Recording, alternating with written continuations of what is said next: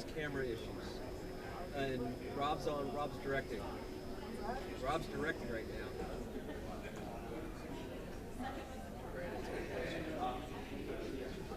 I was just down there.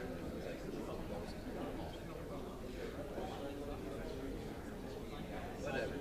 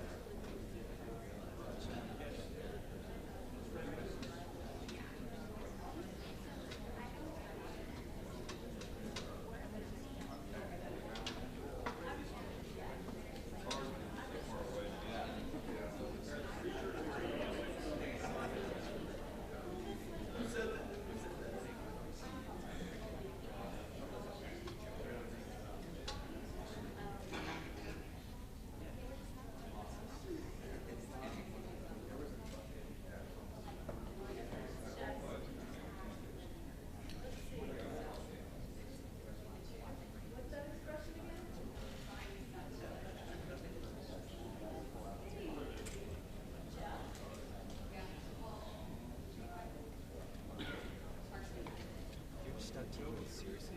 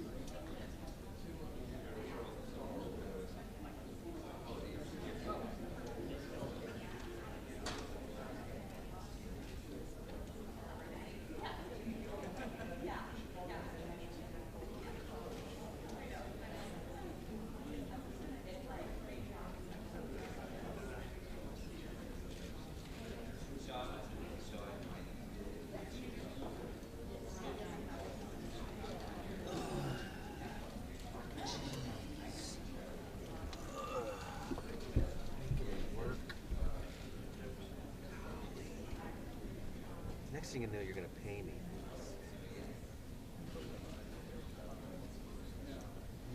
then you made me work 12 hours beforehand, so I couldn't go.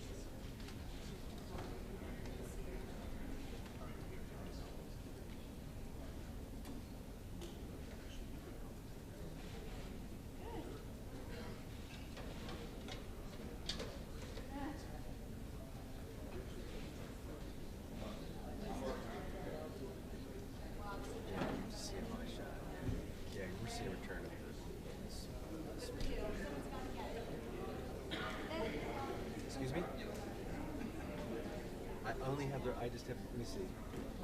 I just have my shot. I have to switch it. We don't have the network 3.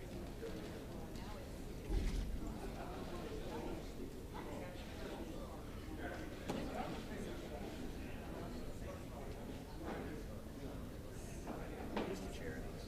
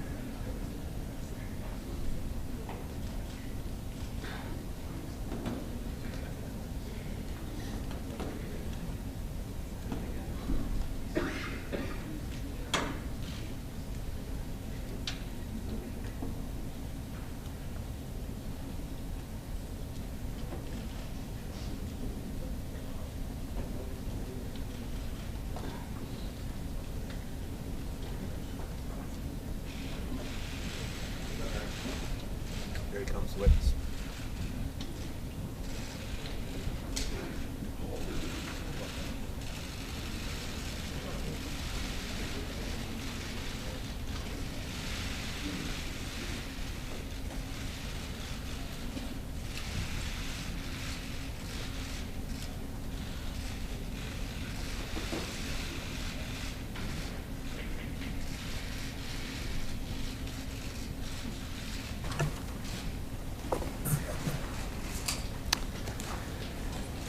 Thank you all very much, and Mr. Horowitz, thank you.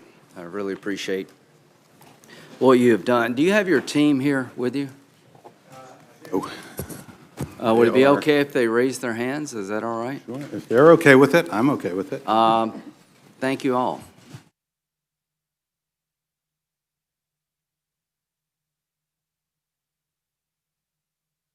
What you've done for the country. And Mr. Horowitz, I'm dying to hear from you, but I bet I haven't made 20 minutes of opening statements in a year, but I'm going to take a little bit longer to try to lay out what I think is before us as a nation. Crossfire Hurricane was probably the best name ever given to an investigation in the history of investigations, because I think that's what we wound up with, a crossfire and a hurricane. There's been a lot of media reports about your report before it was issued. And I remember reading all these headlines, lawful investigation with a few irregularities. Everything okay, low-level people kind of got off track. If that's what you get out of this report, you clearly didn't read it. If that's your takeaway, that this thing was lawfully predicated, and that's the main point, you missed the entire report. How do you get a headline like that? That's what you want it to be. You want it to be that and nothing more. And I can assure you, if this had been a Democratic president going through what President Trump had gone through, that would not have been the headline. The headline would be, the FBI takes law into its own hands. Biased agents cut corners, lie to court, ignore exoneration. So the first thing I want you to know is how the cake is baked here. And my goal is to make sure that people, when this is over, whether you like Trump, hate Trump, don't care about Trump, you look at this as more than a few irregularities. Because if this becomes a few irregularities in America, then God help us all. Now, the people that were in charge in this investigation were handpicked by Mr. McCabe, who is now CNN analyst, high up in the FBI, the #2 guy. The first question I will ask in a bit, is this the best of the best? Are these people normal representatives of the Department of Justice and the FBI? I hope you will say no, because I believe it to be no. And if I believed otherwise, I would be incredibly depressed. So, ladies and gentlemen, I'm going to assume something for the sake of argument. That there was a lawful predicate to open up a counterintelligence investigation. And I want you to know the standard to open one up is about like that. And I also want you to know a counterintelligence investigation is not a criminal investigation. They're not trying to solve a crime. They're trying to stop foreign powers from interfering in America. That a counterintelligence investigation is designed to protect Americans from foreign influence. I want the American people to know there was an effort to affect Hillary Clinton's campaign by foreign actors. The FBI picked up that effort, they briefed her about it, and they were able to stop it. We will be receiving a defensive briefing tomorrow as a committee from the FBI to tell us all about what we should be watching for And they may be some specific threats against us. I don't know. But I know they're going to brief us to protect us, not to surveil us. And here's what I want every American to know. From the time they opened up Crossfire Hurricane till this debacle was over, they never made any effort to brief Donald Trump about suspected problems within his campaign. They had one briefing talking about, the Russians are out there, you better beware. Nothing about Carter Page, nothing about Papadopoulos, nothing about the other people that they thought might be working with the Russians. Why did they not tell him that? I hope you can give us an answer.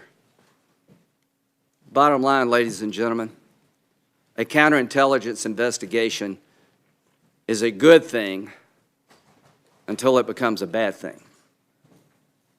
Because it doesn't take much to open one.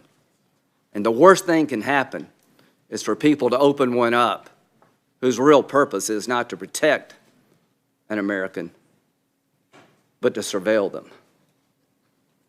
Senator Feinstein found herself in a situation all of us may one day find ourselves in. A longtime employee was suspected of having ties to a foreign government. They informed her and she took appropriate action. How easy would it be for somebody to come into our campaigns as a volunteer? We really don't know who they are. You just appreciate any help you can get. How easy would it be for all of us to get caught up in this scenario?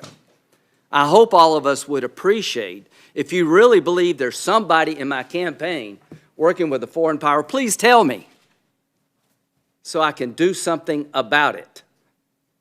Why didn't they tell Trump? We'll figure that out later. But I think it's a question that needs to be asked. So, for a moment, let's assume that there was a lawful predicate to open up a counterintelligence investigation. What has been described as a few irregularities becomes a massive criminal conspiracy over time to defraud the FISA court, to illegally surveil an American citizen, and to keep an operation open against a sitting president of the United States, violating every norm known to the rule of law. Many of you are prosecutors. Many of you have been U.S. attorneys. Many of you have been defense attorneys. Trump's time will come and go. But I hope we understand that what happened here can never happen again. Because what happened here is not a few irregularities. What happened here is the system failed. People at the highest level of our government took the law in their own hands. And when I say defraud the FISA court, I mean it. To your team, you were able to uncover and discover abuse of power I never believed would actually exist in 2019. How bad is it? It was as if J. Edgar Hoover came back to life. The old FBI. The FBI that had a chip on its shoulder and wanted to intimidate people and find out what was going on in your life and the law be damned. Martin Luther King, and you just fill in the names. So, who ran this thing?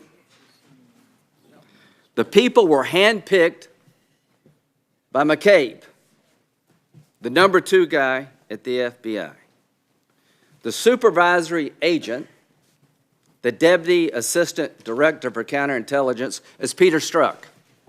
He's a big player in all things Crossfire Hurricane. Lisa Page, you may have heard of her. Who was she? She was an FBI lawyer working for McCabe. These are 2 central characters in this debacle. Let me tell you a little bit about who these people are and where they're coming from. Thanks to a lot of hard work by people for Mr. Horowitz, the FBI, and others, here's what we know. Strzok, the frontline supervisor, February the 12th, 2016. Oh, he's, Trump, abysmal. I keep hoping the charade will end and people will just dump him. The problem then is that Rubio will likely lose to Cruz. I never quite made it, and I can understand why they would not consider me a serious candidate. The Republican Party is utter shambles. When was the last competitive ticket they offered? March 3rd, 2016. Page, God, Trump is a loathsome human. Struck, oh my God, he's an idiot. And you know what? Newsrooms all over the country, people are nodding. This represents the attitude of a lot of people in America, and you can have that attitude, but you shouldn't be in the journalism business. You shouldn't be at the FBI. If you were in the military and you said anything like this about a commander-in-chief, you'd be charged with a crime. Remember the McChrystal debacle, where they had a barroom discussion with a reporter from the Rolling Stone? What's the takeaway? Don't go to a bar with a Rolling Stone reporter. They started talking about how they didn't like Joe Biden, and I was one of the first people to say that is out of bounds. You can have all the political opinions you want, but if you're an officer in the United States military, you will park those opinions and you will not speak ill of the commander-in-chief. But that obviously is not a rule at the FBI, Department of Justice. March 16, 2016. I cannot believe Donald Trump is likely to be actual serious candidate for president. July 16th, we're getting closer to when this thing opens. And wow, Donald Trump is an enormous douche. Again, a lot of people agree with that. Trump barely spoke, but the first thing out of his mouth was, we're going to win so big. The whole thing is like living in a bad dream. July the 19th, 2016. Trump is a disaster. I have no idea how destabilizing his presidency would be. And a lot of people believe that. You're entitled to believe that, but you should not be an investigator. July the 30th, the investigation's open. And damn, this feels momentous about the investigation, because this matters. The others one did too, but that was to ensure we didn't F something up. This matters because this matters. So super glad to be on this voyage with you. I hope you understand what this voyage was about. August 8, 2016, 3 days before Strzok was named the frontline supervisor. He's not ever going to become president, right? Page to Strzok. Strzok, no, he won't. We'll stop it. These are the people in charge. August 15, 2016. I want to believe the path you threw out for consideration in Andy's office, that there's no way he gets elected. But I'm afraid we can't take that risk, that the American people will pick their president, is what they're saying. It's like an insurance policy. In the unlikely event you die before you're 40. August 26, 2016. Just went to a Southern Virginia Walmart. I could smell the Trump support. People in charge. October 11, 2016. Currently fighting with Stu for the FISA. Stu was a lawyer who thought this thing was not on the up and up. Stood his ground until he couldn't stand it anymore. Eventually got run over. October the 19th. I'm all riled up. Trump is an effing idiot, is unable to provide a coherent answer. The New York Times probability numbers are dropping every day. I'm scared for our organization. November the 3rd, 2016. Oh my God, this is effing terrifying. Referencing an article entitled, A Victory by Trump Remains Possible. November the 9th, 2016. Are you ever going to give out your calendars? Some kind of depressing. Maybe it should be the first meeting of the secret society. November the 13th. I bought all the president's men. I figure I needed to brush up on Watergate. November the 13th, 2016. Finally, two pages away from finishing all the president's men. Page to Strzok. Did you know the president resigns at the end? Strzok, what? God, that would be so lucky. May 18th, 2017, the date Page accepted a position on the special counsel's team.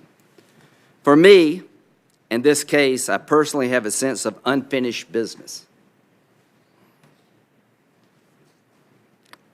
I unleashed with MYE, whatever that means. Now I need to fix it and finish it. Struck. Who gives a F one more assistant director or whoever an investigation leading to impeachment? May 2017. You and I both know the odds are nothing. If I thought it was likely, I'd be there. I'd be there, no question. I hesitate in part just because of my gut sense and concern. There's no big there. Talking about impeachment. May 22nd, 2017. I'm torn. I think, no, I'm more replaceable than you are in this. I'm the best for it, but there are others who can do it okay. You're different and more unique. This is yours. Talking to Page. All right. That's the frontline supervisor and the lawyer to McCabe. There's a guy named Kleinsmith who eventually alters an email from the CIA to the Department of Justice and FBI. And Mr. Horowitz's team found this out, and how they did it, I will never know. I'm jumping ahead here. But when you read this report, what they find is that a lawyer supervising the FISA process at the FBI, according to Mr. Horowitz, doctored an email from the CIA to the FBI, and he's going to be referred for criminal prosecution. Why is that important? Carter Page, who's been on the receiving end of all this, the foundation to believe he was a foreign agent comes from a dossier that we'll talk about in a minute. In that dossier provided by Christopher Steele, and we'll talk about him in a minute, they claim that Carter Page meets with 3 people known to be Russians, Russian agents, people associated with Russia. Carter Page, while being wiretapped by his government, says, I don't know 2 of these people, and to this day, there's no proof that he ever met 2 of those 3. The 3rd person, he says, yeah, I met him. I told the CIA about my meeting because I was a source for the CIA. So they would have you believe that Carter Page is working against our government, not with our government. So Carter Page in the summer of 2017 is trying to tell anybody and everybody, I was working with the CIA, I reported my contact with this person, and nobody believed him. The CIA had told the FBI it was true earlier, but it never made it through the system. Somebody got so rattled at the FBI, they asked Mr. Kleinsmith to check it out. He checks it out. He communicates with the CIA. Is Carter Page a source for you? In an email exchange, they say, yes, he is. What does Mr. Kleinsmith do? He alters the email to say, no, he's not. And you caught him. I don't know how you caught him, because you got to dig into this email chain. It would be like getting a lab report from the FBI.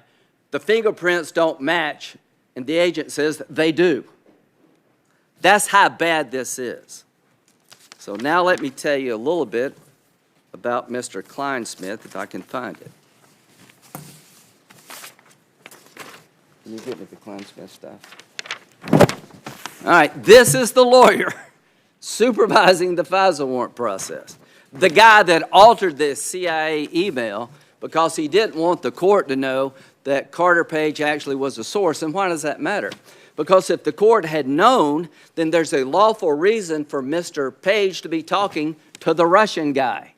He wasn't working against his country, he was working with his country, which undercuts the idea he's a foreign agent. That's why Klein-Smith lied, because he didn't want to stop this investigation. All right, this is after the election. I am so stressed about what I could have done differently the day after the election. I'm just devastated. I can't wait until I can leave today and just shut off the world for the next 4 days. I'm sure a lot of people felt that way after Trump got elected. Maybe still feel that way. But you shouldn't be in charge of supervising anything about Donald Trump if you feel that way. I just can't imagine the systematic disassembly of the progress we've made over the last 8 years. The Obama administration. The crazies won finally. This is the lawyer that they put in charge of supervising the warrant process. This is the Tea Party on steroids. And I'm sure there are newsrooms all over America saying, that's absolutely right. What is wrong with that?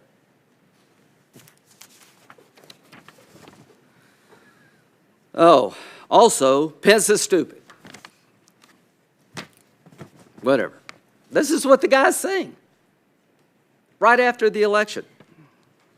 And it's just hard not to feel like the FBI caused some of this. It was a razor thin in some states. Plus, my goddamn name is all over the legal documents investigating Trump's staff. And this is the one that gets me the most. November the 22nd, shortly after the election of Donald J. Trump, the FBI lawyer in charge of supervising the FISA process tweets out to friends, "Viva la resistance." What are the odds that this guy might do something wrong? Would you have to be part of a right-wing conspiracy to predict in the future maybe this guy will get off script? Folks, if these are a few irregularities, the rule of law in this country is dead. And here's the good news. These are not a few irregularities. These are a few bad people that couldn't believe Trump won, didn't want him to win, and when he won, couldn't tolerate the fact that he won. And all these smelly people elected him. This is bad stuff. So if you get out of this report, lawful investigation with a few irregularities, it says more about you than Mr. Horowitz. Now, how the hell did this whole thing start? What got us here today? They opened up a counterintelligence investigation in July. We know the Russians are messing in our election. And it was the Russians, ladies and gentlemen, who stole the Democratic National Committee emails, Podesta's emails, and screwed around with Hillary Clinton. It wasn't the Ukrainians. It was the Russians. And they're coming after us again. So to be concerned that the Russians are messing with presidential campaigns was a legitimate concern. So they looked around at the Trump campaign and said, well, let's see if we can protect the Trump campaign. Carter Page went to Moscow a lot, made speeches. If you've ever met Carter Page, one thing you will not accuse him of is being James Bond. This poor guy, Papadopoulos, picked by Sam Clovis to be part of Trump's national security team. This national security team was literally picked up off the street. If you've had a photo with Donald Trump, you spent more time with Donald Trump than Papadopoulos and Page. They're not paid, they're volunteers. But the FBI thinks we need to watch these guys with Manafort, as well as, who's the other one? Flynn, General Flynn. So they open up a counterintelligence investigation. Let's assume for a moment that the small predicate you need has been met. What the hell happened after they opened it up? What did they find? Were their suspicions validated? Or did they find at every turn it's really not true and they ignored it? So, one of the first things they tried to do was to get a warrant under the Foreign Intelligence Surveillance Act to follow Carter Page, a volunteer for the campaign and American citizen. They applied for the warrant internally in August of 2016, and the lawyers say, you don't have enough. Why? Because they had nothing. Maybe this reasonable articulation is this small, but to get a warrant from a court, you got to have probable cause. So the lawyer's saying, you don't have it. Everybody is now frustrated, folks. That's not the right answer. So McCabe suggests, the number 2 guy at the FBI, well, let's go look at this Steele dossier. Maybe that will get us over the hump. Just stay tuned. We'll talk about that in a minute. So on September the 19th, for the first time, they introduced the Steele dossier into the warrant application process. It worked. September the 21st, they get a sign-off, let's go get a warrant. The dossier got them to where they wanted to go. As you say, Mr. Horowitz, it was central and basically outcome determinative. Without this dossier, they go nowhere. With it, they're off to the races. Who is Christopher Steele? You thought these other people were bad? Wait till you hear about this guy. Christopher Steele was a former MI6, is that right? 6, 5, whatever it is. He was a British agent. Retired. He had a new line of business. He was hired by a company called Fusion GPS to investigate Donald Trump. Okay? You want to look at foreign influence? You're about to find it. Fusion GPS is on the payroll of the Democratic National Party. Christopher Steele is working for a company to find dirt on Trump, and the money comes from the Democratic Party. Did they tell the court this? No. Is that a bit unnerving? Would be to me. So Christopher Steele is on the payroll of a company funded by the Democratic Party. Here's what Bruce Orr tells the FBI about Christopher Steele. He was desperate that Donald Trump not get elected and was passionate about him not being the U.S. president. This is the guy that gave them the work product to get the warrant. Steele told Orr that if Trump won the elections, Steele's source network may be in jeopardy by a new FBI director and new agency heads appointed by Trump who would have a higher degree of loyalty to the new president and could decide to take action against Steele and his source network. Let me tell you about Christopher Steele. Orr was right. He was on a mission to get Donald Trump. Not only did he provide the dossier that made the difference in getting a warrant, his biases were well known. He was shopping the dossier, do we have it? To anybody and everybody in the media and in politics to see if they would print it. The reason the FBI cut him loose was because they found out he was shopping this thing around to media outlets rather than being a valid source. But after they knew he was shopping it around, they kept him around anyway because Mr. Orr kept talking to him. And you think that's a bit. Bruce Orr's wife worked with Christopher Steele. She was employed by Fusion GPS, the wife of the number 4 guy at the FBI. Christopher Steele went all over the United States trying to get media outlets to publish this garbage. The first thing is about the golden shower, about the sexual encounter that President Trump supposedly had in a Ritz-Carlton hotel in Russia. Let me tell you how I come to find out about Christopher Steele's work product.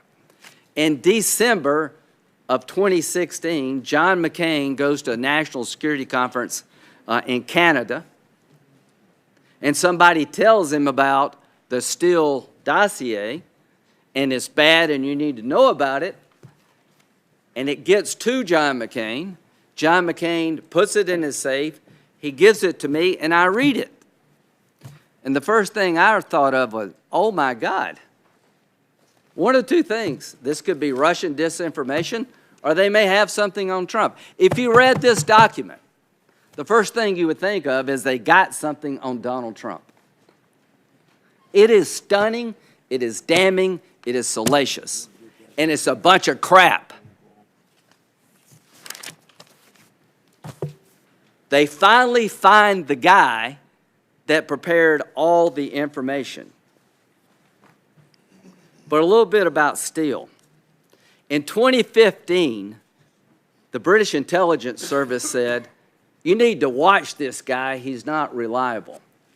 They take time to go to London to check Steele out.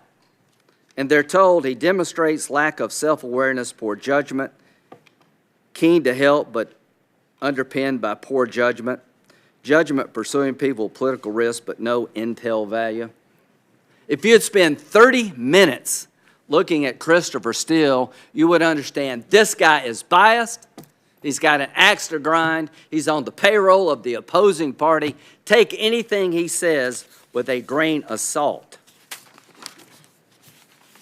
In January 2017, the FBI figures out who the subsource of the Steele dossier is.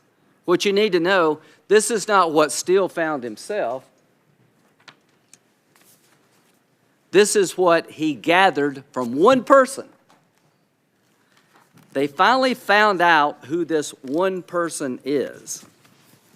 They go talk to him in January 2017. Where's that summary? 5 people interview the primary subsource, the guy that provided Steele with everything. And they showed him the dossier. Read pages 186 to 190. What does the Russian guy tell the FBI about the dossier? That Steele misstated or exaggerated the prime subsource's statements, that Trump's alleged sexual activities at the Ritz-Carlton Hotel in Moscow was rumor and speculation. He went on to say he heard it at a bar. And in the report, it suggests that a Western employee of the Ritz-Carlton confirmed this escapade by then private citizen Trump. When he read that, he says, that's not true. I never told Steele that somebody working for the Ritz-Carlton confirmed this. I heard it at a bar. Primary subsource stated that he never expected Steele to put the primary subsource's statements in reports or present them as facts. They were word of mouth and hearsay. Conversations had with friends over beers were statements made in jest that should be taken with a grain of salt. So in January 2017, the person who did all the assembling of the information for the now famous Steele dossier tells the FBI, I disavow everything in there. Now, what should happen? Time out? Let's reassess? Maybe we got this wrong? What would you hope to happen? That the FBI would slow down? Because this is the outcome determinative document that's just had a hole blown through it. They don't slow down. They use the document they now know to be a bunch of garbage twice more to get a warrant against Carter Page. I hope Carter Page gets a lawyer and sues the hell out of the Department of Justice and the FBI. 2 more warrants were obtained by the Department of Justice and the FBI after being told in January by the Russian guy it's all a bunch of bull. But it gets worse. Here's how they describe the interview to the court. The FBI found that the Russian-based subsource to be truthful and cooperative. Nothing about, and oh, by the way, he said everything in there is a bunch of bull. You knew in January 2017, if there was no doubt before, you know by the guy who prepared it that he disavowed everything. It's not true. It's a grain of salt. You shouldn't. I didn't say all these things. Instead of stopping, they keep going. And instead of telling the court the truth, what they're required to do, they lie to the court. A few irregularities. How would you like this to happen in your life? How would you like to be on the receiving end of this?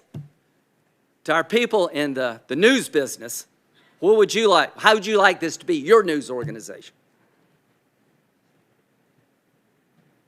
In January 2017, there is no benefit of the doubt to be given. These 5 people from the Department of Justice and the FBI have been told by the one guy who did all the work it's a bunch of garbage. And the question is, how far up to the system did it go? Why did they apply for warrants twice more? Why didn't they stop? Everybody wants to know, was there any bias here? What motivated these people? Why do you think they kept going? Maybe because they were on a mission, not to protect Trump, but to protect us from Trump. That's what they were trying to protect, all of us smelly people from Donald Trump. That's what this is about. Whether you believe it or not, I believe it. And you know what? It could happen to y'all next time. There's some pretty passionate people on our side that I wouldn't want to be investigating any of you. So what happens next? They get a warrant twice more when they know it's a bunch of garbage. They lie to the court about the actual interview. I don't know what McCabe and Comey knew, but I'm dying to find out, and should they have known. June 2017. This is the next time they take the law in their own hands. Mr. Kleinsmith, 6 months after being told the dossier is a bunch of garbage, Kleinsmith alters an email from the CIA to change it from he is to he's not. Because if they had told the court that Page was working for the CIA, it explains the contact in the dossier. Mr. Kleinsmith had a chance in his mind to make things right, and he took it. Why did he take the law in his own hands? Why did he doctor the email? Did it have anything to do with the way he sees Donald Trump's presidency? You know what? It really doesn't matter what he was thinking. It matters what he did. And I'm glad you found out what he did. I'm glad you told the country what he did, because I'm hoping that nobody will ever do it again. So, Mr. Horowitz, the 17 irregularities that you found, some of them are earth-shattering. Some of them should scare the hell out of all of us. I just want to end sort of where I began. This is not normal. Don't judge the FBI and the Department of Justice by these characters. We're better than this. Like many of you, I've worked with the FBI a lot of my time in government. I have a great respect for it. Director Wray, you got a problem. And for this hearing to mean anything, we got to fix it. And the way we fix it is listen to Mr. Horowitz and get the director of the FBI in here to try to find out a way to make sure this never happens again to any politician in this country. It's Trump today, it could be you or me tomorrow. And imagine, ladies and gentlemen, if they can do this to the candidate for the President of the United States, what could they do to you? So the Trump presidency will end in a year or 5 years. I don't know when. I hope he gets reelected.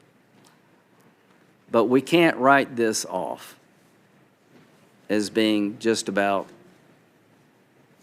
one man or one event. We've got to understand how off the rails the system got. And I'll leave with some optimism here. I think Democrats and Republicans are willing to make sure this never happens again. That if you open up a counterintelligence investigation on a presidential campaign in the future, there needs to be more checks and balances. I want you to audit the FISA process. Mike Lee and Senator Leahy are probably the standard bearers for civil liberties. Cruz, a lot of people, we all care, but these are the two that constantly want to make sure that somebody's watching those who watch us. They're worried about metadata. While I may not agree with all of your concerns or all of your solutions, I respect the fact that you care. I hope you won't treat this report as finding a lawful investigation with a few irregularities. I'm a pretty hawkish guy. But if the court doesn't take corrective action and do something about being manipulated and lied to, you will lose my support. I know a lot about what's going on out there to hurt us, and they're real threats, and they're real agents, and they're really bad actors out there. I'd hate to lose the ability of the FISA court to operate at a time probably when we need it the most. But after your report, I have serious concerns about whether the FISA court can continue unless there's fundamental reform. After your report, I think we need to rewrite the rules of how you start a counterintelligence investigation and the checks and balances that we need. Mr. Horowitz, for us to do justice to your report, we have to do more than try to shade this report one way or the other. We have to address the underlying problem of a system in the hands of a few bad people can do a lot of damage. Thank you very much. Thank you, Mr. Chairman. I assume there is no time limit.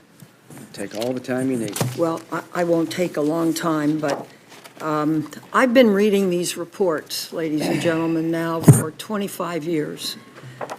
And I have great appreciation for this Inspector General. And I just want to make those personal remarks. This is a tough arena. And as you can see, there are very tough people part of that arena. But to have an Inspector General who tells it as they see it and does this year after year is a saving grace. And I hope people will get this report. If I have a grievance, it's that the print is too small. I agree with that. And thank you very much. And it is heavy to carry around. But last year, this Inspector General pledged to Congress that he would examine whether political bias played a role in the FBI's decision to investigate ties between Russia and the Trump campaign. The Inspector General kept his promise. His office conducted a 19-month investigation.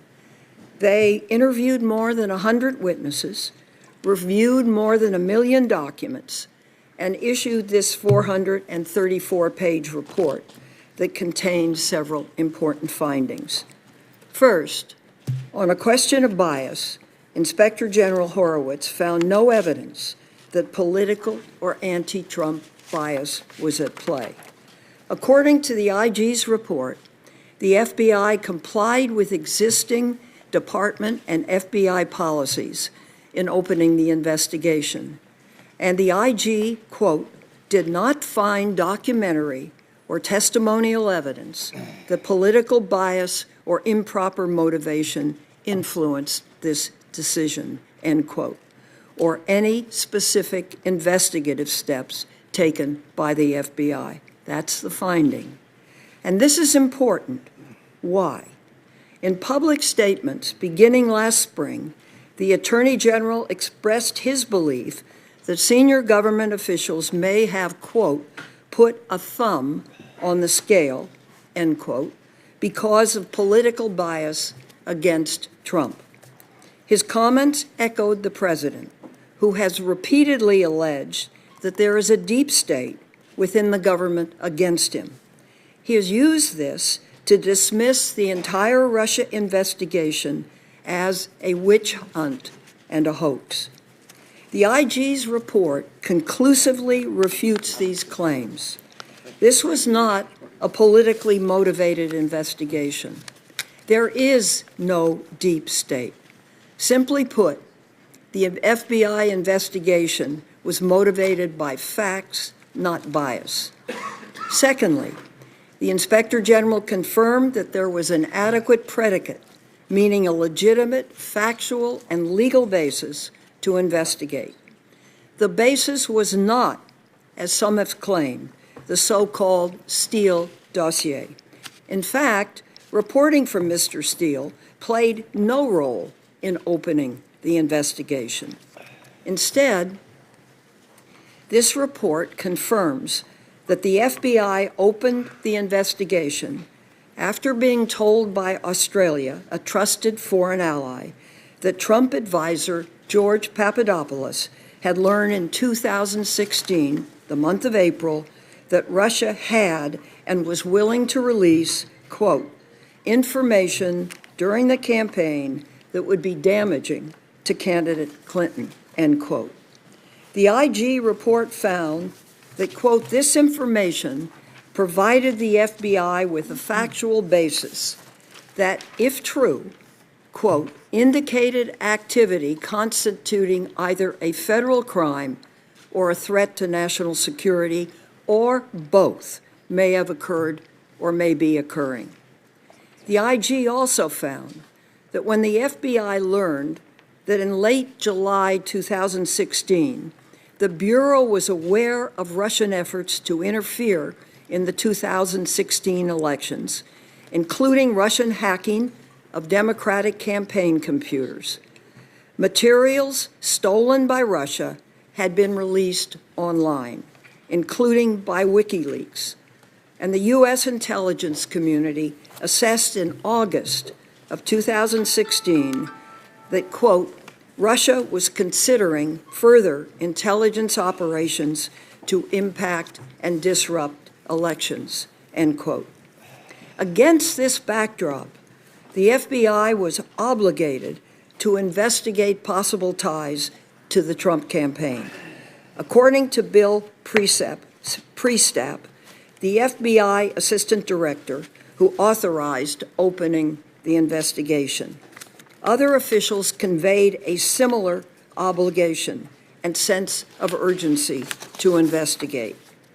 David Loffman, a National Security Division chief, said it would have been, and I quote, a dereliction of duty and responsibility of the highest order not to commit the appropriate resources as urgently as possible to run these facts to the ground and find out what was going on, end quote. The decision to open the investigation was unanimous. Not a single official disagreed. As a result, America ultimately learned extensive details about Russia's sweeping and systemic attack on the 2016 election, including that the Trump campaign knew about, welcomed, and, quote, expected it would benefit electorally, end quote, from Russia's efforts. The Inspector General's report also identifies several errors made by FBI and Justice Department line personnel when seeking warrants for surveillance on Carter Page from the FISA court.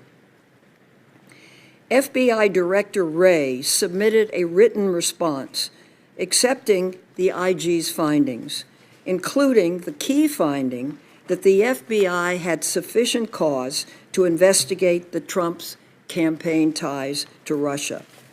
Director Wray also said that the IG's findings of FISA errors are, and I quote, constructive criticism that will make us stronger as an organization, and that he has already taken action to address the IG's recommendations.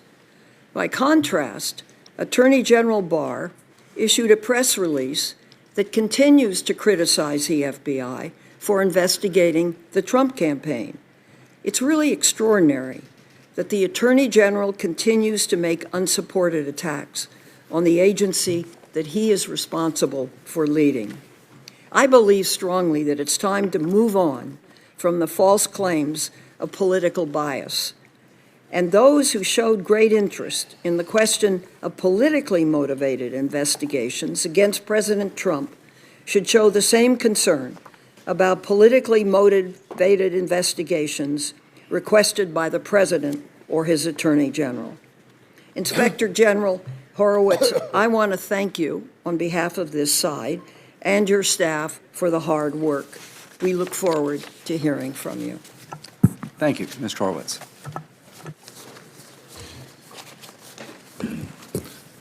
Chairman Graham, Senator Feinstein, members of the committee, thank you for inviting me to testify today. The report that my office released this week is the product of a comprehensive and exhaustive review conducted over the past 19 months by an OIG team that examined more than 1 million documents in the department's and the FBI's possession, including documents other U.S. and foreign government agencies had provided to the FBI. Our team conducted over 170 interviews involving more than 100 witnesses, and we documented all of our findings in the 434-page report that we issued this week.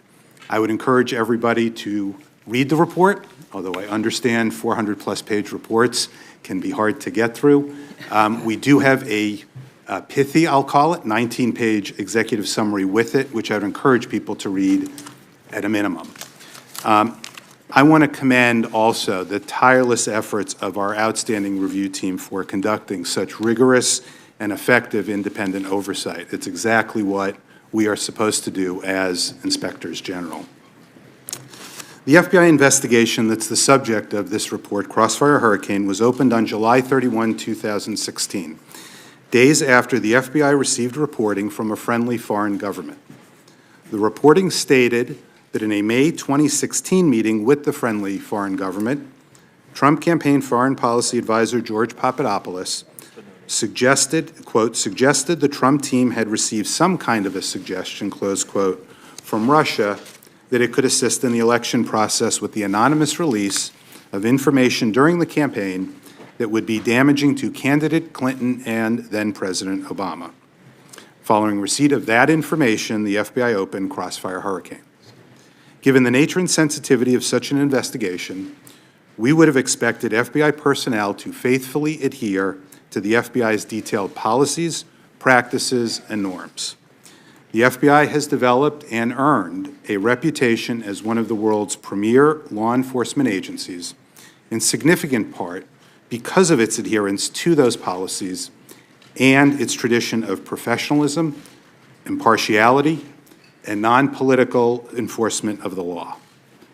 However, our review identified significant concerns with how certain aspects of the investigation were conducted and supervised, particularly the FBI's failure to adhere to its own standards of accuracy and completeness when filing applications with the applications for Foreign Intelligence Surveillance Act Authority, known as FISA, to surveil Carter Page, a U.S. person who was connected to the Trump for President campaign. We determined that the decision to open Crossfire Hurricane was made by the then FBI Counterintelligence Division's Assistant Director, Bill Priestap, and that his decision reflected a consensus reached after multiple days of discussions and meetings among senior FBI officials. We reviewed department and FBI policies and concluded that Assistant Director Priestap's exercise of discretion in opening the investigation was in compliance with those policies. We also reviewed, as we detail in the report, the emails, text messages, and other documents of those involved in that decision, and particularly Mr. Priestap's, and we did not find documentary or testimonial evidence that indicated political bias or improper motivation influencing his decision to open the investigation.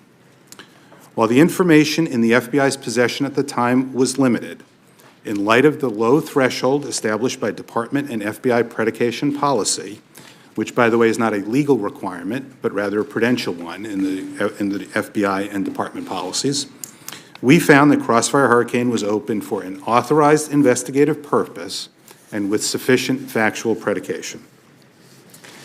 This decision to open Crossfire Hurricane, which involved the activities of individuals associated with a national major party campaign for president, was, under department and FBI policy, a discretionary judgment left to the FBI.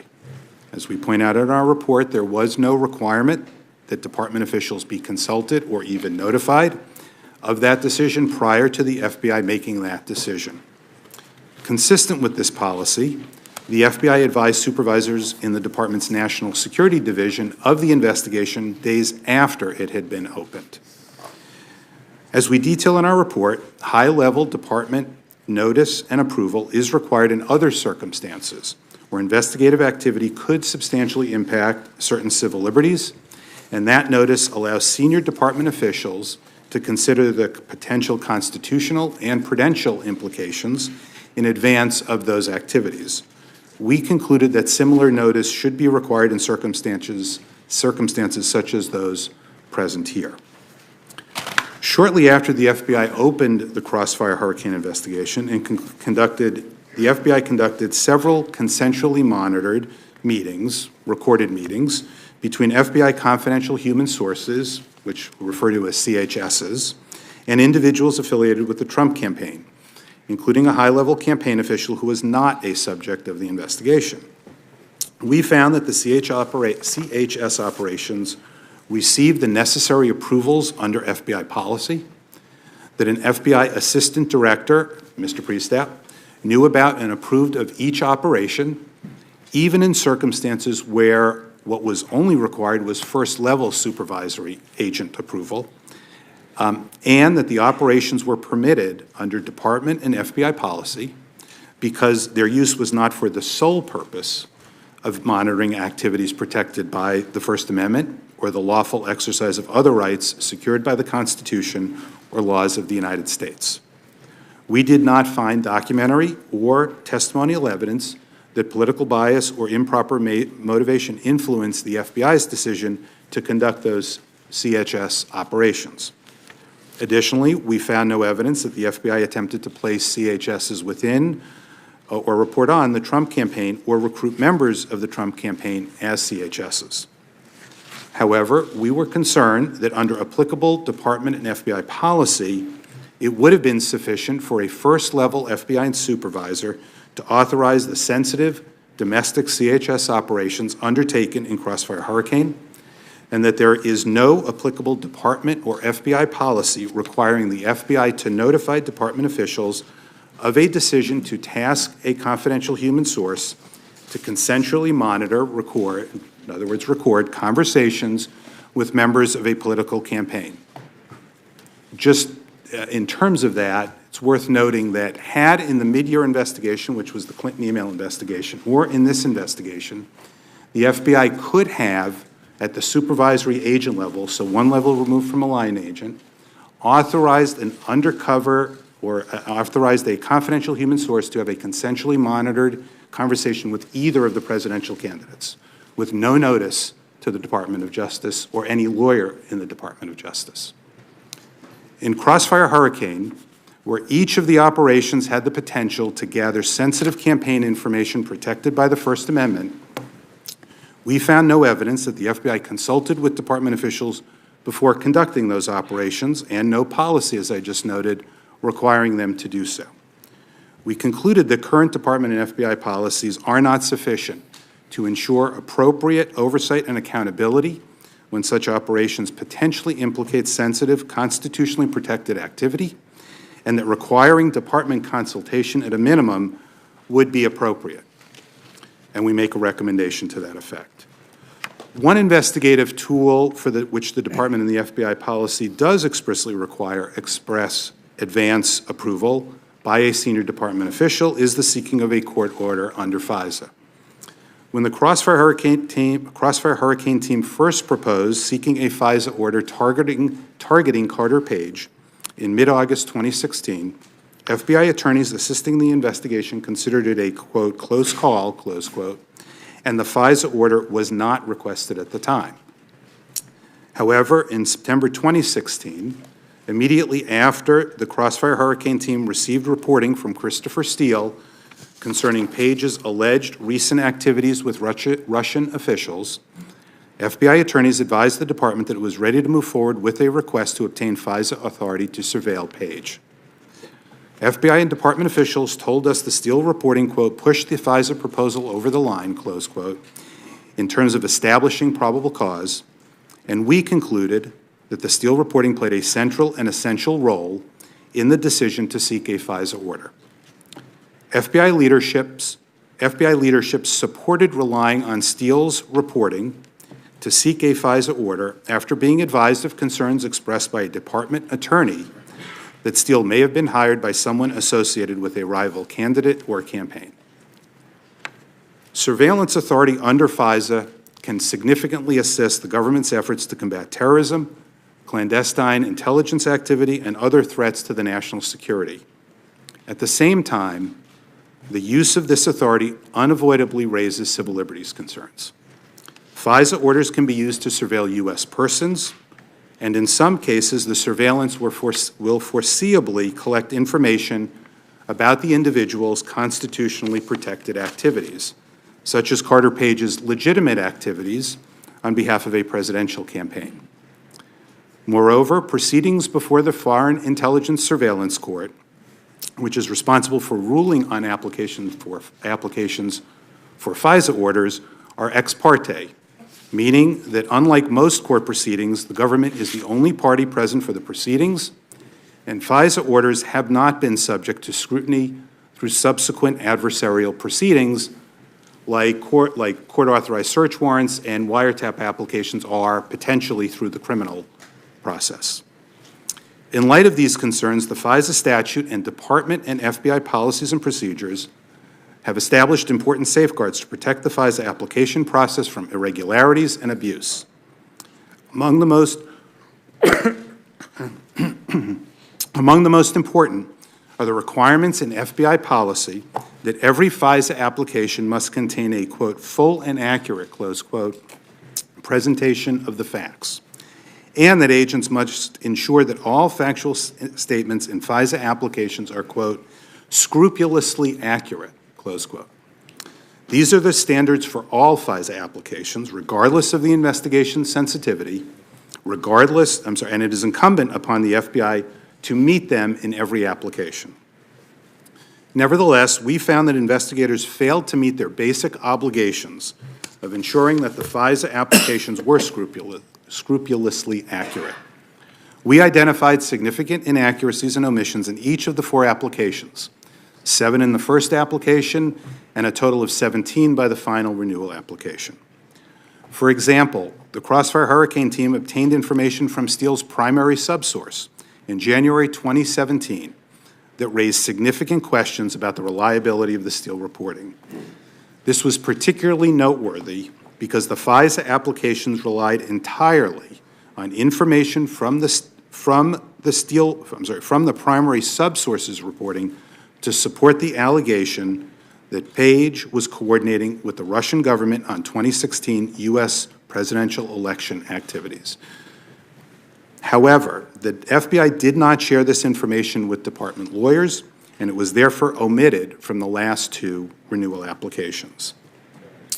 All of the applications also omitted information that the FBI had obtained in August 2016, from another U.S. government agency detailing its prior relationship with Page, with Carter Page, including that Carter Page had been approved as an operational contact for that other agency from 2008 to 2013, that Page had provided information to the other agency concerning his prior contacts with certain Russian intelligence officers, and that an employee of that other agency assessed that Carter Page had been candid with them. The FBI never followed up on that information.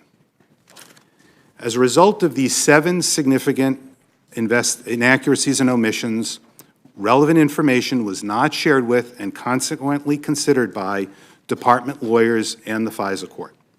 and the FISA applications made it appear as though the evidence supporting probable cause was stronger than was actually the case. We also found basic, fundamental, and serious errors during the completion of the FBI's factual accuracy reviews, known as the Woods procedures, which are designed to ensure that FISA applications contain a full and accurate presentation of the facts.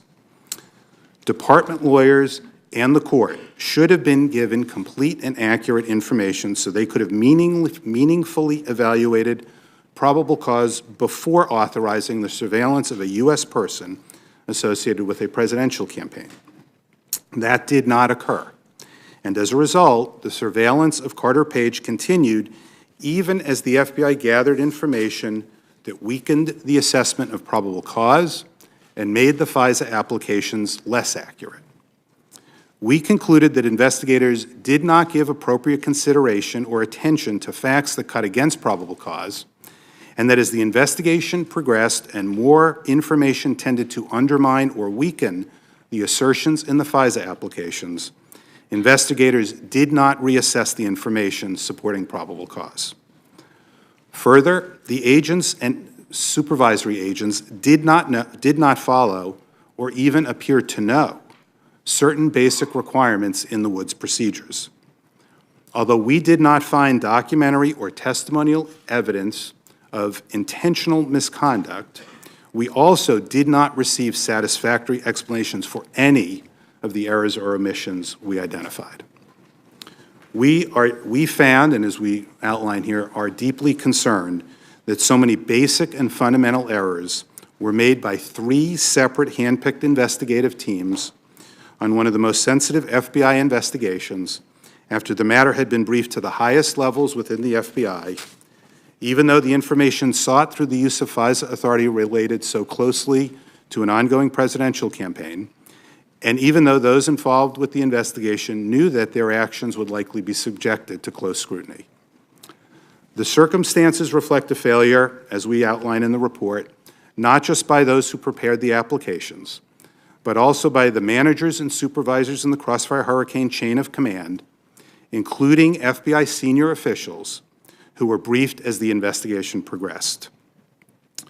We believe that in the FBI's most sensitive and high-priority matters, and especially when seeking court permission to use an intrusive tool such as a FISA order, it's incumbent upon the entire chain of command at the organization, including senior officials, to take the necessary steps to ensure that they are sufficiently familiar with the facts and circumstances supporting and potentially undermining a FISA application in order to provide effective oversight consistent with their level of supervisory responsibility.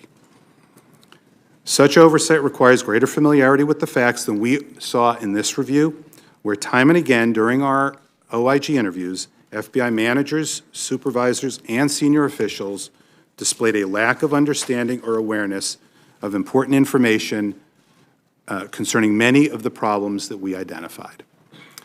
That is why, as you will see in the report, our final recommendation was to refer the entire chain of command that we outline here to the FBI and the Department for consideration of how to assess and address their performance failures.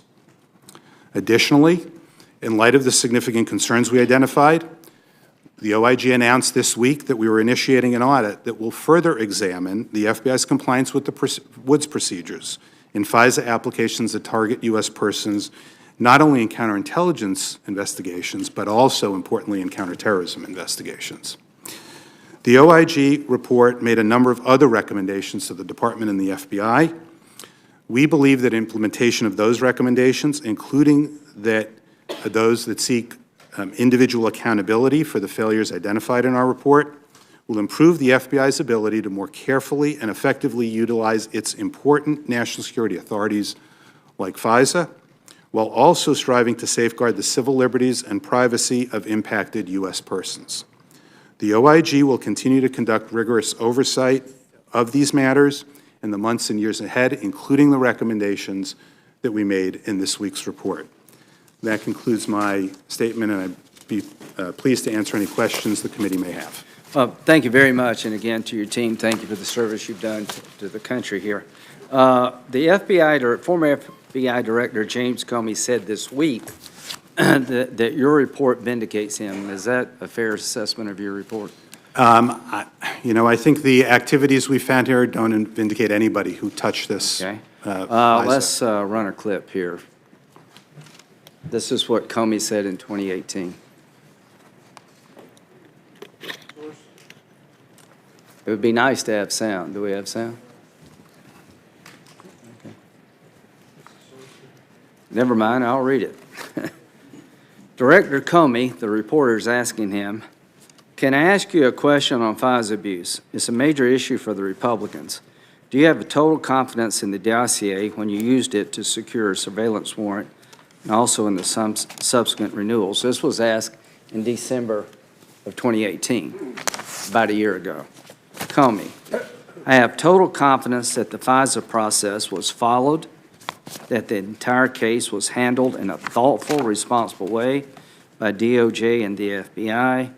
I think the notion that FISA was abused here is nonsense." Would it be fair to say that you take issue with that statement? Certainly, our findings were that there were significant problems with So when Comey FISA. speaks about FISA, you shouldn't listen. You should listen to Mr. Horowitz. He's not vindicated, and to be concerned about the FISA warrant process is not nonsense. Christopher Steele, is it fair to say that he had a political bias against Donald Trump? Given who he was paid for, there was a bias that needed to be disclosed to the court. Does it seem that he personally had a bias, not just because he's on the payroll of the Democratic Party, but he... Well, we found in the course of this and heard from Mr. Orr about his comment to him that he was desperate to prevent Mr. Trump's election. Again, this is the guy that provides the dossier that gets the warrant over the top against Carter Page. He's paid for by the Democratic Party, and he personally believes it's bad for Donald Trump to win. He's marketing the dossier, which is a bunch of garbage, to anybody and everybody. To me, that's important. Is that important to you? Any evidence of bias is supposed to be disclosed to the court and to the department lawyers. Okay, so let's play this out. In January 2017, when they figure out the primary subsource and they talk to the Russian guy that provided Steele all the information, what should the FBI have done at that moment? Two things: reconsidered internally where things stood, and most importantly, told the lawyers at the Justice Department who they were asking to help them get a FISA. And there are 5 people in that interview, right? Correct. Okay. Are you going to make sure those 5 people are known to the higher-ups? They are all part of the referral that I mentioned earlier. Okay. Did they have a duty to report to their supervisors and eventually to the court exculpatory information? Absolutely. They did not. They did not. Why? That's the question I can't specifically answer for you. Can you say it wasn't because of political bias? On decisions regarding those FISA matters, I do not know their state of mind at this point. So we're talking about actions now and trying to figure out what would motivate people. Do you think Comey and McCabe should have known? That's a challenging question. As we explain in the report, there were multiple briefings up the chain, including to the director and the deputy director. We don't have a clear record of what precisely they were told, and as you know, as information flows upstream. Would you be surprised if it didn't make it up the system? Something this earth-shattering? I'm not going to speculate as to what might or might not Did have Strzok happened. know? So Mr. Strzok's, there are 3 iterations of the team. Mr. Strzok actually transitions off as on this matter in January of 2017. So it's not, I might have to go back and look precisely. Well, in what time February, it he was. mentions that Steele can't verify. Correct. So pretty clear to me that it got up. So the court should have been told they were not. Correct. How did they describe this meeting to the court in the warrant application? So in the second and third renewals, the last 2 applications, they told the court that they had interviewed Steele's primary subsource, upon whom Steele relied in writing the reporting, and that they found the primary subsource to be credible. They did not tell the court or the department lawyers any of the information which would have allowed them to know that if you found the primary subsource credible, you couldn't have also found the Steele reporting credible. Did they mislead the court? That was misleading to the court and to the department to not So know they that did two information. things in January 2017. They failed to report, obviously, exculpatory information, and when they did report to the court about the interview, they lied about it.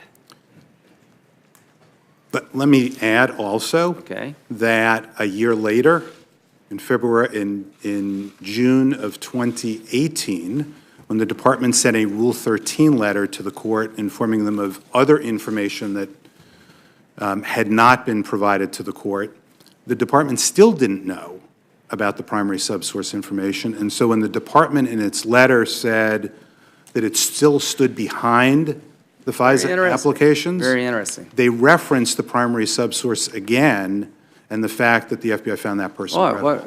So are these the best and brightest we have?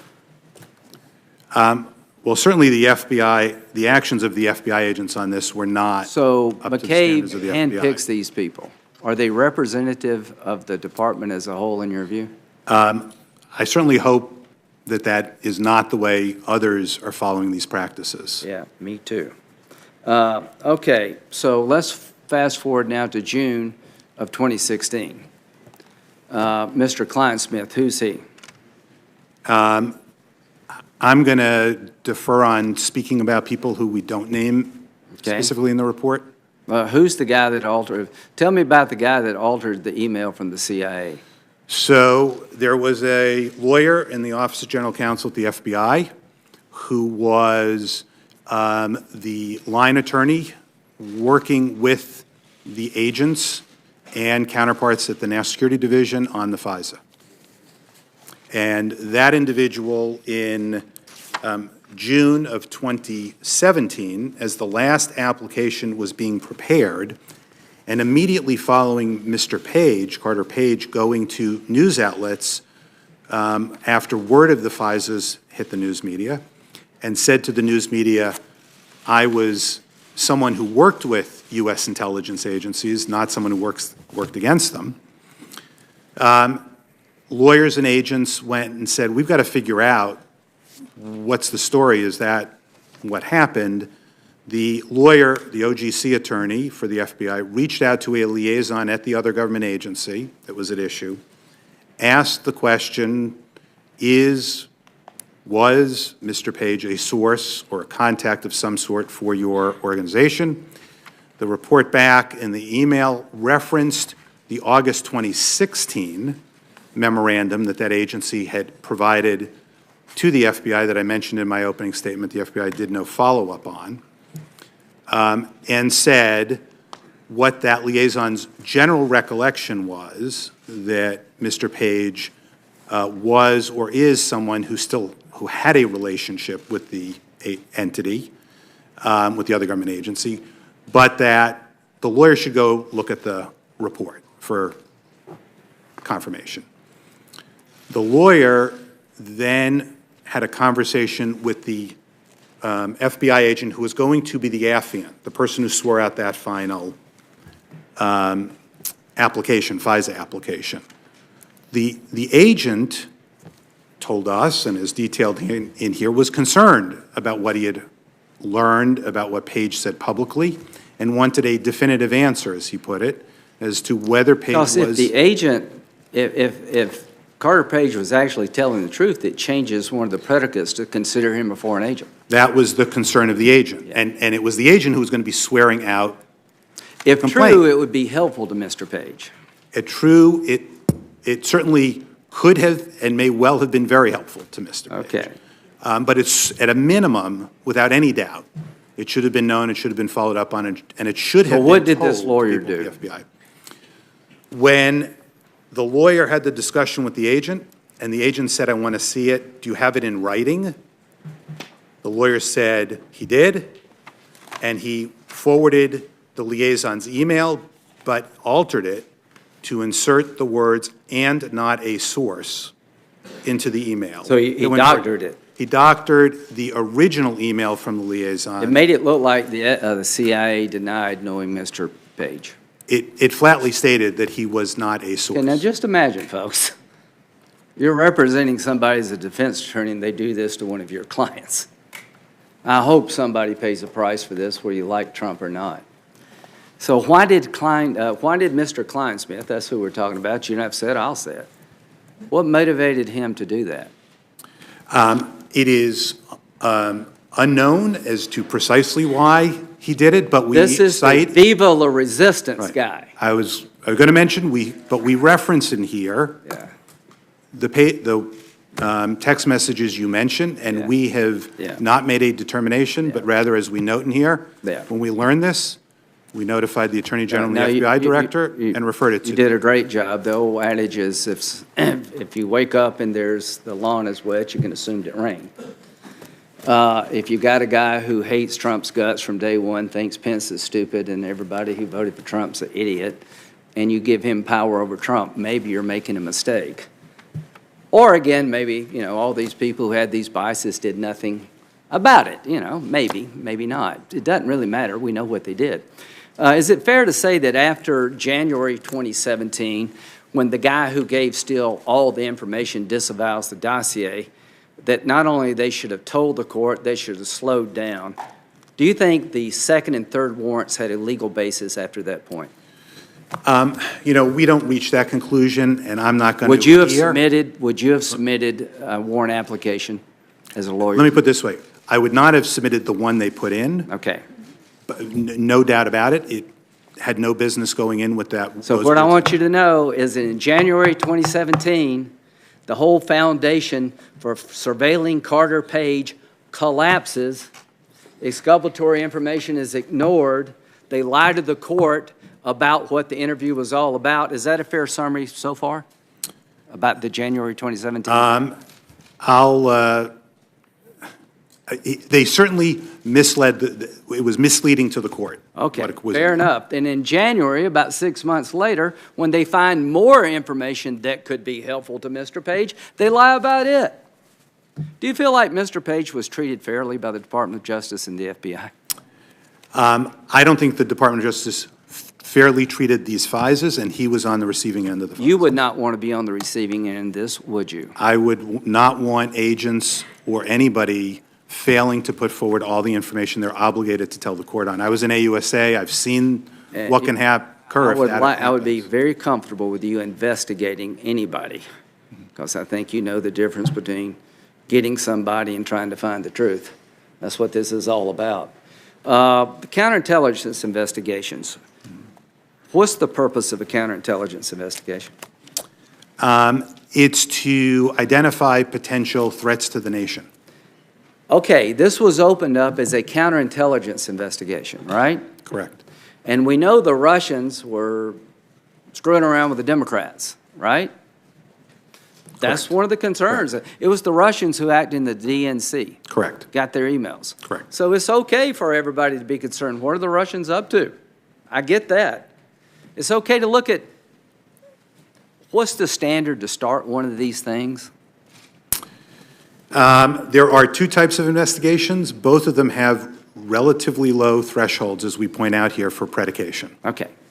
So let's assume for a moment that relatively low threshold was met. Would it be fair to say that if you stop there and looking at your report, you're making a mistake? You would be making a mistake. There is 400 pages here for a reason. There's a mountain of misconduct. Please don't ignore it. So my point is, if this is a counterintelligence investigation, who are they trying to protect? Who should they be trying to protect? Well, if it's the threat outlined in the friendly foreign government information, you would be looking to protect the election process. Right. Which would include The candidate? the campaign, the candidate, and the American people.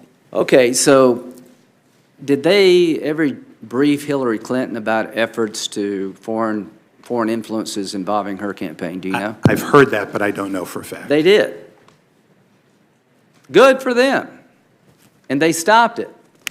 Was there ever a defensive briefing given by the FBI, the Department of Justice, to Donald Trump about the concerns? There was not. What would you call a counterintelligence investigation that never had a protective element? I'm not sure. Sorry, Mr. Chairman. Okay, if without eventually trying to protect the entity being influenced, is it legitimate? It would depend on each fact and circumstance. Here's what I'm trying to tell you. Yeah. If you're opening up a counterintelligence investigation to protect somebody, you should do it. Did they ever try to protect Donald Trump from foreign influence? They did not brief him, and we lay out on page 55. As a matter of fact, when they went in and gave a vanilla briefing, the Russians are out there, you better beware.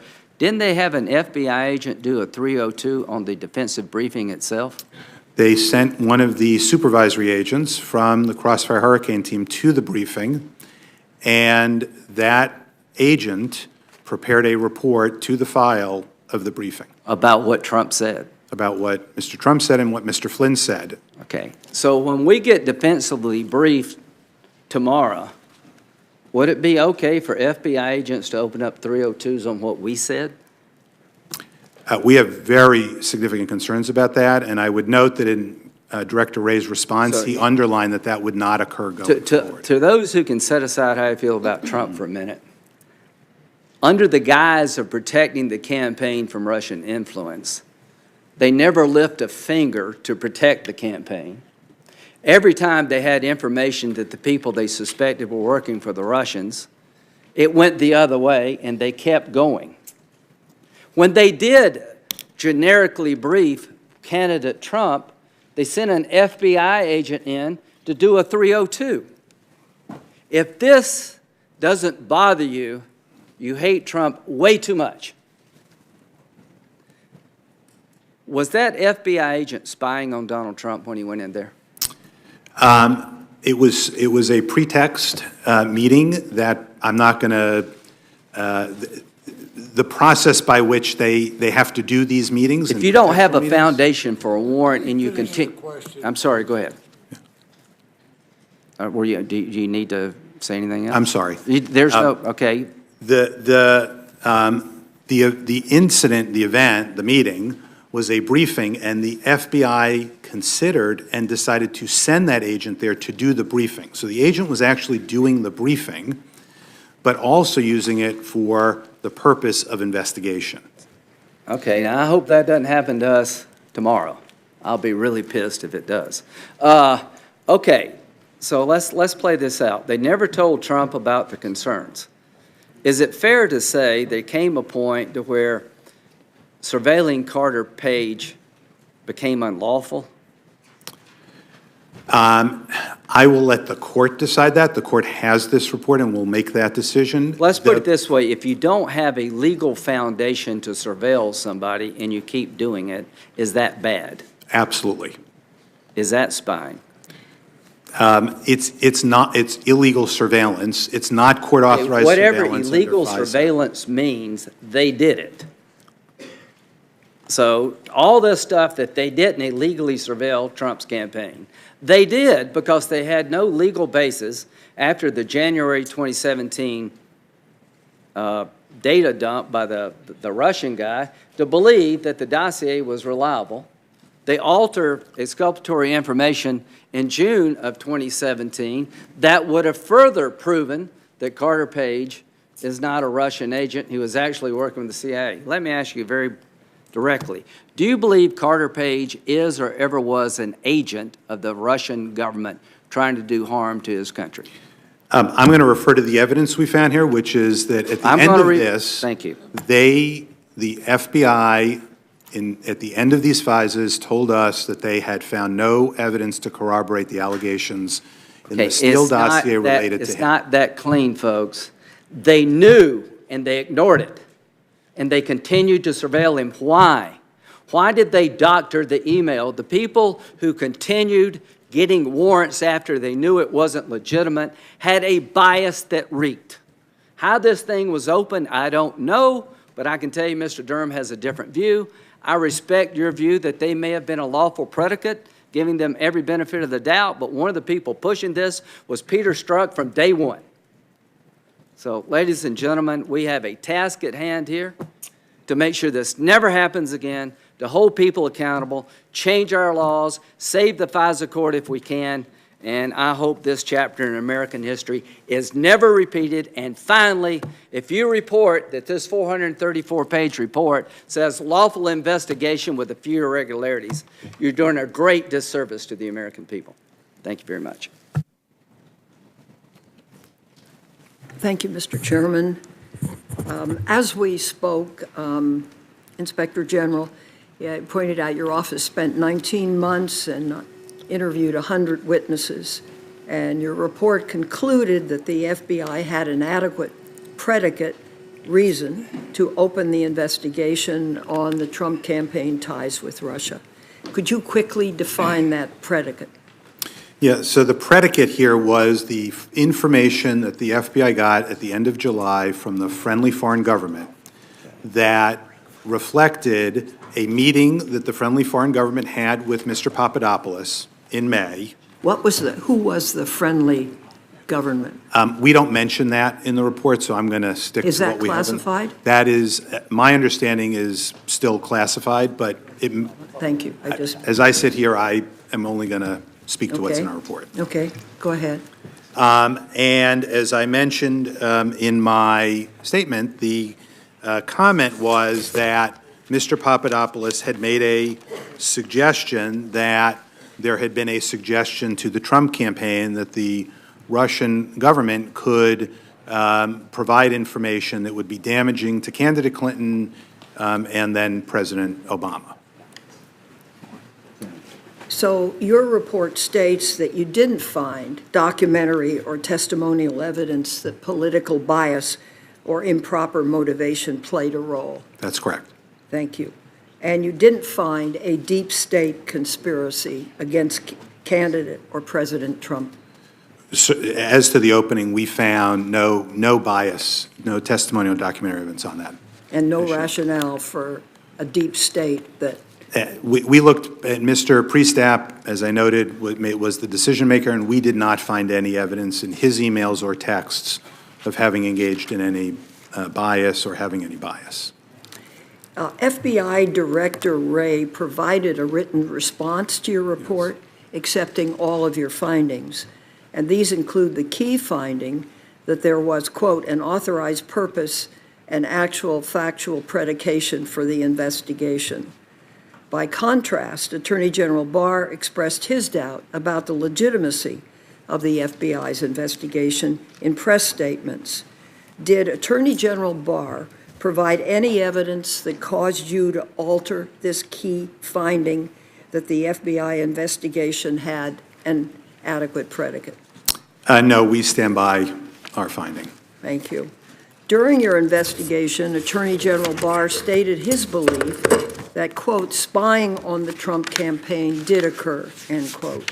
And as you said, your investigation found no evidence that the FBI placed any confidential source within the Trump campaign or tasked any confidential source to report on the Trump campaign. That's correct, right? That's correct. And further, no evidence that political bias or improper motivations influenced the decision to use confidential sources as part of the investigation. That's correct. Did your office ask Attorney General Barr and U.S. Attorney John Durham to share whatever evidence they had that might be relevant to your investigation? We asked Mr. Durham to do that. And what about Attorney General Barr? And Attorney General Barr. Thank you. So nothing they could provide altered your office's conclusion that the FBI did not place spies in the Trump campaign? None of the discussions changed our findings here. Thank you. In a press statement issued Monday, U.S. Attorney John Durham, tasked by Attorney General Barr to also investigate the origins of the Russia investigation, stated, and I quote, "Last month, we advised the IG that we do not agree with some of the report's conclusions as to predication and how the FBI case was opened." What's your reaction to that? Well, I was surprised by the statement. I didn't necessarily know it was going to be released on Monday. We did meet with Mr. Durham, as I mentioned. We provided him with a copy of the report, as we did others, through our factual accuracy review process. We met with him in November. With regard to that, we did discuss the opening issue. He said he did not necessarily agree with our conclusion about the opening of a full counterintelligence investigation, which is what this was. But there is also an investigative means by which the FBI can move forward with an investigation. It's called a preliminary investigation. So there are two types of investigations, full and preliminary. They opened a full here. He said during the meeting that the information from the friendly foreign government was, in his view, sufficient to support the preliminary investigation. And as we note in the report, investigative steps such as confidential human source activity that occurred here are allowed under a preliminary investigation or under a full investigation. Did either Barr or Durham present anything that altered your findings? No. I wanted to ask you, since we have the author of the whistleblower legislation very proudly sitting here, you previously told this committee that whistleblower rights and protections have been one of your highest priorities since becoming IG. As you know, there have been calls for the Ukraine whistleblower to be identified publicly, even though that person was not a direct witness to the events. So what is your view? Should the Ukraine whistleblower's confidentiality be breached and that person identified publicly? And why not? So whistleblower protections have been one of my highest priorities. I've appreciated working with all the members of the committee, obviously particularly Senator Grassley. We wrote a letter recently as the IG community quoting his statement on the issues and the importance of whistleblowers, and whistleblowers have a right to expect complete, full confidentiality in all circumstances. It's in the law, in the IG Act that Congress wrote, and it's a very important provision. Thank you. In a public hearing before the House Intelligence Committee, Deputy Secretary of State George Kent testified that politically associated investigations or prosecutions against opponents of those in power undermine the rule of law. Do you agree with that? Do politically motivated investigations undermine the rule of law? I agree. Any politically motivated investigation undermines the rule of law. Thank you very much. Did you find any evidence that President Obama or anyone else in the White House asked the United States government to investigate then-candidate Trump or his campaign? We certainly didn't see any evidence of that in the FBI's files or the department's files, which was our mandate here in our authorized jurisdiction. You have a policy recommendation regarding the use of confidential human sources. I'd like to ask a few questions about it. Your investigation found that the use of confidential human sources was consistent with existing rules, correct? Correct. The use of confidential human sources here was not solely to gather First Amendment protected information. Correct, and that is the standard currently in the rules. And you found no evidence that the decision to use confidential human sources was motivated by political bias. Correct. Is that correct? With regard to your policy recommendation, what, if anything, do you believe should be changed and why? So as I mentioned in my opening statement, I think we were surprised to learn and concerned to learn that in an investigation of any political, national party political campaign, the confidential human source usage could be approved by only a first-level supervisor. In this instance, as we note here, some of them were approved at the assistant director level, but they could have been approved at just the line supervisor level. For an investigation of a major party presidential campaign of either side or of any side, that was concerning to us, particularly since there was not a requirement that any department lawyer, whether at the National Security Division, the Criminal Division, the Deputy Attorney General's Office, the Attorney General's Office, needed to be notified at any point in time. Did you give interviews about your investigation while it was ongoing? I'm sorry, did I? Did you give interviews? Oh, Myself? During the No, investigation? I do not do that. Did anybody on the IG team? No, and it would have been entirely inappropriate for them to do so. So I'd just like to clear Yeah. this up. What are the dangers of discussing an investigation that's ongoing? So I actually wrote, and we wrote, a 500-page report about that we issued last year on the mid-year investigation, and among other things, criticized what occurred last year with regard to the handling of that investigation. Ongoing investigations need to be protected from outside influence. You don't know as an investigator, or you shouldn't conclude as an investigator until you are done with the investigation. You shouldn't be reaching your conclusions until that point. And so giving preliminary ideas, advice, guidance, statements can be misleading, and you should not be reaching final conclusions until you get to the end of the investigation. There is a lot of misimpression about two people, Strzok and Page.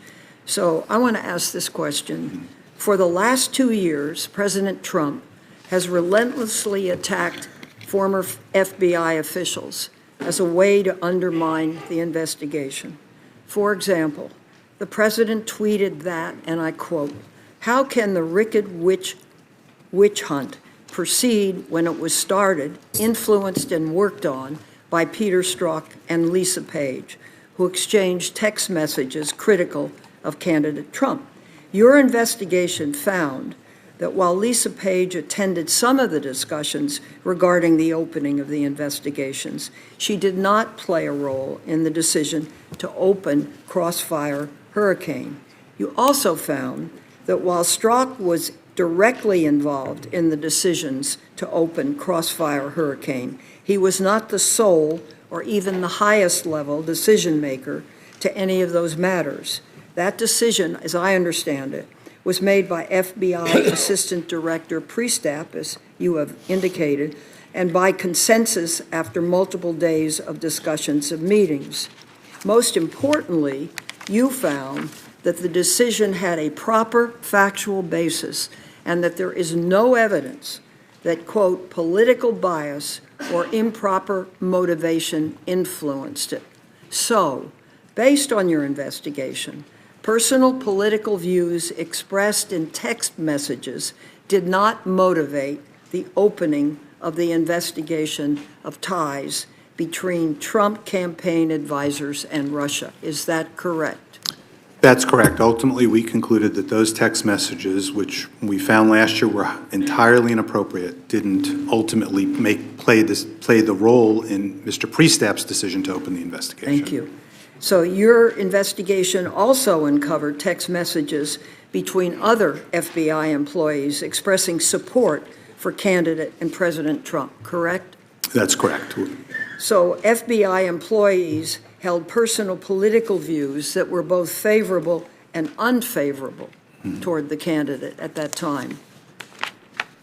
That's correct. And as we note here, and we noted in last year's report, we did not find that text messages were inappropriate solely because people expressed a view as to which candidate they support or didn't support in an election. What concerned us with the text messages we outlined last year and reference again in this year's report as to certain individuals is the connection between their views and their work on the investigation. To conclude my questioning, what do you believe, with your long experience, are the most important points that this 400-plus page report brings forward?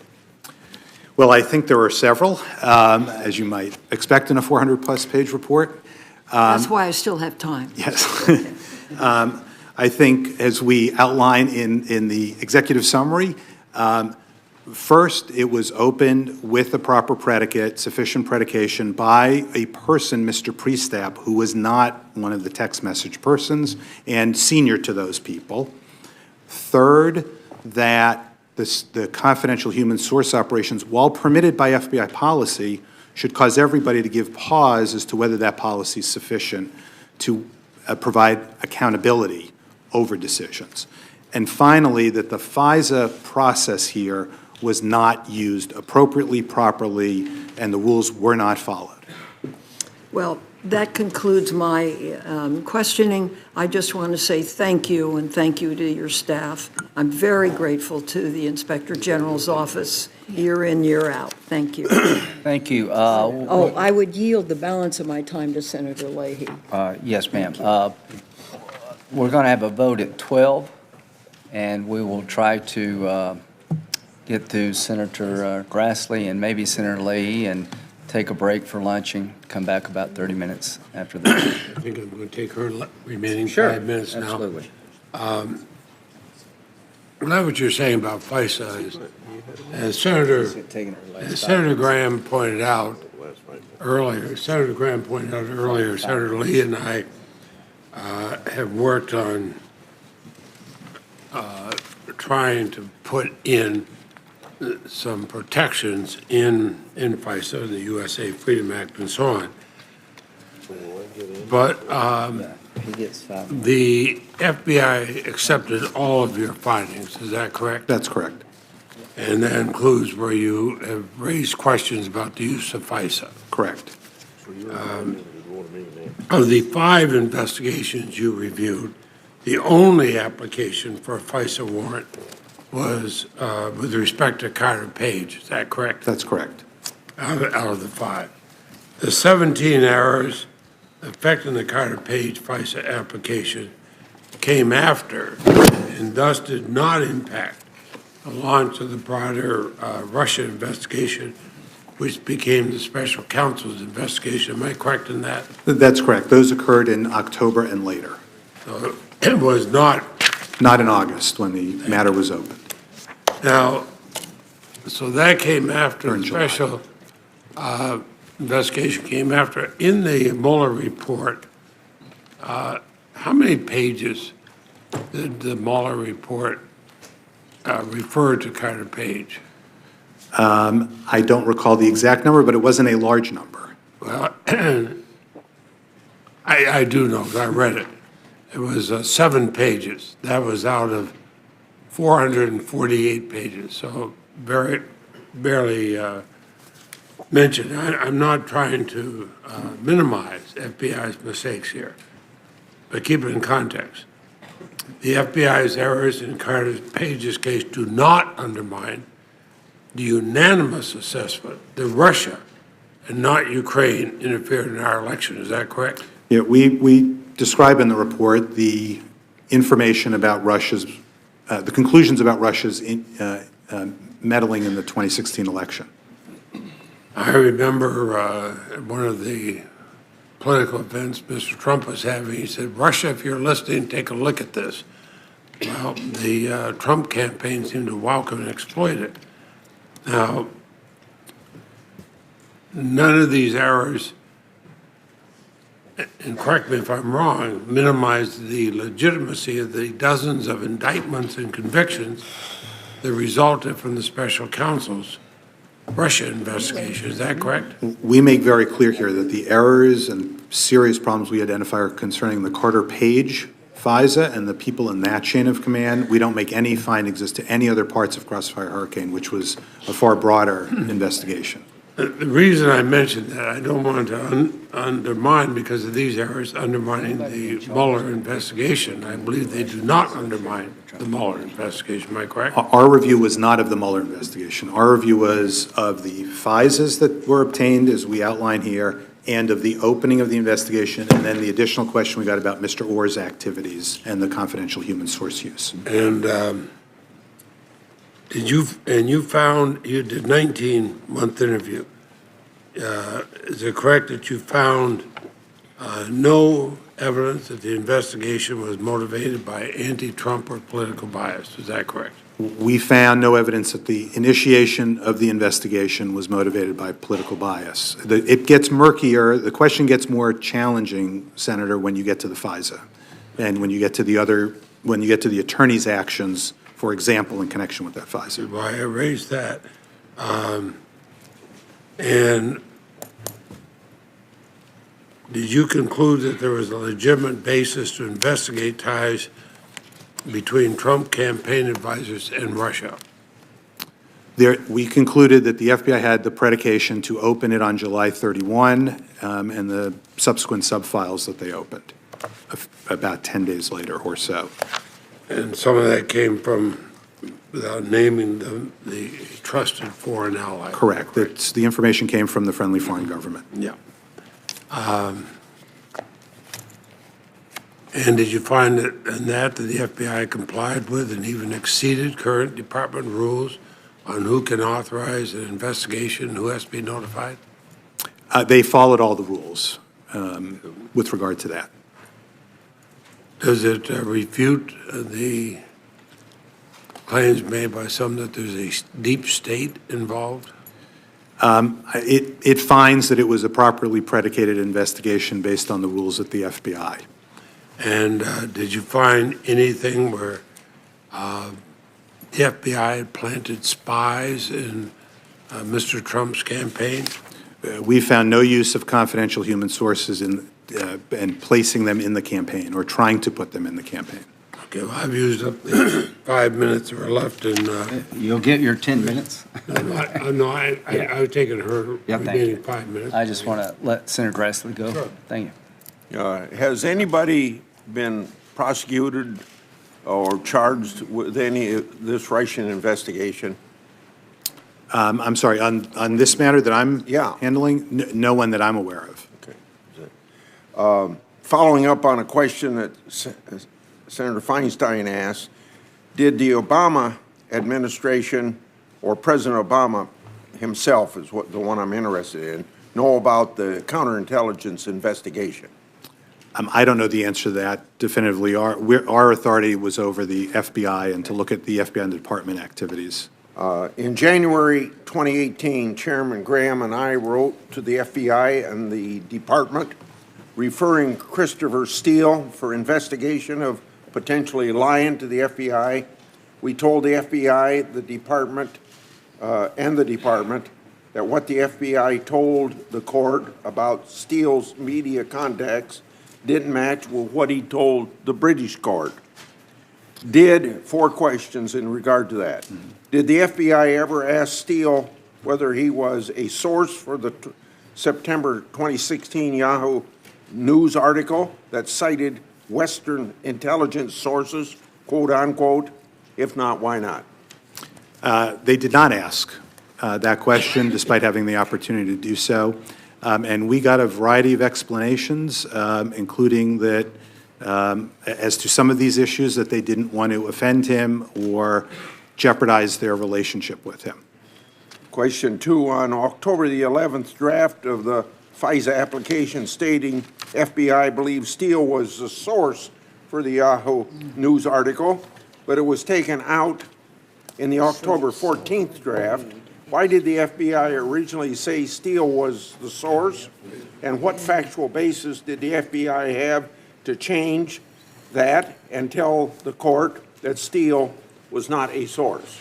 This is what was so disturbing about that event, which is the initial application said, as you noted, that the FBI assessed that Steele was the direct source, or was a direct source.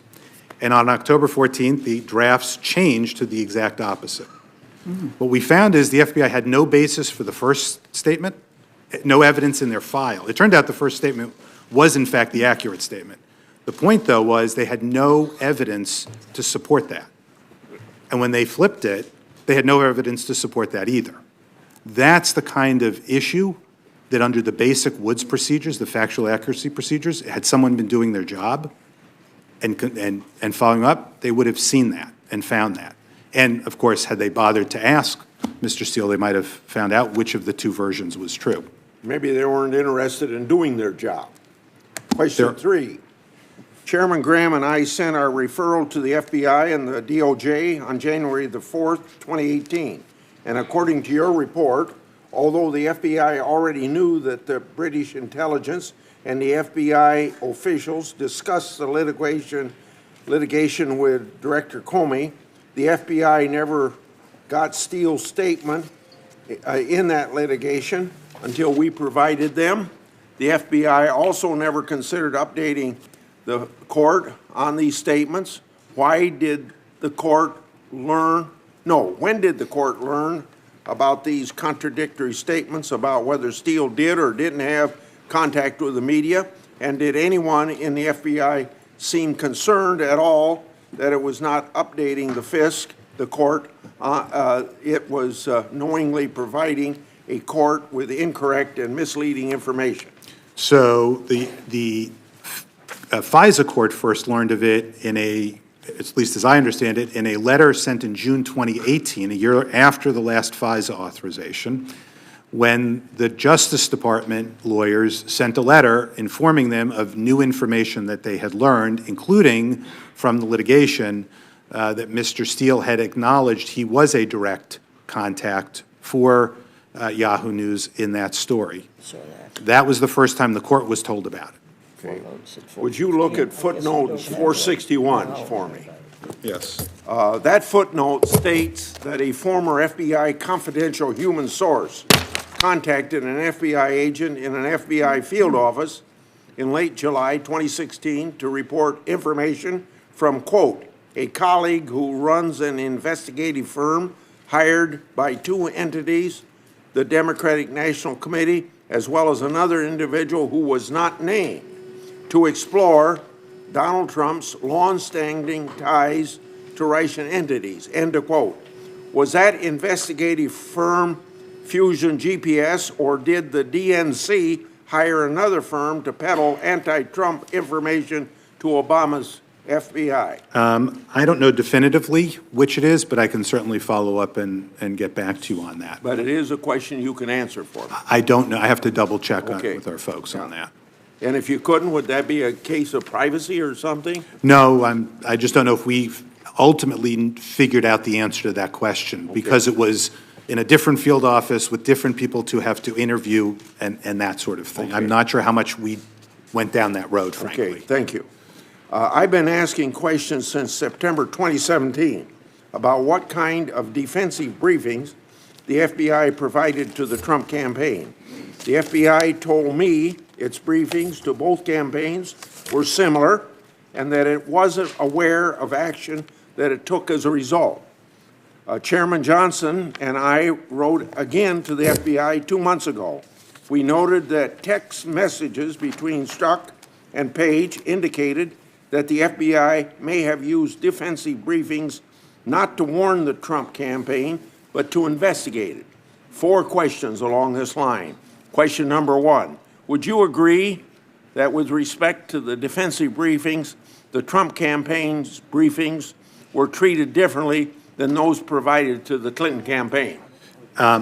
If I could, they were called it was not an FBI briefing. The FBI went to a Office of the National Director of National Intelligence briefing. It was a strategic counterintelligence briefing, and I mention that because it precisely wasn't a defensive briefing. It was an intelligence briefing, and they were treated differently in that the agent wrote it up to the file and put the information in the file. The briefings were identical, but the net result was one was for investigative purposes and one was purely for the intelligence briefing. I think what you said touches on question 2, but I'm going to ask it anyway. In this case, the agency at the Trump campaign briefing documented statements and interactions of Michael Flynn and candidate Trump for the FBI's investigative files.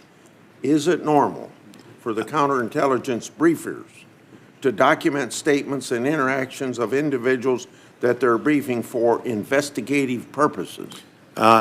It was documented in one and not documented in the other, as you said, Senator, and based on what we saw, there's actually no policy on it, but based on the reaction of the current leadership and Director Wray's response, where he underlined the word, "this will not happen" going forward, I think it's pretty clear what his state of mind is on that, that this should not have occurred. Question number 3, did the FBI make any investigative use of the information garnered in the defense briefing, for example, to inform its later interview with Michael Flynn? So I don't know definitively whether that did occur, but that was certainly the stated purpose for the agent being present. Okay. Lastly, campaigns place trust witnesses. in the FBI to provide an environment of No other cooperation witnesses. and honest assessments about the risk of foreign threats. How can the FBI repair that trust after abusing the briefing process? Well, that's where we make the recommendation. We think the FBI has to clearly state what its policy is. It does these kind of strategic briefings, as the chairman mentioned, for members of Congress, for private citizens, companies, when they get attacked on their computer systems, for example, for transition purposes, as was the case here. And there needs to be clear guidance and rules so that those getting the briefings understand. Okay. On another point, according to your report, Bruce Orr told the FBI that Steele's reporting had gone to the Clinton campaign November 2016. By January 11, 2017, key investigators knew the dossier was prepared in part for the DNC. And by February and March 2017, quote unquote, it was broadly known in the FBI and by senior Justice Department officials that Den Simpson was working for the Democrat Party. How many people in the FBI and DOJ knew that the Steele dossier was political opposition research funded by the Democrats, and who were they, and did any of them approve information in the FISA or any of its renewals while knowing who was paying for it? So on the FBI side, as we lay out in the report, it's page 258 forward, there were a number of people who knew. It's challenging, getting back to the chairman's question, to know precisely what was known at the very highest levels of the FBI and when, the director, deputy director levels, because of the lack of any, direct record of entire briefings. But there certainly was much information, as we lay out here, known at the FBI. At the Justice Department, much of that information was not known. In fact, one of the concerns we note in the information about what Mr. Orr did is Mr. Orr was passing along this information from Mr. Steele to the FBI. That information was not then being given back by the FBI to the Justice Department. So the people, the colleagues of Mr. Orr's at the Justice Department were approving and reviewing these files didn't know that their colleague had passed along that information to the FBI. Thank you. We'll go with Senator Lee, then we'll break for lunch and come back at 1 o'clock, and we'll go vote. Okay? Thank you. Mr. Howard, it's good to see you again, and I've read an awful lot of IG reports in my years here. Am I correct that when the Justice Department or a component disagrees with or has comments about filing an IG report, the general practice is to provide you with a written response to publish along with your report? Is that correct? That's correct, and we would always include that in our appendix to our reports. And my staff looked at 797 Inspector General reports filed since your tenure began. They found only 36 reports where the Justice Department or component contested one or more. How many IG reports under your name involved the Justice Department arguing that in fact committed more misconduct than your investigation uncovered? I don't recall that happening before. I tell you right now, none. And that's why I found it very unusual that Attorney General Barr didn't send you anything to go in the report. He just went to the television cameras to talk about it. There is a lot about the personal text messages involved in your 2018 report involving an FBI lawyer and an agent involved in these investigations, personal animus toward President Trump. You also, didn't you, in your investigation, find pro-Trump, favorable Trump text messages from agents who worked on the Russia investigation, including one that was an expletive-ridden exchange where the agents were enthusiastically talking about Trump's election and their desire to investigate the Clinton Foundation under President Trump. That you found that too, didn't you? That's correct. That's in the report.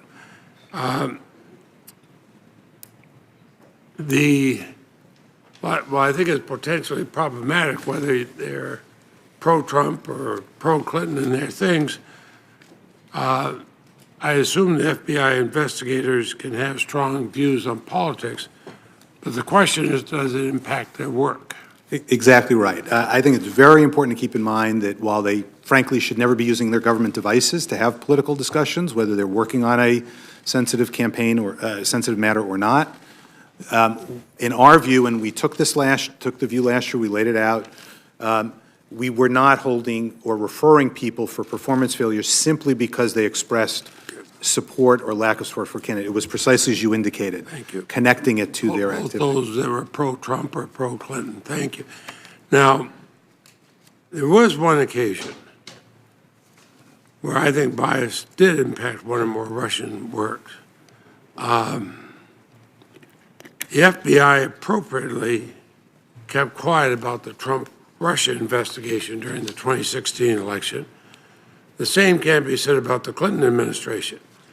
Rudy Giuliani and others appear to receive highly sensitive leaks from the New York FBI field office, leaks that likely contributed to Director Comey's public announcement that he was reopening the Clinton investigation just days before the election.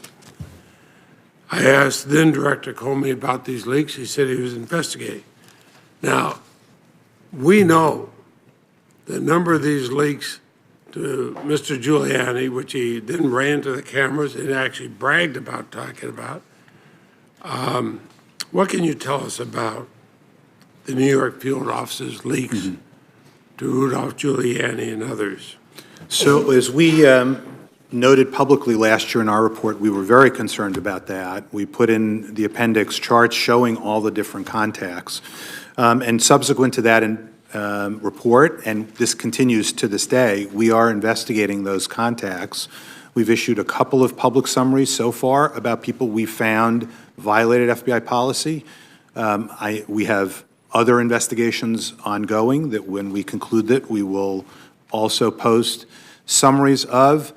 It's what's proving to be very hard is to prove the actual substance of the communications between the agents and the reporters or the individuals, as you might guess, but we can prove the contacts, and under FBI policy, you need authorization if you're going to disclose information and have certain contacts. Thank you. One of your central findings is that the FBI's investigation into Russian ties to the Trump campaign was not influenced by political bias. Is that correct? The opening of the investigation we found was not connected to any of the biased texts that we identified. Well, now there's an elephant in the room, maybe a herd of them. At the President's direction, the Attorney General has been combing Europe to find any support for fringe theories to cast doubts on the Russian investigation. I'm not clear what legitimate law enforcement purpose it serves. How do we know that politics is not driving the Barr-Durham investigation? I'm not sure how anybody knows what you don't know, or unless you do an investigation or you review it or somebody looks through, as we did, for example, here, 1 million records in an exhaustive effort. But you would agree that Justice Department investigations have to be free of improper political motivation? Absolutely, 1,000%. I did public corruption investigations. I ran the public corruption unit in the Southern District of New York. You had to be straight down the yellow line in the middle of the road on anything you touched. Does it concern you the Attorney General is running around Europe to find any kind of theories that might cast doubt on the Russian investigation? I think you have to ask the Attorney General about those meetings. I don't know what those meetings were about, and obviously haven't done any investigating. I am concerned because you did not follow the procedure normally if they have a question or a disagreement with the Inspector General's report by letting you know before the report comes out so you can include and would include any disagreement. Instead, just went to the press with it. I'm thinking about when Glenn Fine investigated the politically motivated firing of 9 U.S. attorneys during the Bush administration. He said that department leaders abdicated their responsibility to ensure that prosecutorial decisions would be based on the law, the evidence, and department policy, not political pressure. In this case, for the first time, questions were not sent to you by the Attorney General, but instead given to the press. Is that correct? In your experience? I don't know of another situation where we didn't get those attached in our appendix to our report. Thank you, Mr. Chairman. Thank you, Senator Lee. And thank you for your comments about Senator Lee and myself. Absolutely. We will adjourn, recess until 1 o'clock.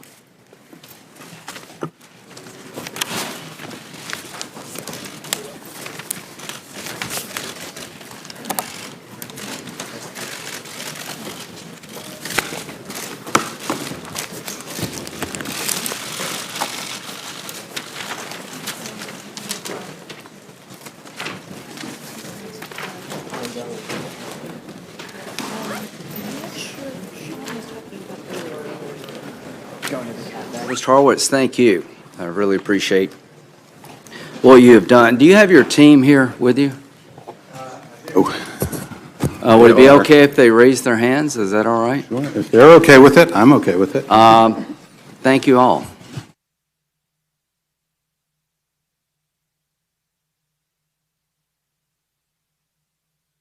What you've done for the country. And Mr. Horowitz, I'm dying to hear from you, but I bet I haven't made 20 minutes of opening statements in a year, but I'm going to take a little bit longer to try to lay out what I think is before us as a nation. Crossfire Hurricane was probably the best name ever given to an investigation in the history of investigations, because I think that's what we wound up with, a crossfire and a hurricane. There's been a lot of media reports about your report before it was issued. And I remember reading all these headlines, lawful investigation with a few irregularities. Everything okay, low-level people kind of got off track. If that's what you get out of this report, you clearly didn't read it. If that's your takeaway, that this thing was lawfully predicated, and that's the main point, you missed the entire report. How do you get a headline like that? That's what you want it to be. You want it to be that and nothing more. And I can assure you, if this had been a Democratic president going through what President Trump had gone through, that would not have been the headline. The headline would be, the FBI takes law into its own hands. Biased agents cut corners, lie to court, ignore exoneration. So the first thing I want you to know is how the cake is baked here.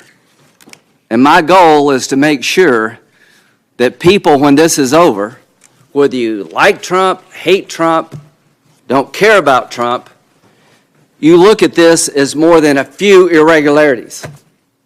Because if this becomes a few irregularities in America, then God help us all.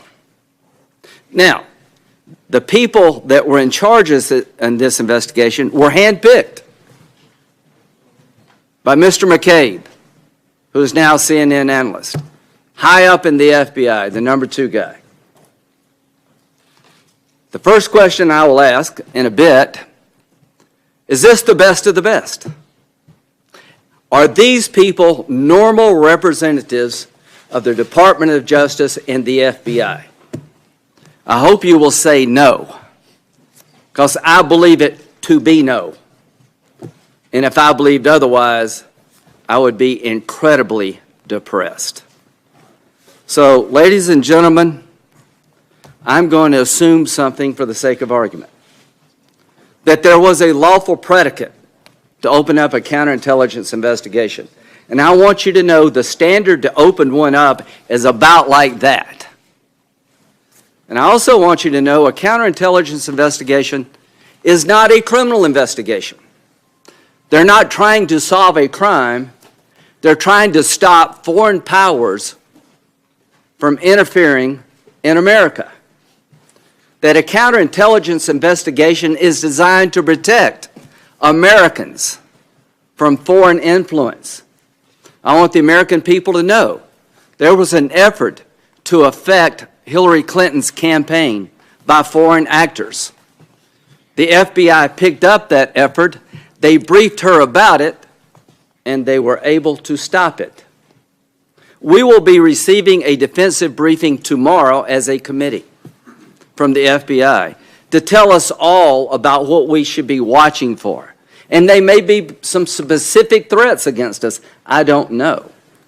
But I know they're going to brief us to protect us, not to surveil us. And here's what I want every American to know. From the time they opened up Crossfire Hurricane till this debacle was over, they never made any effort to brief Donald Trump about suspected problems within his campaign. They had one briefing talking about, the Russians are out there, you better beware. Nothing about Carter Page, nothing about Papadopoulos, nothing about the other people that they thought might be working with the Russians. Why did they not tell him that? I hope you can give us an answer. Bottom line, ladies and gentlemen, a counterintelligence investigation is a good thing until it becomes a bad thing. Because it doesn't take much to open one. And the worst thing can happen is for people to open one up whose real purpose is not to protect an American, but to surveil them. Senator Feinstein found herself in a situation all of us may one day find ourselves in. A longtime employee was suspected of having ties to a foreign government. They informed her and she took appropriate action. How easy would it be for somebody to come in our campaigns as a volunteer? We really don't know who they are. You just appreciate any help you can get. How easy would it be for all of us to get caught up in this scenario? I hope all of us would appreciate, if you really believe there's somebody in my campaign working with a foreign power, please tell me so I can do something about it. Why didn't they tell Trump? We'll figure that out later. But I think it's a question that needs to be asked. So, for a moment, let's assume that there was a lawful predicate to open up a counterintelligence investigation. What has been described as a few irregularities becomes a massive criminal conspiracy over time to defraud the FISA court, to illegally surveil an American citizen, and to keep an operation open against a sitting president of the United States, violating every norm known to the rule of law. Many of you are prosecutors. Many of you have been U.S. attorneys. Many of you have been defense attorneys. Trump's time will come and go.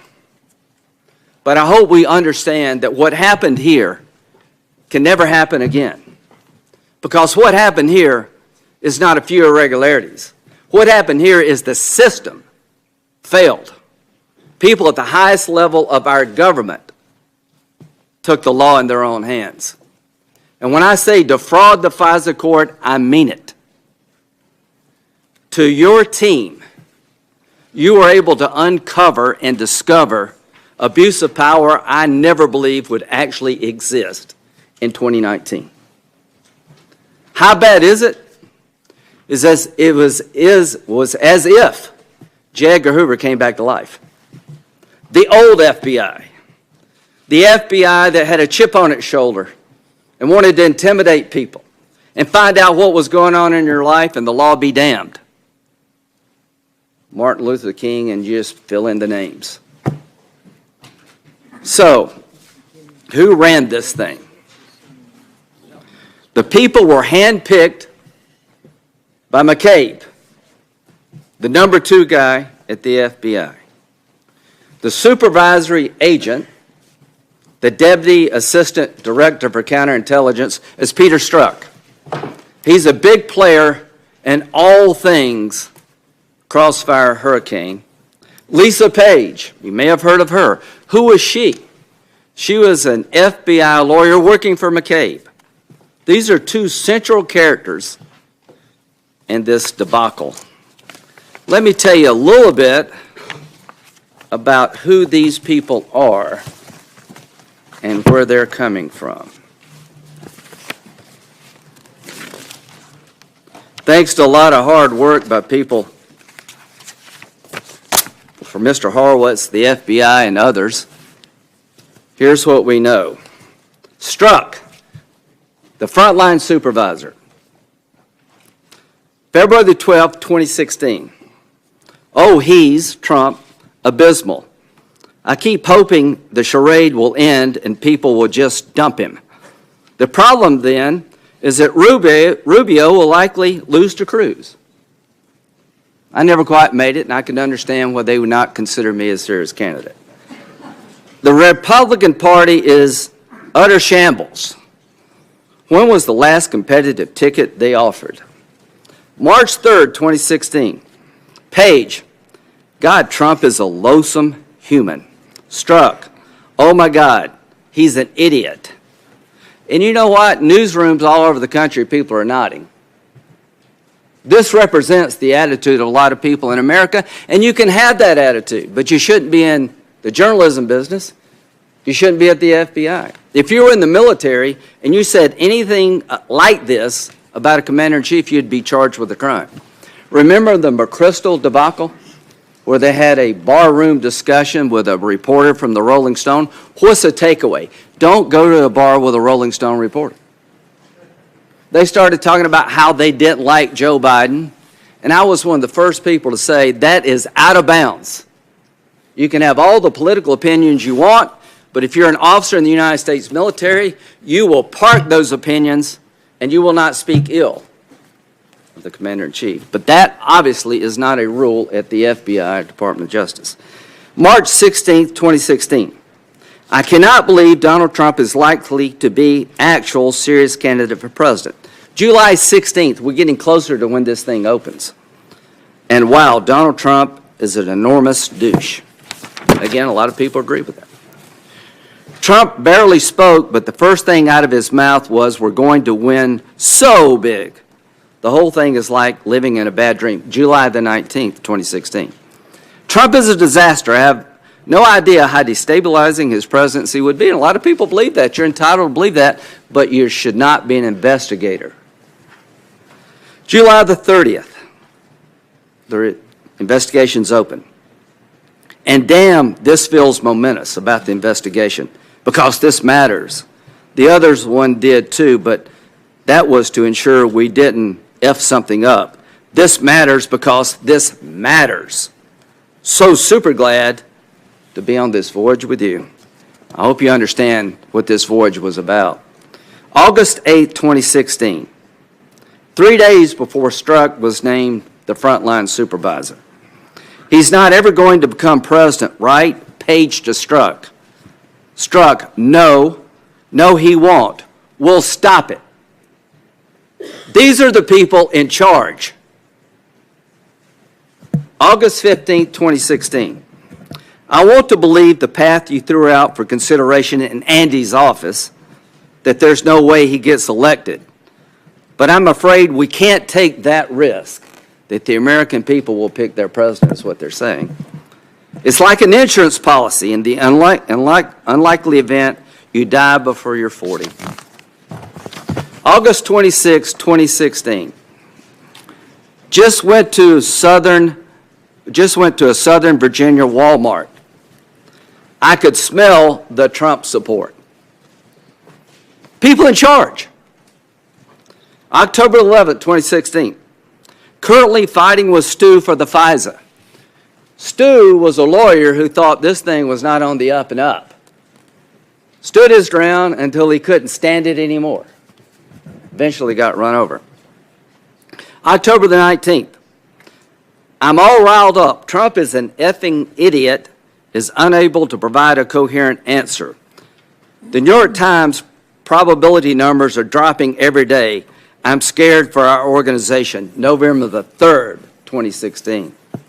Oh my God, This is effing terrifying, referencing an article entitled, "A Victory by Trump Remains Possible."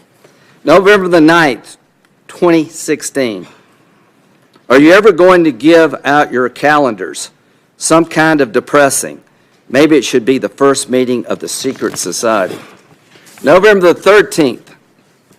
I bought all the president's men. I figure I needed to brush up on Watergate.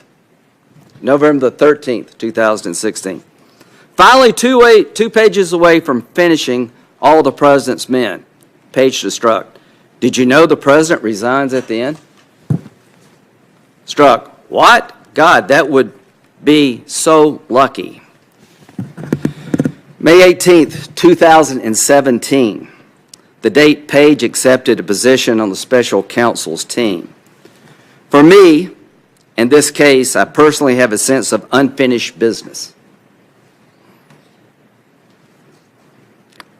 Unleashed with MYE, whatever that means. Now I need to fix it and finish it. Struck. Who gives a F one more assistant director or whoever, an investigation leading to impeachment? May 2017. You and I both know the odds are nothing. If I thought it was likely, I'd be there, no question. I hesitate in part just because of my gut sense and concern there's no big there. Talking about impeachment. May 22nd, 2017. I'm torn.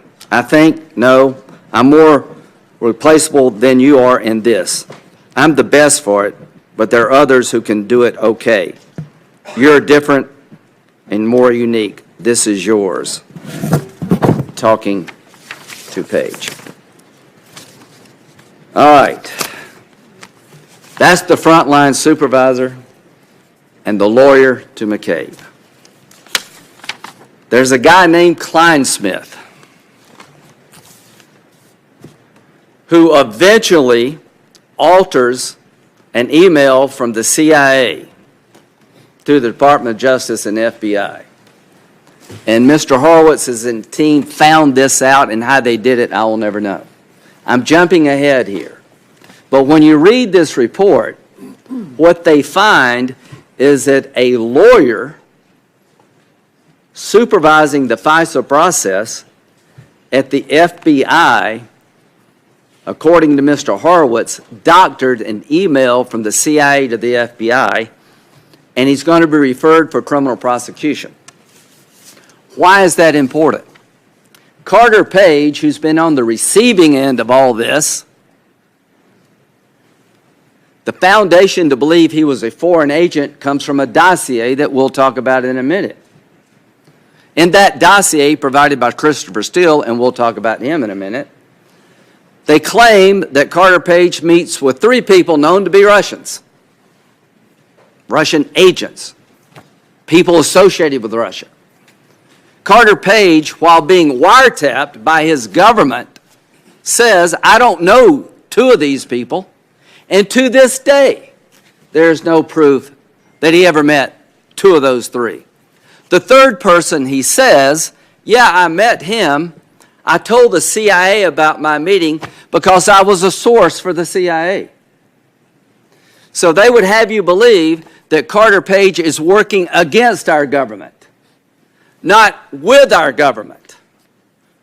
So Carter Page in the summer of 2017 is trying to tell anybody and everybody, I was working with the CIA, I reported my contact with this person, and nobody believed him.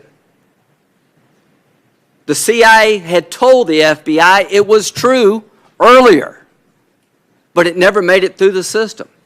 Somebody got so rattled at the FBI, they asked Mr. Kleinsmith to check it out. He checks it out. He communicates with the CIA. Is Carter Page a source for you? In an email exchange, they say, yes, he is. What does Mr. Kleinsmith do? He alters the email to say, No, he's not. And you caught him. I don't know how you caught him, because you got to dig into this email chain. It would be like getting a lab report from the FBI. The fingerprints don't match, and the agent says they do. That's how bad this is. So now let me tell you a little bit about Mr. Kleinsmith, if I can find it. Can you get me the Kleinsmith stuff? All right, this is the lawyer supervising the FISA warrant process. The guy that altered this CIA email because he didn't want the court to know that Carter Page actually was the source. And why does that matter? Because if the court had known, then there's a lawful reason for Mr. Page to be talking to the Russian guy.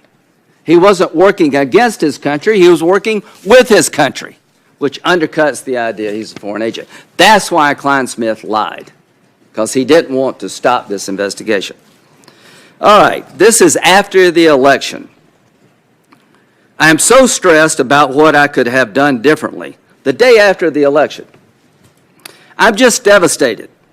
I can't wait until I can leave today and just shut off the world for the next 4 days. I'm sure a lot of people felt that way after Trump got elected. Maybe still feel that way. But you shouldn't be in charge of supervising anything about Donald Trump if you feel that way. I just can't imagine the systematic disassembly of the progress we've made over the last 8 years. The Obama administration. The crazies won finally. This is the lawyer that they put in charge of supervising the warrant process. This is the Tea Party on steroids. And I'm sure there are newsrooms all over America saying, that's absolutely right. What is wrong with that?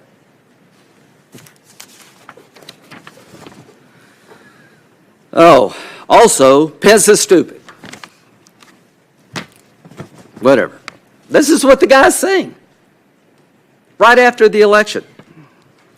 And it's just hard not to feel like the FBI caused some of this. It was a razor thin in some states. Plus, my goddamn name is all over the legal documents investigating Trump's staff. And this is the one that gets me the most.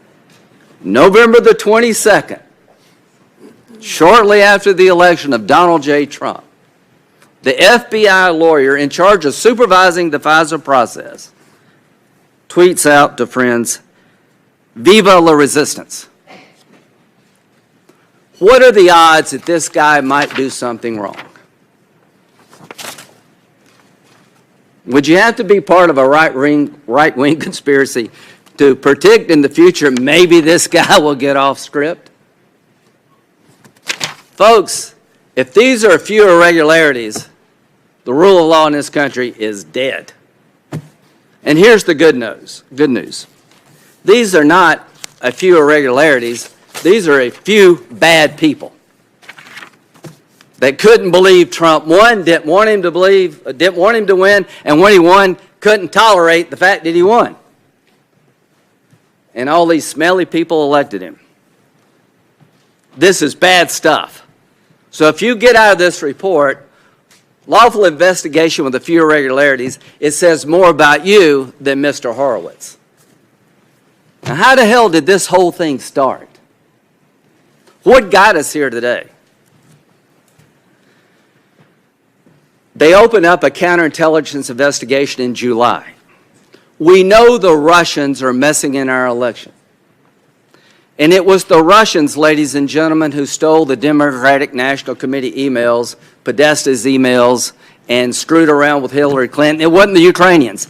It was the Russians. And they're coming after us again. So to be concerned that the Russians are messing with presidential campaigns was a legitimate concern. So they looked around at the Trump campaign and said, well, let's see if we can protect the Trump campaign. Carter Page went to Moscow a lot, made speeches. If you've ever met Carter Page, one thing you will not accuse him of is being James Bond. This poor guy, Papadopoulos, picked by Sam Clovis to be part of Trump's national security team. This national security team was literally picked up off the street. If you've had a photo with Donald Trump, you spent more time with Donald Trump than Papadopoulos and Page. They're not paid, they're volunteers. But the FBI thinks we need to watch these guys with Manafort, as well as, who's the other one? Flynn, General Flynn. So they open up a counterintelligence investigation. Let's assume for a moment that the small predicate you need has been met.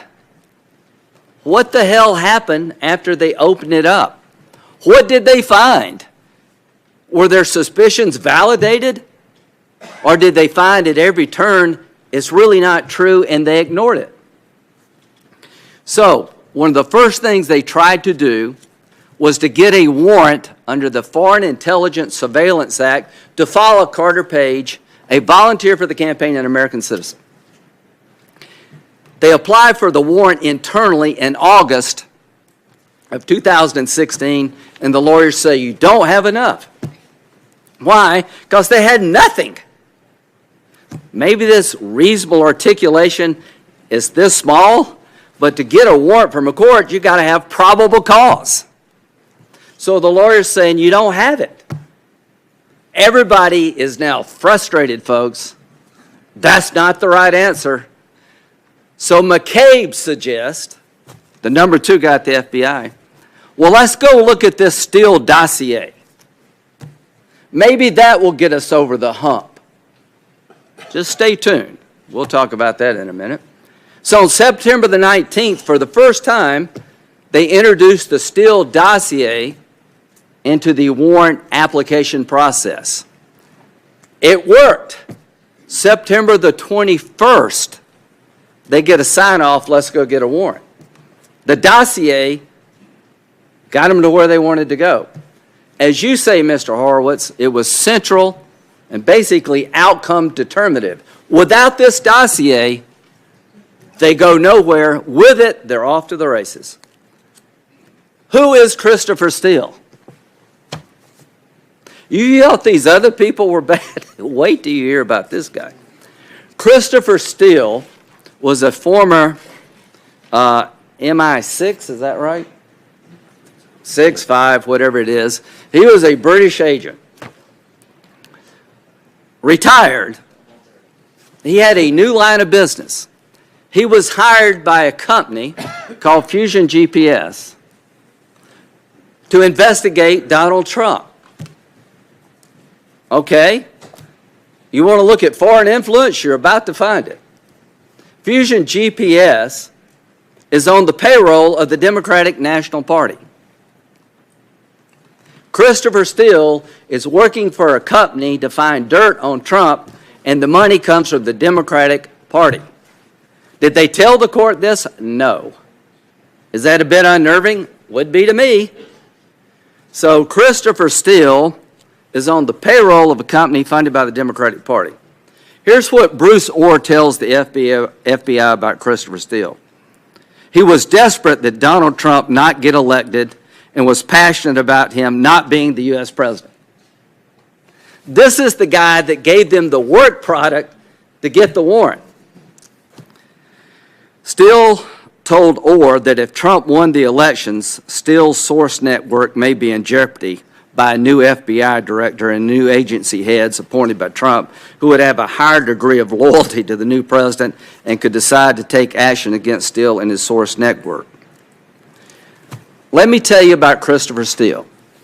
Orr was right. He was on a mission to get Donald Trump.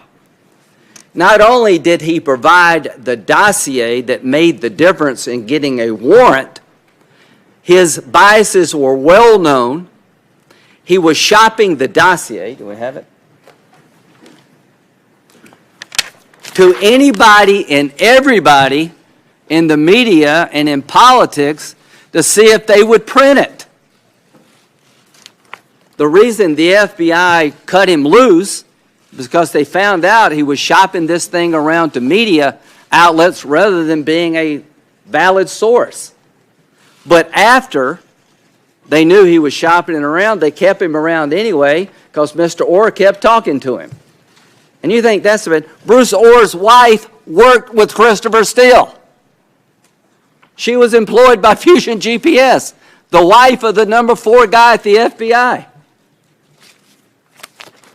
Christopher Steele went all over the United States trying to get media outlets to publish this garbage. The first thing is about the golden shower, about the sexual encounter that President Trump supposedly had in a Ritz-Carlton hotel in Russia. Let me tell you how I come to find out about Christopher Steele's work product. In December of 2016, John McCain goes to a national security conference in Canada, and somebody tells him about the Steele dossier, and it's bad and you need to know about it, and it gets to John McCain. John McCain puts it in his safe, he gives it to me, and I read it. And the first thing I thought of was, oh my God.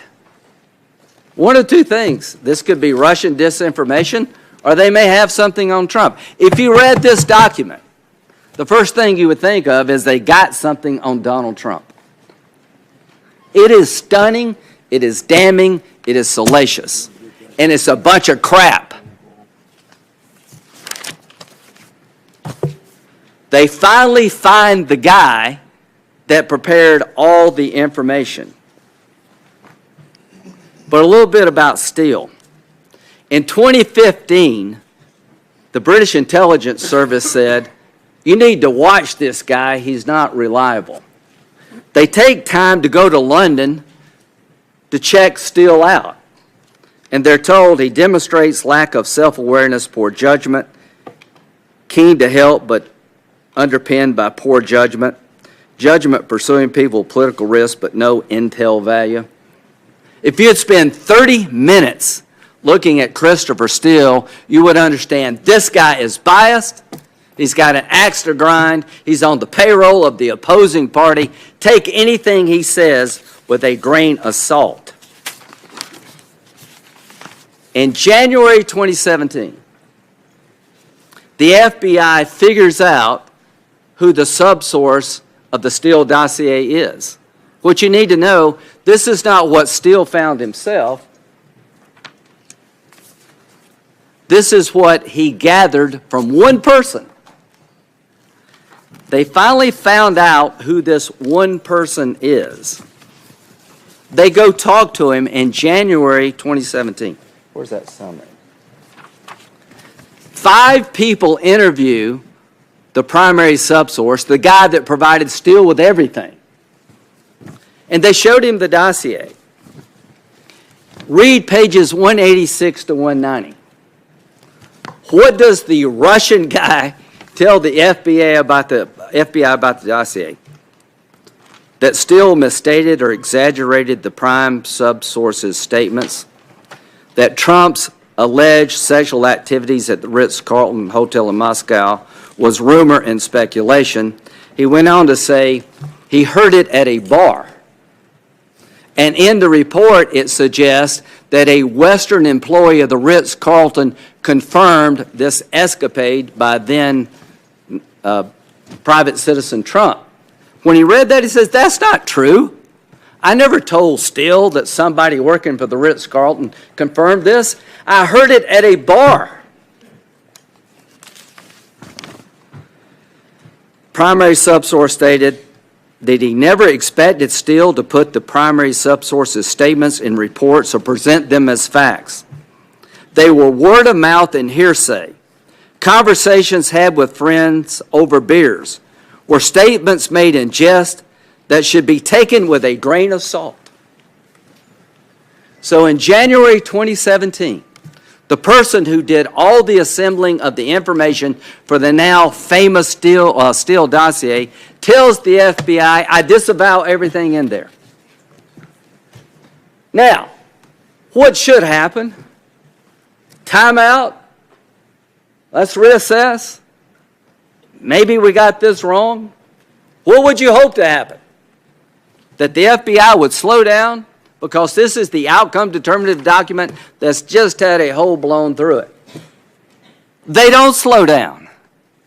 They use the document they now know to be a bunch of garbage twice more to get a warrant against Carter Page. I hope Carter Page gets a lawyer and sues the hell out of the Department of Justice and the FBI. 2 more warrants were obtained by the Department of Justice and the FBI after being told in January by the Russian guy it's all a bunch of bull. But it gets worse. Here's how they describe the interview to the court.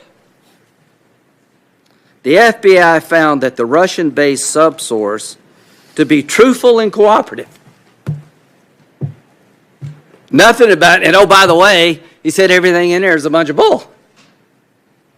You knew in January 2017, if there was no doubt before, you know by the guy who prepared it that he disavowed everything. It's not true. It's a grain of salt. You shouldn't. I didn't say all these things. Instead of stopping, they keep going. And instead of telling the court the truth, what they're required to do, they lie to the court. A few irregularities. How would you like this to happen in your life? How would you like to be on the receiving end of this? To our people in the news business, what would you like? How would you like this to be your news organization? In January 2017, there is no benefit of the doubt to be given. These 5 people from the Department of Justice and the FBI have been told by the one guy who did all the work it's a bunch of garbage. And the question is, how far up to the system did it go? Why did they apply for warrants twice more? Why didn't they stop? Everybody wants to know, was there any bias here? What motivated these people? Why do you think they kept going? Maybe because they were on a mission, not to protect Trump, but to protect us from Trump. That's what they were trying to protect, all of us smelly people from Donald Trump. That's what this is about. Whether you believe it or not, I believe it. And you know what? It could happen to y'all next time. There's some pretty passionate people on our side that I wouldn't want to be investigating any of you. So what happens next? They get a warrant twice more when they know it's a bunch of garbage. They lie to the court about the actual interview. I don't know what McCabe and Comey knew, but I'm dying to find out, and should they have known. June 2017. This is the next time they take the law in their own hands. Mr. Kleinsmith, 6 months after being told the dossier is a bunch of garbage, Kleinsmith alters an email from the CIA to change it from he is to he's not. Because if they had told the court that Page was working for the CIA, it explains the contact in the dossier. Mr. Kleinsmith had a chance in his mind to make things right, and he took it. Why did he take the law in his own hands? Why did he doctor the email? Did it have anything to do with the way he sees Donald Trump's presidency? You know what? It really doesn't matter what he was thinking. It matters what he did. And I'm glad you found out what he did. I'm glad you told the country what he did, because I'm hoping that nobody will ever do it again. So, Mr. Horowitz, the 17 irregularities that you found, some of them are earth-shattering. Some of them should scare the hell out of all of us. I just want to end sort of where I began. This is not normal. Don't judge the FBI and the Department of Justice by these characters. We're better than this. Like many of you, I've worked with the FBI a lot of my time in government. I have a great respect for it. Director Ray, you got a problem. And for this hearing to mean anything, we got to fix it. And the way we fix it is listen to Mr. Horowitz. and get the director of the FBI in here to try to find out a way to make sure this never happens again to any politician in this country.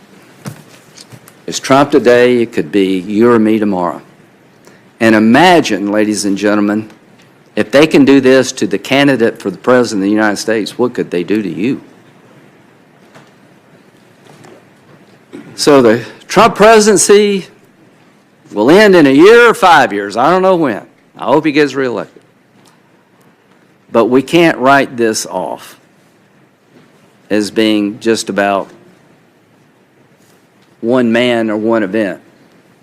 We've got to understand how off the rails the system got. And I will leave with some optimism here.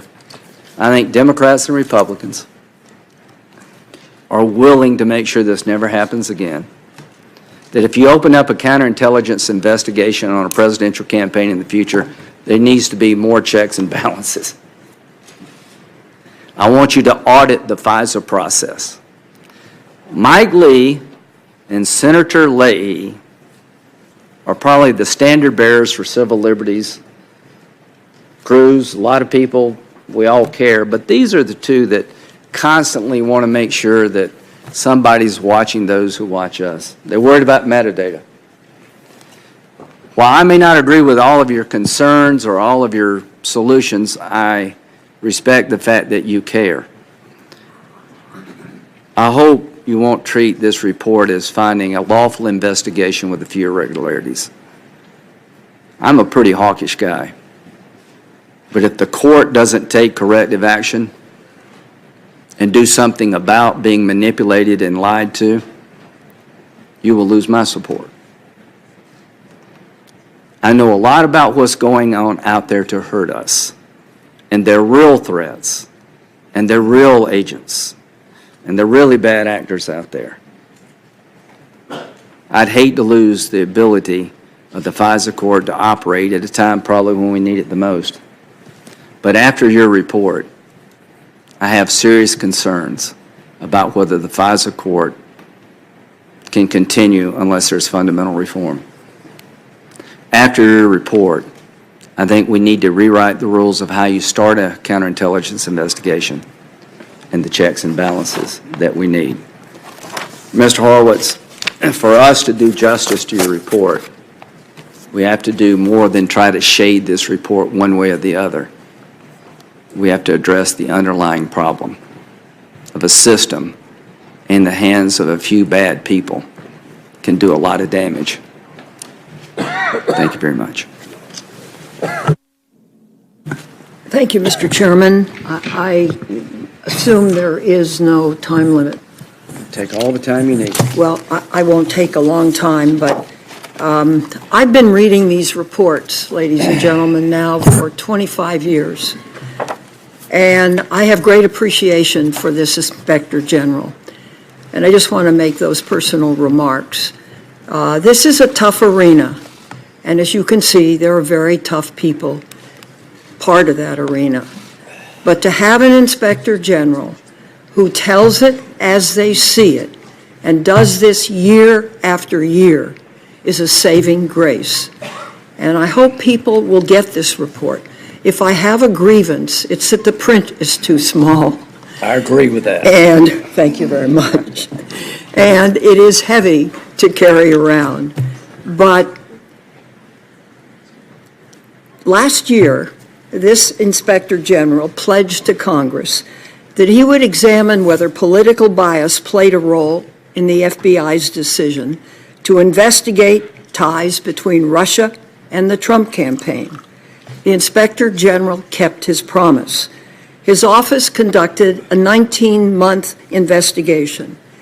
They interviewed more than 100 witnesses, reviewed more than 1 million documents, and issued this 434-page report that contains several important findings. First, on a question of bias, Inspector General Horowitz found no evidence that political or anti-Trump bias was at play. According to the IG's report, the FBI complied with existing department and FBI policies in opening the investigation. And the IG, quote, did not find documentary or testimonial evidence that political bias or improper motivation influenced this decision, end quote, or any specific investigative steps taken by the FBI. That's the finding. And this is important. Why?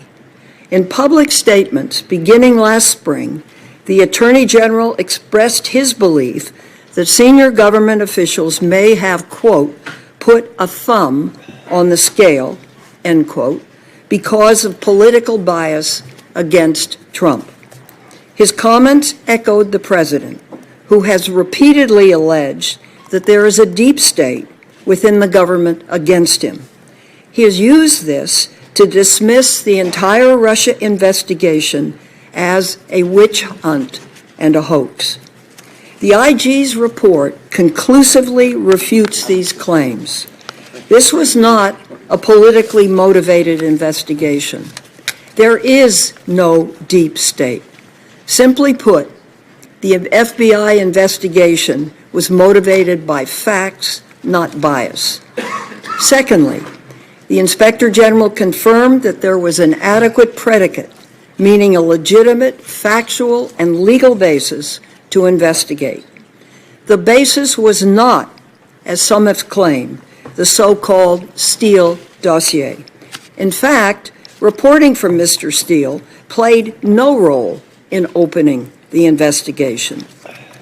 Instead, this report confirms that the FBI opened the investigation after being told by Australia, a trusted foreign ally, that Trump advisor George Papadopoulos had learned in 2016, the month of April, that Russia had and was willing to release, quote, information during the campaign that would be damaging to candidate Clinton, end quote.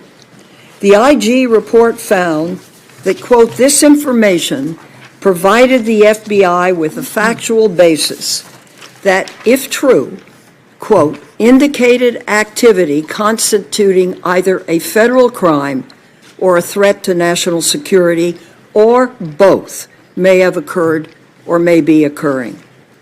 The IG also found that when the FBI learned that in late July 2016, the Bureau was aware of Russian efforts to interfere in the 2016 elections, including Russian hacking of Democratic campaign computers. Materials stolen by Russia had been released online, including by WikiLeaks, and the U.S. intelligence community assessed in August of 2016 that, quote, Russia was considering further intelligence operations to impact and disrupt elections, end quote. Against this backdrop, the FBI was obligated to investigate possible ties to the Trump campaign. According to Bill Priestap, the FBI Assistant Director who authorized opening the investigation. Other officials conveyed a similar obligation and sense of urgency to investigate.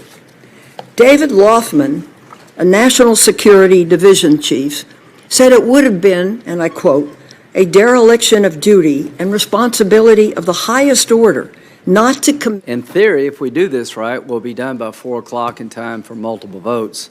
Senator Cornyn. Mr. Horowitz, let me join my colleagues in thanking you and your professional staff for the outstanding work that you have done. This has got to be one of the hardest jobs in government, to be an impartial watchdog and hold government agencies as important as the Department of Justice and FBI accountable. And I just want you to know how much we appreciate your work and your team's work. Likewise, I think it's important, even though we're critical of the leadership of the FBI during the last administration and the way they mishandled this counterintelligence investigation, I think the rank and file agents in the FBI and their colleagues in the intelligence community need to know that we are there for them and support them in the faithful discharge of their responsibilities. I happen to have the privilege of serving on the Intelligence Committee and the Judiciary Committee, and I like to think that there is no more ardent supporter of our law enforcement agencies or our intelligence community than I am.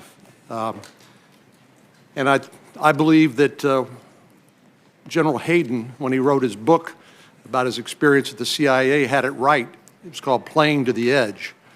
Playing to the edge of your authorities, not over the line, but up to the edge in the interest of our national security.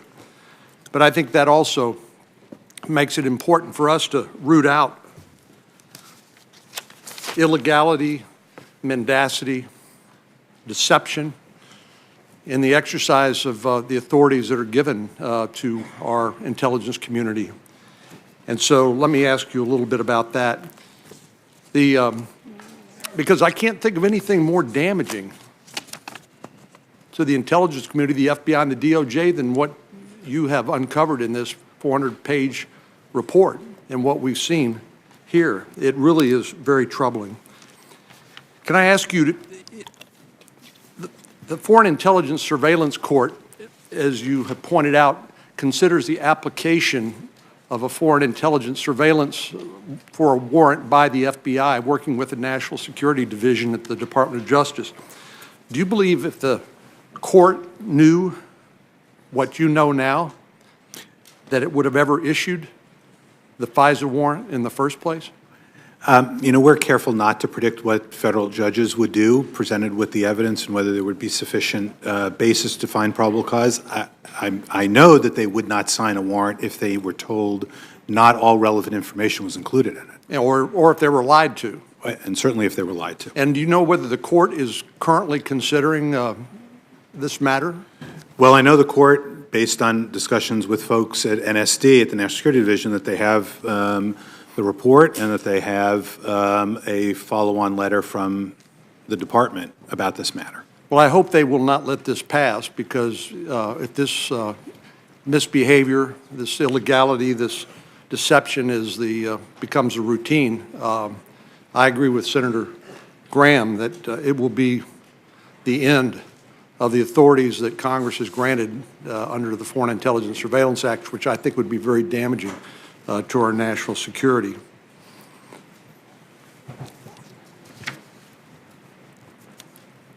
The Foreign Intelligence Surveillance Act includes the word surveillance, obviously, and you can't surveil an American citizen for intelligence purposes except under very specialized and exacting circumstances. Would you agree with that? That's correct. Because the rights given to an American citizen under the U.S. Constitution are laid out in the Bill of Rights, among other places, and there is a higher standard with regard to getting a warrant, let's say, to wiretap or to investigate an American citizen than there would be a foreign agent, correct? That's correct. There's particularly sensitive circumstances around surveilling a U.S. person. So the whole exception here, which authorized by which the court authorized the surveillance of Mr. Page, was based on some proof or some indication, some suspicion he was an agent of a foreign power, correct?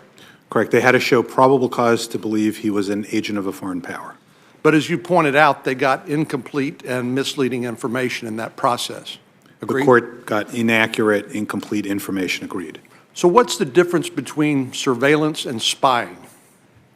Well, surveillance, and the term I'm going to use and we use in the report, is what's in the law, the Foreign Intelligence Surveillance Act. You don't like the vernacular? I'm going to stick to what we do as IGs, which is look at the law and stick to what the language is in the law. Well, to my mind, there's really no difference. Although it's legally authorized, according to the Foreign Intelligence Surveillance Act, it's an active covert intelligence gathering against here a foreign power or an agent of a foreign power.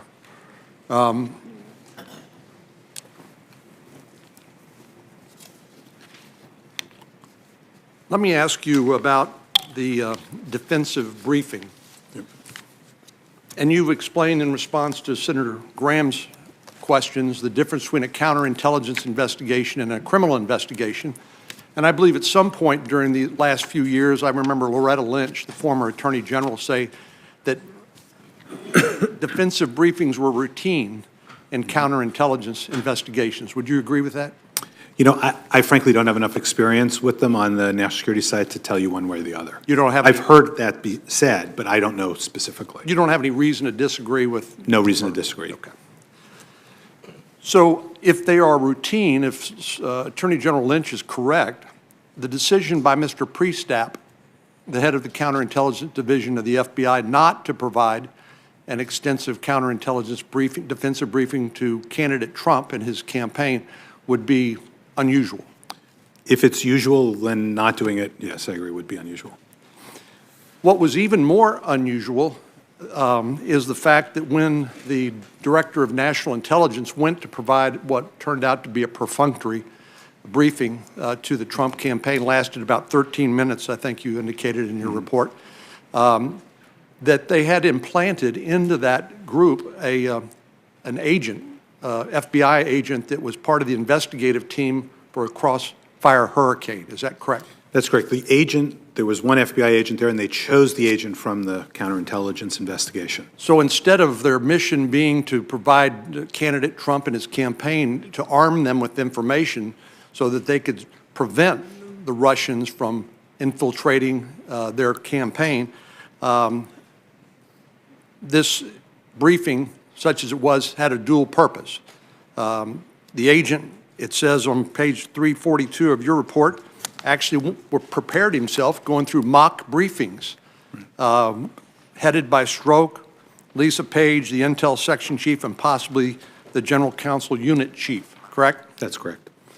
So this was not just an incidental sort of thing. Obviously, there were plans made for the agent to go in as part of this defensive briefing and perhaps get General Flynn to inadvertently offer information that might be helpful to the FBI in their investigation.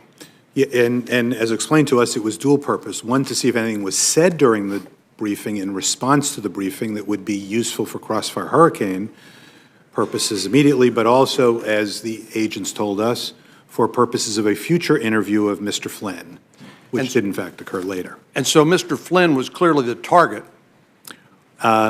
He was certainly, of the three people there from the Trump campaign, the only one of the three who was a subject of an FBI investigation at the time.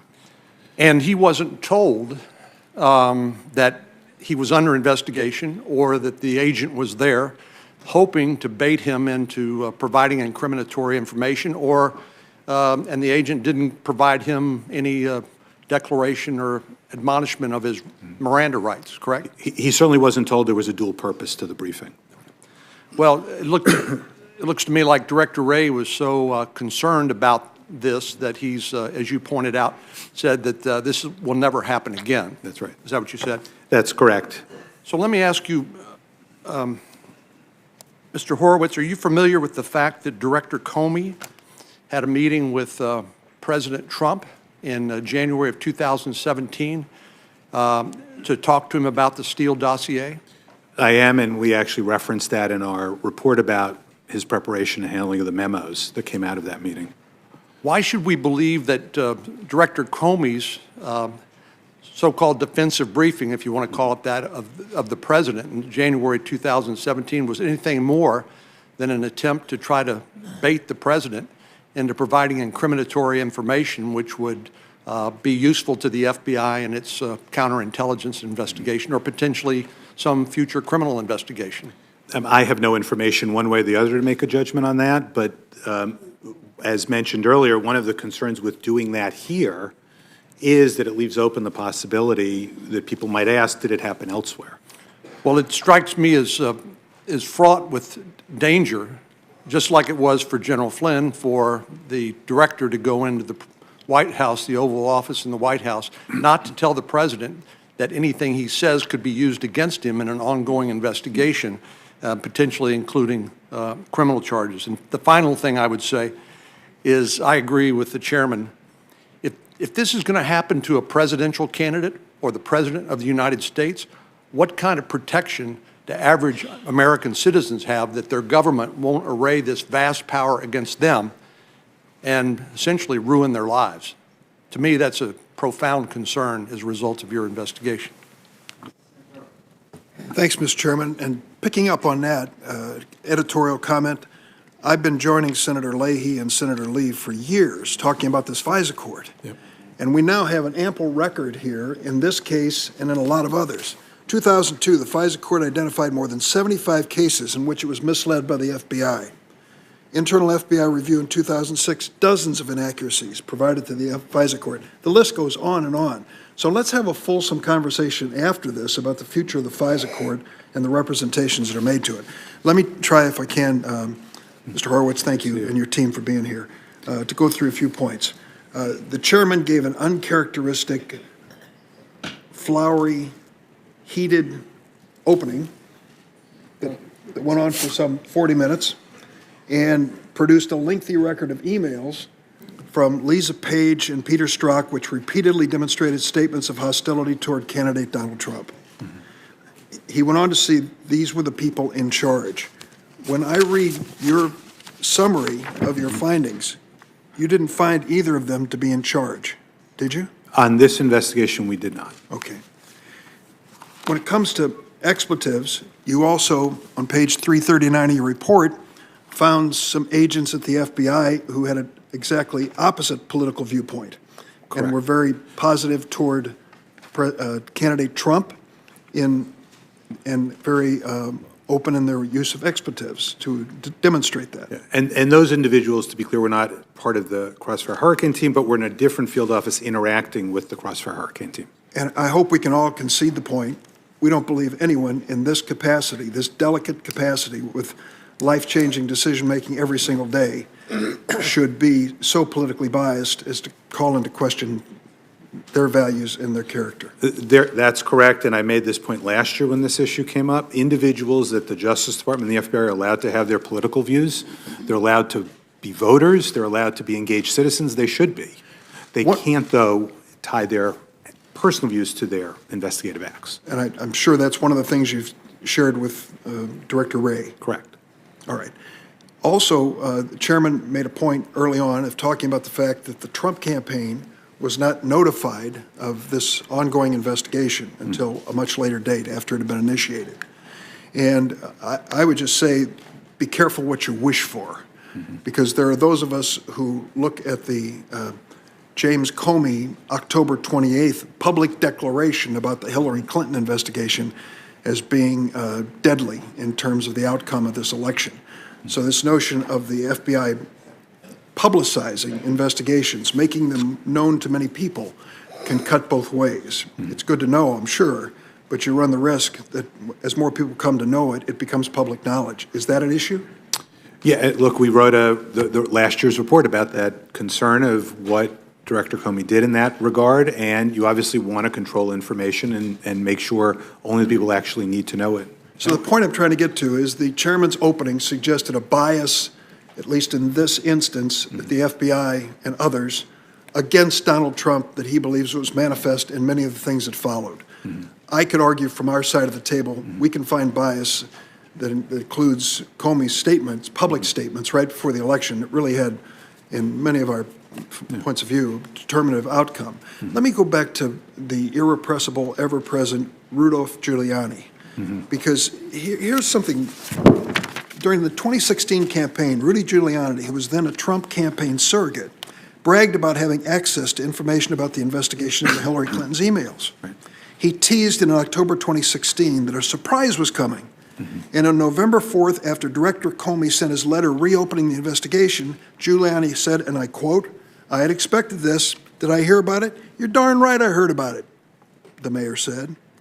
So how can we be dealing with those kinds of statements that long ago and still not have some resolution as to whether or not he was just bluffing or, in fact, he had moles in that New York office? If I remember right, one of Comey's rationales for his public announcement was, I couldn't do it through the New York office because it leaks like a sieve. Is there no investigation, or has there been no investigation of this? So, as I mentioned last year when we released our report on the Clinton email investigation, we are looking at still that question, and the challenge of that investigation, as I mentioned back then, I'll mention again, is proving who spoke to whom and when, based on records at the FBI and understanding that there's rarely going to be substantive information we will get, for example, from toll records or others, but we will find out context, and we're trying to follow up. We're continuing to do that. We've issued 2 reports so far about findings we had of leaks and misconduct, and we have investigations ongoing. Mr. Giuliani now professes to be President Trump's lawyer, and occasionally the president acknowledges that. Sometimes he doesn't. Are there any concerns that Mr. Giuliani may be continuing to improperly obtain information from sources in law enforcement not authorized to provide it?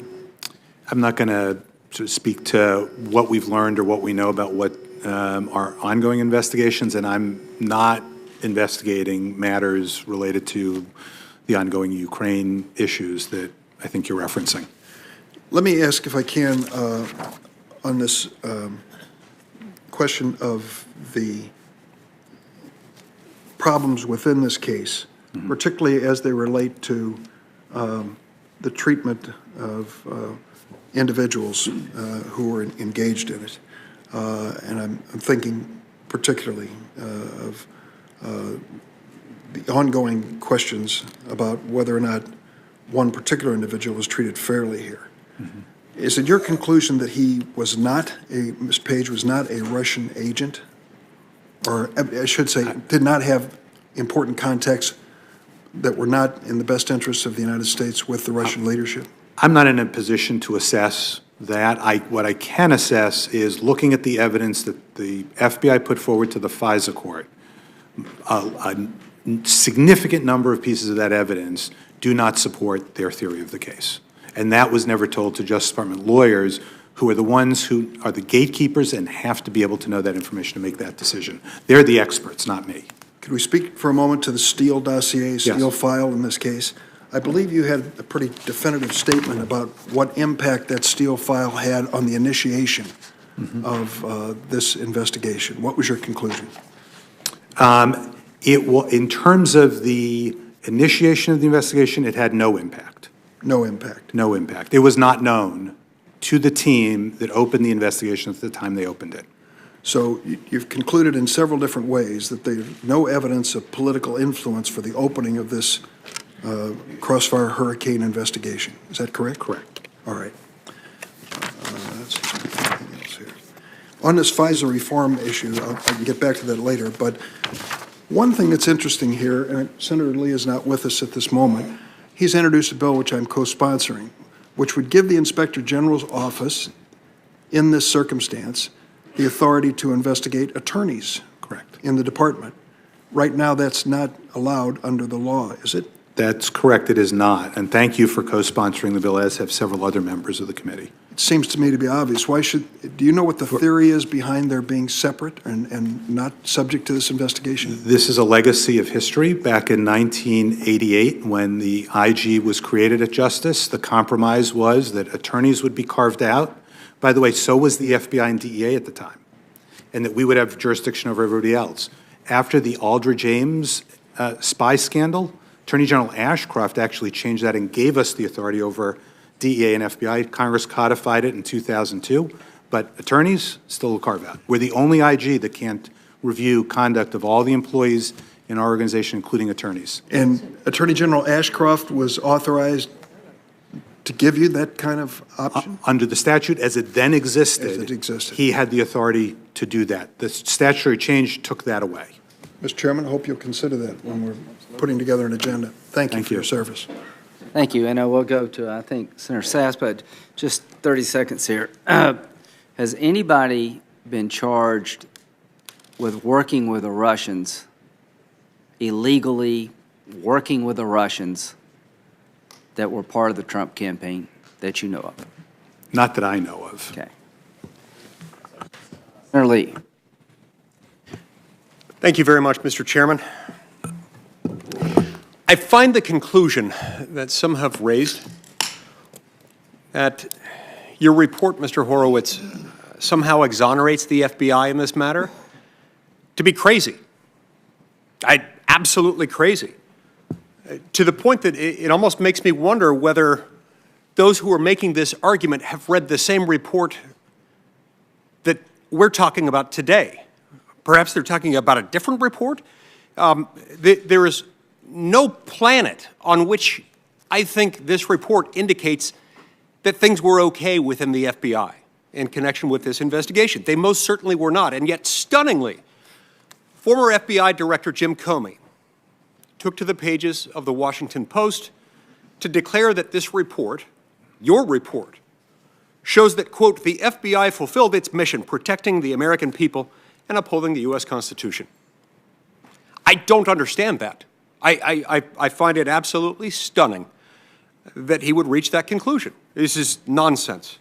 I don't care where you fit on the political spectrum. If you are a politician or if you are a non-politician, if you are a liberal or a conservative, a Republican, a Democrat, regardless of your age, your views, you should be deeply concerned about what's in your report, Mr. Horowitz. This report is a scathing indictment of the FBI, of the agents that were involved, and I want to be clear about that because the FBI is an institution that has a long history of respect in this country.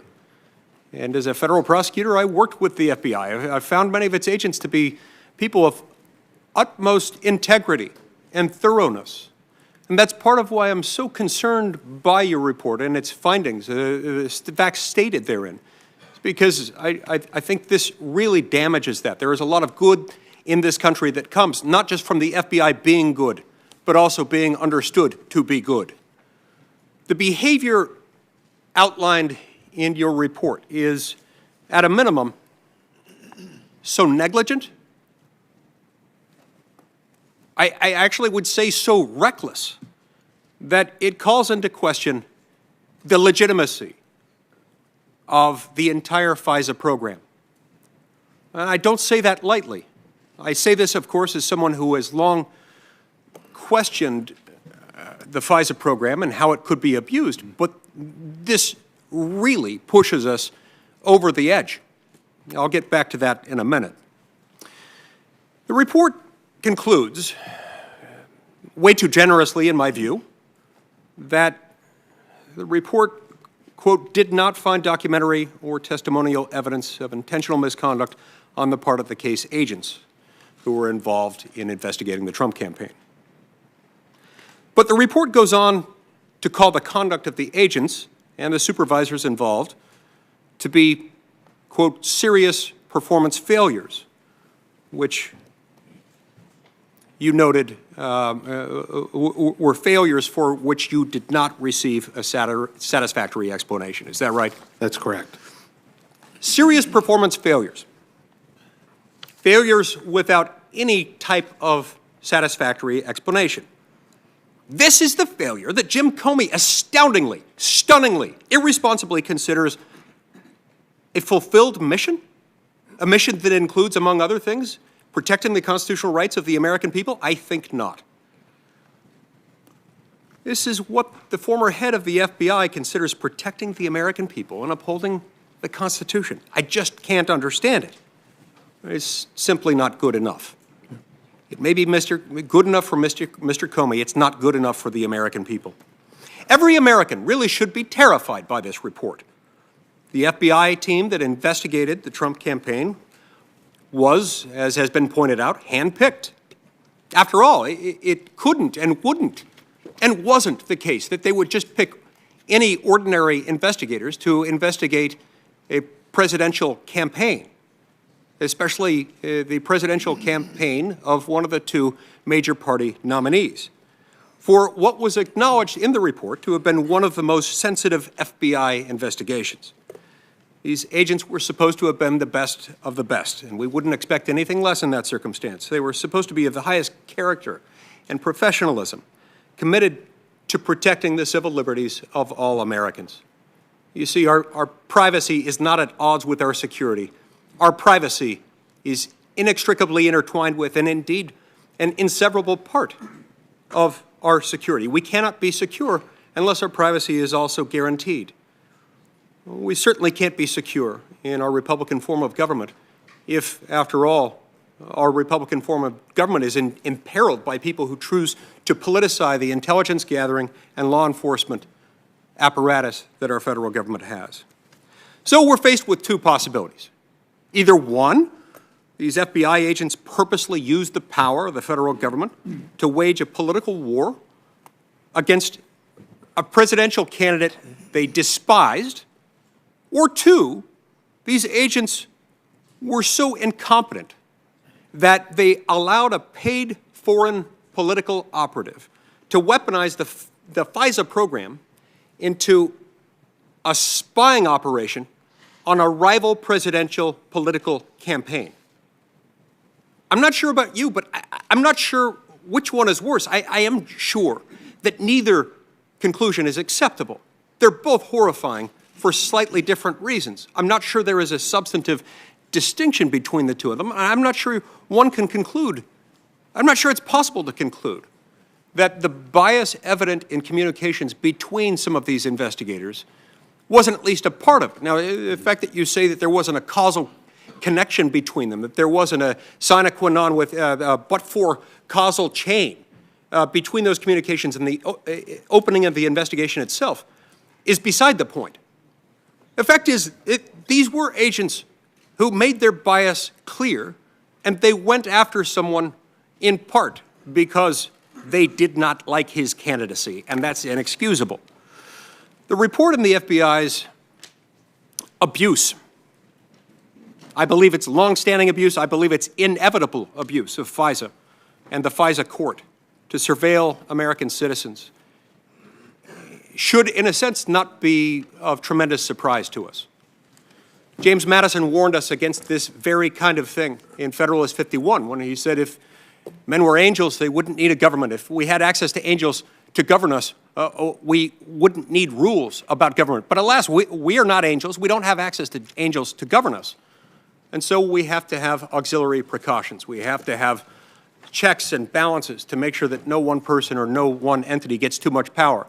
And added to those checks and balances, we also have substantive limitations, like the Fourth Amendment. We have things that are there to protect us. I've believed for some time, as has been noted earlier in this hearing, and I've teamed up with people at the opposite end of the political ideological spectrum, that FISA carries with it an unacceptable risk of abuse. That's why I've teamed up with Senator Pat Leahy over the last 9 years that I've served in the Senate and on the Senate Judiciary Committee, because I believe these programs are subject to abuse. I've been warning for years that inevitably these would result in abuse. It's not a question of if, but it's when and how soon will government officials get caught doing it. It actually surprises me in some ways that it took us this long to find an instance where you get caught. But then again, that is what happens. When you take a standard that is malleable, that requires virtually no public accountability, you render all but a small handful of Intelligence Committee lawmakers in the House and in the Senate, you render all other citizens other than them, and other than the intel community itself, ineligible to review their work. And then you make it possible for them to gather information. This kind of thing is, of course, going to happen. It's never not going to happen. And that scares me to death. Now, Inspector General Horowitz, you've stated several times today, both in your opening statement and in response to questions, that you did not find documentary testimonial evidence of bias that influenced the FBI's decision to conduct these operations. But Mr. Horowitz, is not the lack of evidence that you're talking about itself evidence of bias? Isn't the lack of evidence on bias evidence that we really should take as bias? But it's, in any event, it's certainly not itself indicative that no bias occurred. Isn't that correct? As to the opening, which is in a different place than the FISA issues that you've identified and I talked about earlier, I think it's two very different situations. On the FISA side, We found, as you noted, a lack of documentary testimony evidence about intentionality, but we also noted the lack of satisfactory explanations and, in fact, leave open the possibility that, for the reasons you indicated, it's unclear what the motivations were. On the one hand, gross incompetence, negligence. On the other hand, intentionality, and where in between, we weren't in a position to, with the evidence we had, to make that conclusion. My point I'm is, not ruling it out. your lack of evidence here is not evidence that there was no bias. I'm solely basing it, correct, on the actual evidence that we have. Okay. Thank you very much. But, Mr. Horowitz, you actually did make a finding on that very question, did you not? I direct you to page 14 of the executive summary, where you ascribe this to management and supervisory failures that were not specific to this case, but that were potentially endemic. Is that not correct? I'm sorry, on the FISA side? Yep, you say that so many basic and fundamental errors Yes. were made by 3 separate handpicked teams on one of the most sensitive FBI investigations, raises significant questions regarding the FBI chain of command's management and supervision of the FISA process. You then go on to describe it as a failure of managers and supervisors. Right. And you go on to say that your remedy is an OIG audit, not only of this case, but of other cases that have nothing to do with the Trump campaign, nothing to do with politics. So you actually do make a finding about this, and that is that you attribute the failure here to a failure of management and supervision that could well go beyond this particular case. Correct, although not just managers and supervisors, obviously. All the line people who had responsibility, the prosecutors, they made very serious errors. But you make no finding that this was attributable to a deep state conspiracy or a political conspiracy or any such type of motivation. We make no finding. We explain in there that we did not have documentary or testimonial evidence that it was intentional. We also point out the lack of satisfactory explanations. And from there, I can't draw any further conclusions. Correct. Other than you do, what you go with is that there was a failure of management and supervision over this complicated process that needs to be repaired. From top to bottom. Correct. Now, when did the Attorney General, what's the timeline on the Attorney General getting notice of this report? How long did it take between when he first saw this and when he credited this? He said that your investigation is a credit to the Department of Justice. Well, we first provided the draft report for classification marking purposes right at the beginning of September, end of August, beginning of September. So he and his team have had it for over a month, well over a month. Yeah, and then we got it back from them with the markings. We did this normal process in a classified review. We then incorporated the markings, then produced it back in November for the factual accuracy. And the director of the FBI would have had access to it during that time frame as well? Same exact time frame. Same exact time frame. And he complimented you on its thoroughness and professionalism and says that he accepts the report's findings, correct? With plenty of time to review it. Correct. Now, then we get to Mr. Durham. Did Mr. Durham have access to this report during that same period of time? No, we did not give it to him in the end of August and September, precisely because it was for classification purposes. He had no reason to see it. We were very careful as to who could see it and who couldn't. Yep. We had the department keep lists of who could see it and who couldn't see it to control it. He was not on the list? He was not on the list. We provided to him in November. Yep. As part of our factual accuracy review. November when, do you remember? I could check, but it was probably roughly mid-November. So, are you familiar with what he is undertaking at all? I'm somewhat, but not, I wouldn't pretend to be completely familiar with it. He notes that he does not agree with some of your report's conclusions as to predication and how the FBI case was opened. What information do you think he has access to that you did not have access to? I have no idea. When you look at Director Wray's letter, he says that his organization, the FBI, provided broad and timely access to all information requested by the OIG, including highly classified and sensitive material. And he accepts that your that the Crossfire Hurricane investigation was done for an authorized purpose and with adequate factual predication. I'm trying to figure out where the world of evidence exists about predication that you didn't have access to and that FBI Director Wray would not have access to. Where could John Durham be going for information that is outside of the scope of what you have access to or what FBI Director Wray has access to? I don't know, and you'd have to ask the Attorney General or Mr. Durham. I mean, hypothetically, is there some area of evidence that you're aware of that you didn't get access to? We are not. We got 1 million records. We asked the FBI for all of the materials in their possession, including from other agencies. Does he have a grand jury operating, do you know?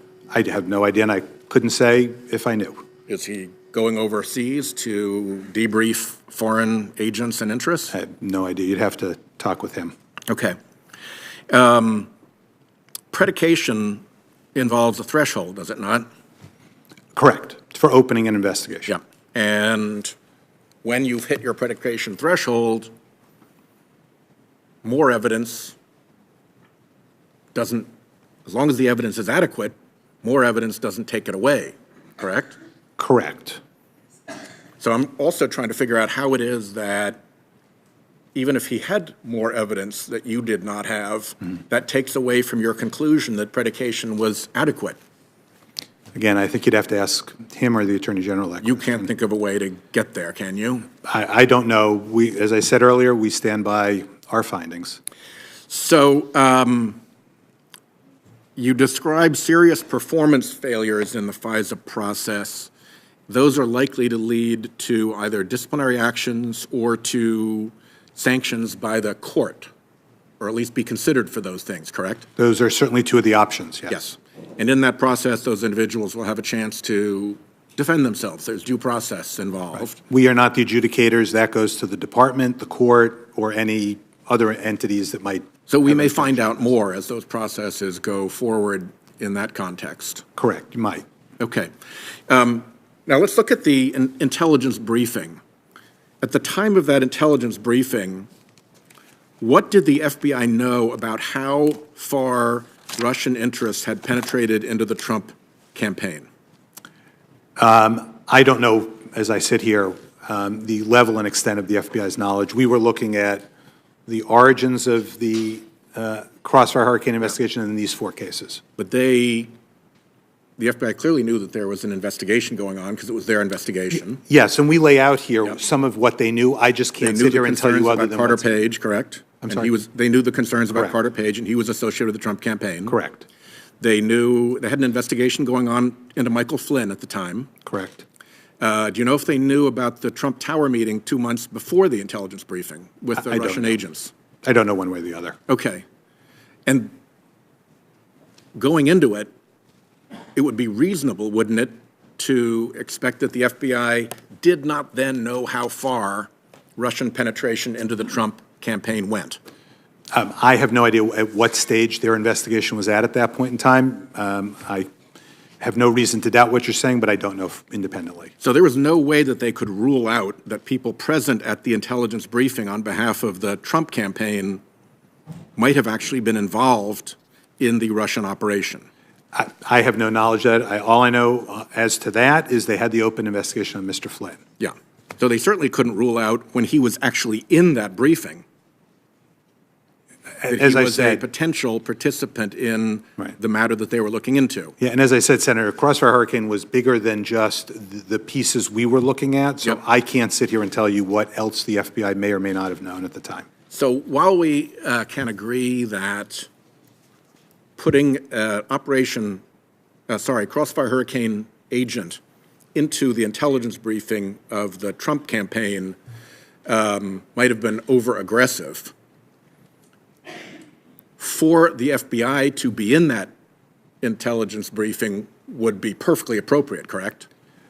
In fact, absolutely appropriate for them to be there. That was the debate that went on internally at the FBI, which is what to do, and which they did not discuss either with anyone at the department, the appropriateness of it, or at ODNI. It was DNI's. But there was no reason the FBI shouldn't have been in that briefing. The FBI should have been at that briefing for intelligence purposes. For intelligence purposes. To give an intelligence briefing. And it also would have been perfectly appropriate for a Crossfire Hurricane agent to have debriefed the FBI agent present at the intelligence briefing to see if Michael Flynn had said anything relevant to the investigation, or anybody else for that matter. It was information potentially relevant to the investigation, was it not? Depending what occurred there, you could foresee a hypothetical where that occurred. I think it raises serious policy questions that, frankly, the FBI director needs to sort through and understand with leadership at the department, because that briefing and those briefings are for purposes of protecting campaigns and to allow transitions to occur. And it was an unusual circumstance. And a participant in that briefing on the part of the Trump campaign was the subject of an FBI investigation. That is correct, but it raises significant policy questions. But we should not draw the conclusion that there's no way the FBI should ever be given access to evidence that arises in the context of an intelligence briefing related to counterintelligence. And that'll be up to Director Wray in responding to our recommendation to sort through that policy question. Time has expired, and thank you. Thank you. Senator Cruz, if I had just 30 seconds here. In the January meeting with the primary subsource, the Russian guy who provided Steele with all the information, wasn't there a Department of Justice official present at that meeting? Yes, let me clarify on that. The people present were the primary subsource, his lawyer, 2 FBI Crossfire Hurricane people, and for parts of the interview, lawyers from the National Security Division. They were there not knowing the background necessarily. They were there because the primary subsource had a lawyer. Okay. And so the FBI wanted a lawyer there in case there were lawyer issues. So we're beating up on the FBI, I think appropriately so to some point, but the Department of Justice, they were in the room too. They were in the room, but the reason we note this here is there's a number of instances here where people get drive-bys.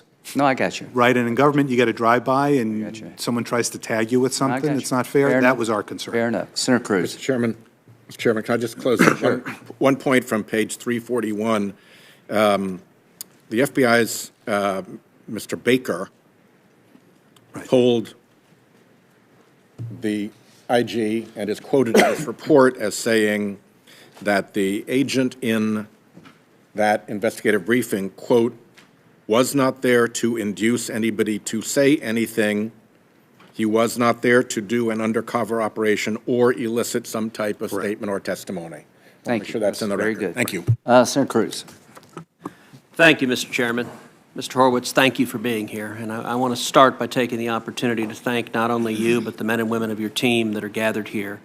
I think the work that you've done in the Inspector General's office is incredibly important. Reading this report, this is a 434-page report that lays out what I consider to be a stunning indictment of the FBI and the Department of Justice, of a pattern of abuse of power. And I will say both the Department of Justice and FBI for decades have had a great many honorable, principled professionals with a fidelity to rule of law. And this indictment, I'm an alumnus of the Department of Justice. This pattern of facts makes me angry, and it makes anyone who expects law enforcement to be nonpartisan and faithful to the law, it should make them angry as well. Now, the press has focused on your specific conclusion that you did not find evidence of political bias. That's a judgment you have. I disagree with that judgment. But I think that judgment is in many ways the least significant component of this report. I think the facts that are in this report need to be understood, and they should be deeply chilling to anyone who understands the facts in this report, and then people can draw the inference as to why that pattern of abuse occurred. Do you agree with that?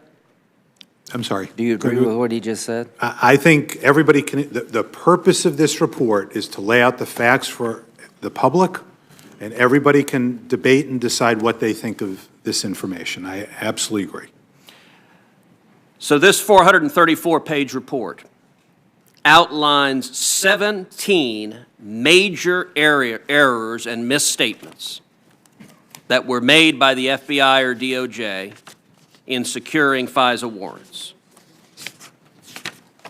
A number of them are deeply, deeply troubling. These are not typos. These are not small inadvertent errors. These are grotesque abuse of power. Let's focus on a couple of them. The primary subsource. Primary subsource, and indeed the first error you note in the second, third, and fourth application for the FISA warrant is that the primary subsource reporting raised serious questions about the accuracy of the Steele dossier, which we now know was a bunch of malarkey, to use a term that's been in the news lately, and that the FISA court was not informed of that. Now let's get specifically, so the basis of this Steele report was what's referred to in your report as the primary subsource. That was the principal basis. And the FBI interviewed that primary subsource not once, not twice, but 3 times in January, March, and May of 2017. So that's the basis of this dossier. What did the primary subsource say? As the OIG report says, the interviews with the primary subsource raised, quote, significant questions about the reliability of the Steele reporting. What did the subsource say specifically? As your report goes on to say, it says Steele misstated or exaggerated multiple sections of the reporting. It says that portions of it, particularly the more salacious and sexual portions, were based on, quote, rumor and speculation. It says that some of the basis of that came from conversations with, quote, friends over beers and statements that were made in, quote, jest. And the primary subsource also says to take the other subsources, quote, with a grain of salt. Now, the FBI had that information, knew that the basis of this dossier was saying it's unreliable. And what did the FBI and DOJ do? In renewal application number 2 and number 3, the FBI advised the court, quote, the FBI found the Russian-based subsource to be truthful and cooperative with 0 revisions. You note that as the most significant misstatement, and that is going in front of a court of law, relying on facts that you know are unreliable without any basis. That was the number one. Yeah. The number 2 major error in the applications was omitting Carter Page's prior relationship. Now, we now have evidence that Carter Page functioned as a source for a United States intelligence agency. That's a pretty darn important fact. If you're telling the FISA court, hey, the fact that this guy Carter Page, who I don't know this guy Carter Page, but the fact that he's talking to Russians, really suspicious. Well, the fact that he's serving as a source for U.S. intelligence agents is pretty darn relevant to why he's talking to Russians, because we have lots of sources that are talking to bad guys. And when you don't tell the court that, you're deceiving the court. But it's worse than just deceiving the court. Because, as the OIG report details, an assistant general counsel in the FBI altered an email, fabricated evidence, and reading from the OIG report, specifically the words, and not a source, had been inserted into the email. That email then was sent on to the officials responsible for making the decision to go forward. And as the report said,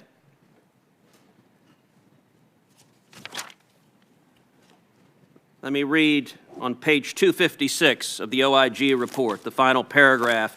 Consistent with the Inspector General Act of 1978 and following OIG's discovery that the OGC attorney had altered the email that he sent to the supervising agent, who thereafter relied on it to swear out the final FISA application. So the men and women at home need to know what's happening.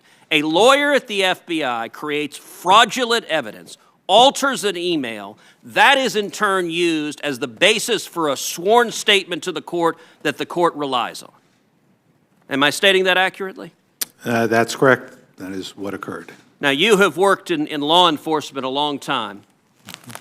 Is the pattern of a Department of Justice employee altering evidence and submitting fraudulent evidence that ultimately gets submitted to a court, is that commonplace? Is that typical? I have not seen an alteration of an email end up impacting a court document like this. In any ordinary circumstance, if a private citizen did this, fabricated evidence, and by the way, what he inserted was not just slightly wrong, it was 180 degrees opposite what the evidence said. So the intelligence agency said this guy is a source, and he inserted this guy is not a source. If a private citizen did that in any law enforcement investigation, if they fabricated evidence and reversed what it said, in your experience, would that private citizen be prosecuted for fabricating evidence, be prosecuted for obstruction of justice, be prosecuted for perjury? They certainly would be considered for that if there was an intentional effort to deceive the court. On this one, I'm going to defer because, as we noted here in the sentence you indicated, we referred that over to the Attorney General and the FBI Director for handling. Third major omission that the Department of Justice and the FBI did not tell the court is that this entire operation was funded by the DNC, was funded by the Hillary Clinton campaign and by Democrats. It was an Oppo research dump. Look, at some level, this is the most effective Oppo research dump in history because the Department of Justice and FBI were perfectly happy to be hatchet men for this Oppo research dump. Now, throughout every one of the filings, DOJ and the FBI didn't inform the FISA court that this was being paid for by the DNC and the Hillary Clinton campaign. Is that right? That's not in any of the FISA applications. So they didn't tell the court that.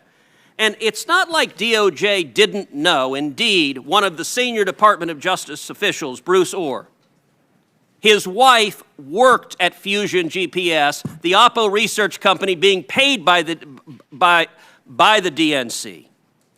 And he became the principal liaison with Steele without telling anyone at the Department of Justice that he was essentially working on behalf of the Clinton campaign. Who at the Department of Justice was, and by the way, several Democrats, it's interesting seeing Democratic senators wanting to defend this abuse of power. Several senators, Senator Feinstein said, and I wrote this down, the FBI didn't place spies in the Trump campaign. Senator Leahy said something similar. Well, that may be true, not spies in the Trump campaign, but reading from your report, in particular page 4 of the executive summary, your report says, thereafter, the Crossfire Hurricane team used the intrusive techniques, including confidential human sources, to interact and consensually record multiple conversations with Page and Papadopoulos, both before and after they were working for the Trump campaign, as well as on one occasion with a high-level Trump campaign official who was not the subject of the investigation. So they didn't place spies in the campaign, but they sent spies to record senior members of the campaign in the middle of a presidential campaign when that candidate was the nominee for the other major party that was the opposing party to the one in power. Is that right? They send confidential human sources in to do those. Did anyone at DOJ, who at DOJ knew about this? Did the Attorney General know about this? Did the White House know about this? Based on what we found, nobody had been told in advance. But once Nobody it was happening, knew about did they know? They did not. The only evidence that somebody knew were the line attorneys in NSD, in the National Security Division, when they were told very selective portions of what had occurred. Nobody knew beforehand. Nobody had been briefed. And frankly, that was one of the most concerning things here, is that nobody needed to be told. And I can tell you from my time at the Department of Justice and from my time in law enforcement, any responsible leader, when hearing that you're talking about sending in spies and sending in a wiretap on any presidential nominee, should say, what in the hell are we doing? And by the way, the people up the chain who are saying we didn't know, if you had responsible leadership, there's no more important decision than you make. I can tell you when I was at DOJ, if someone said, let's tap Hillary Clinton, or let's tap Bill Clinton or John Kerry, the people there would have said, what in the hell are you talking about? What was going on here? This wasn't Jason Bourne. This was Beavis and Butthead. Senator Klobuchar. All right. I want to tone things down a little bit here. And first want to express my gratitude for the thousands of men and women who work every day on the front line with the FBI. I come from a background as a prosecutor, and our local law enforcement work with the FBI every day in our local office in Minnesota. And then in the Senate, I've had the privilege to work with many, many people in the FBI. And I think the Inspector General's job is incredibly important. He keeps everyone honest. But I do think it's important for those agents and for those in law enforcement that are watching today that people understand there are people up here that understand that you're simply doing your jobs, which I think is basically, with some suggestions and recommendations for change, what the Inspector General found in this report. So before I start my questions, I think it's important to put this discussion in context with what happened in the 2016 election, which is why we are here today. It is now undisputed by our intelligence agencies that Russia invaded our democracy, not with bombs or jets or tanks, but with a sophisticated cyber mission to undermine the underpinnings of our very democracy, a democracy that hundreds of thousands of men and women have lost their lives on the battlefield defending both our democracy and democracies abroad, a democracy that 4 little girls' innocents at the height of the civil rights movement lost their lives in a church in Birmingham, Alabama, because people were trying to hold on to that democracy and make sure that it was extended to people in this country. So let's remember why we're here today. Let's remember the words of Dan Coates, the former director of the National Intelligence Agency, who served in the Senate, well respected by colleagues on both sides of the aisle. He said that, in fact, Russia has been emboldened to do this again.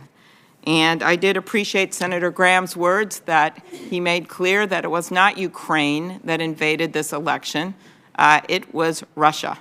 And it was the words of Fiona Hill and the impeachment hearings over in the House that I thought were important to remember. She said anyone that is repeating this lie is basically peddling in Russian propaganda. So let's remember that this is not about one election or one party. It is about our democracy. What can we do? Well, we can be honest, and we can stop making political hay out of this, and we can actually take some actions that would protect our election in 2020. And that includes finishing the work that Senator Langford and I have started to pass not only the money, which I appreciate, to help states to secure our elections, but to also get in place requirements to push those states that don't have backup paper ballots fully, 11 of them, to get those backup paper ballots, and to make sure we have audits and to make sure we have better communication between federal and state authorities, to do something about the propaganda by actually moving forward on the bill that Senator McCain and I had and that Senator Graham and I now have, the Honest Ads Act, which requires those social media companies, and I have absolutely no idea why we don't do that, to play by the same rules of the road for paid political ads, which would greatly help us, but not completely, but greatly help us with this propaganda problem. So here we go. You wrote this report, Inspector Horowitz, after interviewing more than 100 witnesses and reviewing over 1 million documents. Is that right? That's correct. And under department guidelines, an investigation has an authorized purpose if it is open to detect, obtain information about, or prevent or protect against federal crimes or threats to the national security, or to collect foreign intelligence. You found that the investigation at issue today was open to determine whether people associated with the Trump campaign were coordinating with the Russian government. Is that right? That is the reason the FBI provided. And again, to be clear, you did not find that the FBI acted improperly when it opened the counterintelligence investigation that you reviewed in writing in this report. That's Is that correct. right? The department's guidelines also require that a decision to open investigation is supported by, as you describe in your report, allegations, reports, facts, or circumstances that indicate the possibility of criminal activity or a national security threat. You found that the FBI's investigation was predicated on a report from a friendly foreign government that heard that the Trump campaign had received some kind of suggestion that Russia could help them by releasing information that was damaging to Hillary Clinton. Is that right? That's correct. As a former prosecutor, I know that it is critical that the FBI is able to take an action like it did here to investigate threats to our national security. Do you think that interference in our elections by a foreign government constitutes a national security threat? Yes, I do. Okay. Does anything in your report call into question the finding in the special counsel's report that the Russian government interfered in the 2016 presidential election in a sweeping and systematic fashion? No, it doesn't. In fact, we cite the special counsel's report here in a footnote laying out all the different reports that have been released on that issue. Does anything in your report call into question Chairman Burr's statement, the Republican Chairman Burr's statement, that, quote, Russia is waging an information warfare campaign against the U.S. that didn't start and didn't end with the 2016 election? No, it doesn't. Does anything in your report call into question the assessment by FBI Director Wray that Russians' interference in our elections is ongoing and that its interference in the 2018 midterms were a, quote, dress rehearsal, end quote, for the 2020 elections? No, it doesn't. Does anything in your report call into question the finding in the special counsel's report that, quote, the Russian government perceived it would benefit from a Trump presidency and work to secure that outcome? We don't take issue with any part of the special counsel's report, no. Okay. Did you find any evidence that political bias or other improper consideration affected the FBI's decision to open the investigation into George Papadopoulos? No, we don't. Did you find any evidence that political bias or other improper considerations affected the decision to open the investigation into Paul Manafort? No, we don't. Did you find any evidence that political bias or other improper considerations affected the decision to open the investigation into Michael Flynn? We did not. Did you find any investigation that political bias or other improper considerations affected the decision to open the investigation into Carter Page? No documentary or testimonial evidence or other evidence. So we are clear. Did your report uncover systematic political bias at the FBI? As to what we looked at and the openings, we did not find documentary testimonial evidence to support a finding of bias. Can you comment on why it is critical that the American people have confidence in the rule of law and the independence of the Justice Department? Absolutely. I also was a former prosecutor and federal prosecutor previously. I did public corruption cases in Southern District of New York. And the whole foundation of the Justice Department and law enforcement on the federal level and at the state and local level is apolitical, non-political decision-making made by prosecutors and agents working together to protect communities. Very good. I want to follow up on your discussion on the issue you briefly discussed, whistleblowers, with Senator Feinstein, because it's so important, and I know that Senator Grassley also cares a lot about this issue. Can you speak generally to how often in your career information provided to whistleblowers has proved important and led to uncover wrongdoing? Well, I'll speak to certainly my experience in the 7 years as IG, as in the first instance. From the get-go, fast and furious, critical that the agents came forward there. We've found numerous instances in our audits and our reviews with whistleblowers coming forward and reporting evidence. And I'll add going back 30 years to my career as a prosecutor in New York doing police corruption cases. We had an incredibly brave and courageous police officer who saw corruption in his midst and came forward and reported it and allowed us to make a very substantial police corruption case that would have continued but for that courageous officer. Thank you very much. That's really helpful. After your report was released on Monday, Attorney General Barr stated his opinion that the FBI launched an intrusive investigation of a U.S. presidential campaign on the thinnest of suspicions. When the FBI decided to open its investigations, the U.S. Intelligence Committee was already aware of Russian efforts to interfere with the 2016 election. Is that correct? I'm actually not sure what the Intelligence Committee knew at the time. It was in that context that the FBI received information. I'm just going to let's move forward, understand your answer. That the FBI received information from a foreign government, which we know from reports came from an Australian diplomat, that reported that a Trump campaign official suggested that the Trump campaign had received some kind of suggestion from Russia that would assist the campaign by releasing information that would be damaging to Hillary Clinton's campaign. Is that correct? That's correct. Your report also quoted then Chief of the National Security Division, David Loffman, who said that it would have been a, quote, dereliction of duty and responsibility of the highest order not to commit the appropriate resources as urgently as possible to run these facts to the ground and find out what's going on. Is that correct? That's correct. In light of all of that was occurring at that time, and it's always easy in hindsight to look back at things, but at that time, do you agree with Attorney General Barr that the investigation was predicated on the thinnest of suspicions? Well, I'm not going to get into a comparison on what his view. He's free to have his opinion. We have our finding, as I said earlier, I stand by our conclusion. And your conclusion, again, is? That it was sufficient predication to open the investigation based on the low threshold required by Department and FBI policy. Thank you very much. Thank you. We've talked a lot about Page, just briefly about Papadopoulos. Yes. I don't want anybody to believe that anybody named in the initial investigation has been convicted of being an agent of the Russians. Has anybody associated with the Trump campaign been charged with a crime of colluding with the Russians? Not that I know of as I sit here. No, I think we would know by now. Mr. Papadopoulos, he was actually being surveilled by the FBI, is that correct? If you're talking about the confidential human source operations, yes. They did CHS operations with him.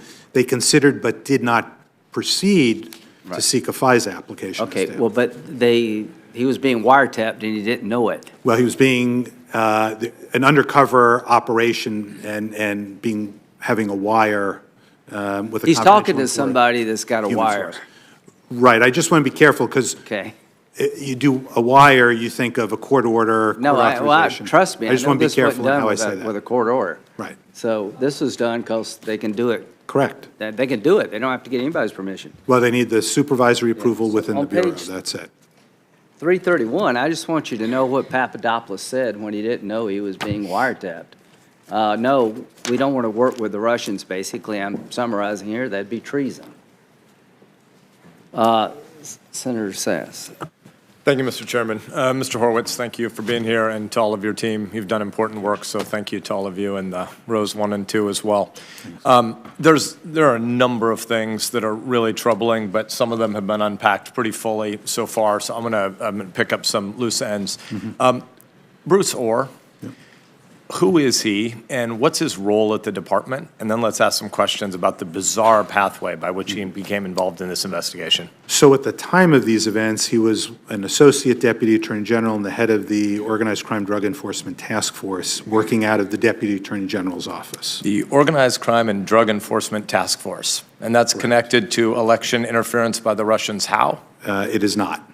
What the hell's he doing here? That was precisely the concern, that we lay out here. He had no role in any of the election interference matters. We have a bunch of people in the media who wanted to read this as a Rorschach test, and they wanted to have a predetermined answer for exactly how to interpret each piece of this. And so as the chairman began today, he said, predicate of investigation appropriate, but some minor mistakes and errors were made.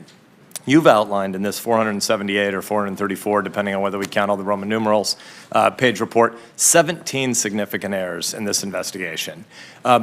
Bruce Orr, who has a very significant senior role, ODAG, for those who don't know, the Office of the Deputy Attorney General, has primary oversight of all law enforcement agencies in America.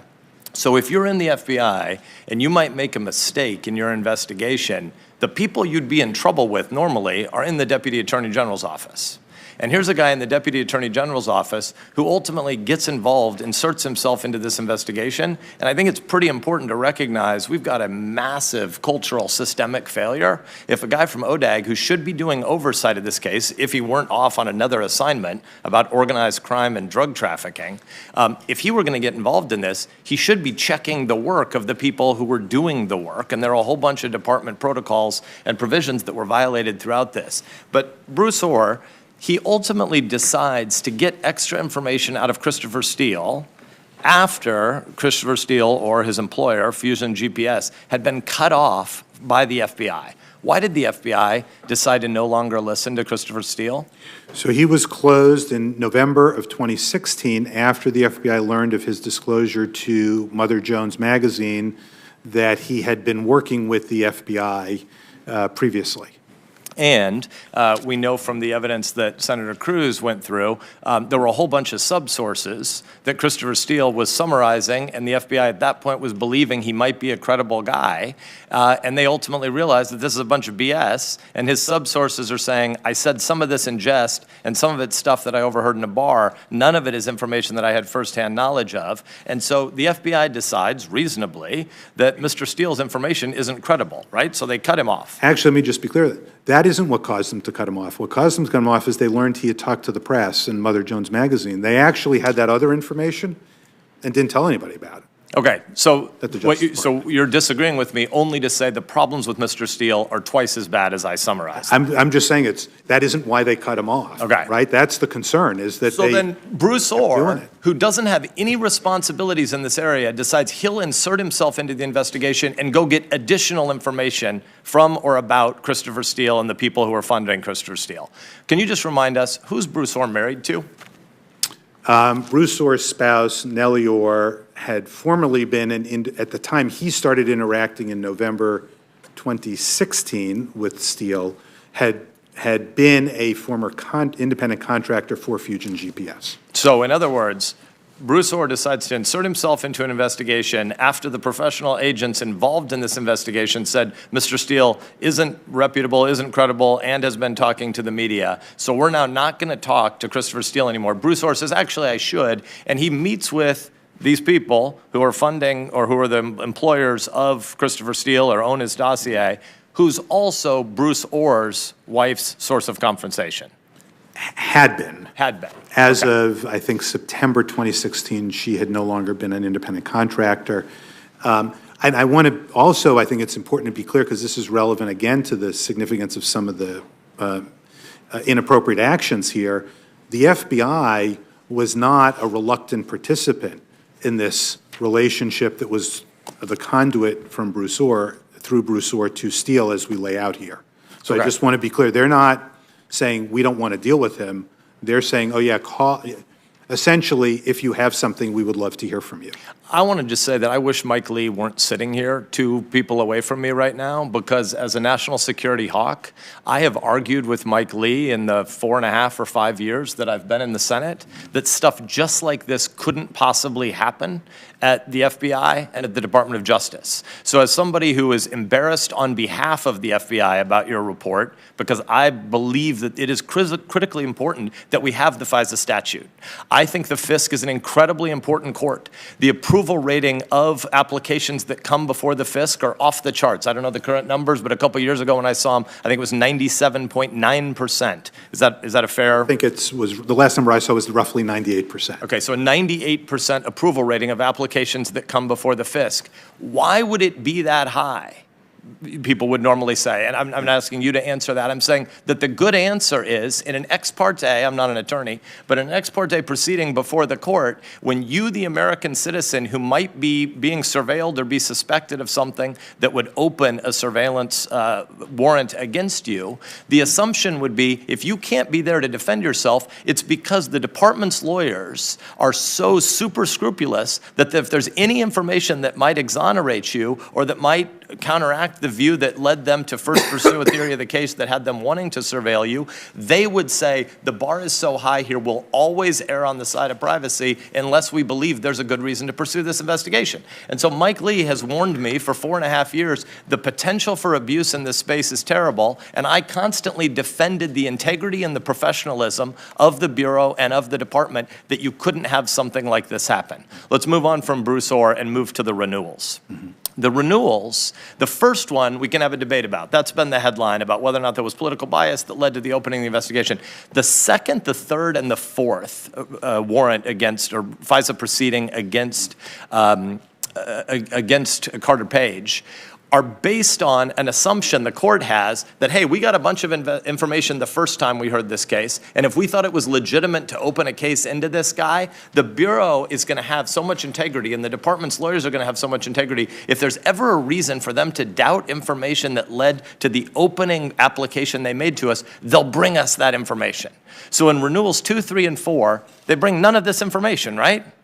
That's correct. They're not telling the department, so the lawyers at the department can decide what to include for the court. So I think we face a massive crisis of public trust in American life in general, partly because an open society is going to be susceptible to the kinds of influence operations that Russia runs against us on a daily basis in a clunky way, but that China is eventually going to run against us in a very sophisticated way. The real debate we should be having on TV and in the print journalist community about moments like this is not fundamentally about making this month 48 or month 49 of the 2016 presidential election that will never die. We should be having an advanced conversation about 2024, 2028, and 2032 when China with deep fakes runs influence operations against us that are going to be far more sophisticated and far more dangerous than this. And so if the Bureau functions this poorly during a moment like this, when we actually have a really sophisticated attack against the U.S., we're going to have a much, much bigger problem if the American people don't think they can trust this. And so whether or not people are going to agree with your opening headline on whether or not political bias was a relevant factor in the opening in the investigation, there is no doubt that there's a massive cultural failing inside DOJ and at the FBI that would allow renewals to come in the second, third, and the fourth case without anybody ever thinking that their work is going to be scrutinized again. If this is what happens, and this is arguably the second, third, or fourth most important investigation in the history of the FBI, if this can happen in an investigation where they would expect there's going to be a lot of subsequent scrutiny, what is your suspicion about what happens in a regular FISA application or renewal process? If the American people hear this and they say this can happen against a campaign for the presidency of the United States, what happens in an ordinary FISA case? That was exactly our concern and why we started this week a new review and audit to look at others, not only on the intel side, counterintelligence side, but on the counterterrorism side and on U.S. persons. What else is going on there?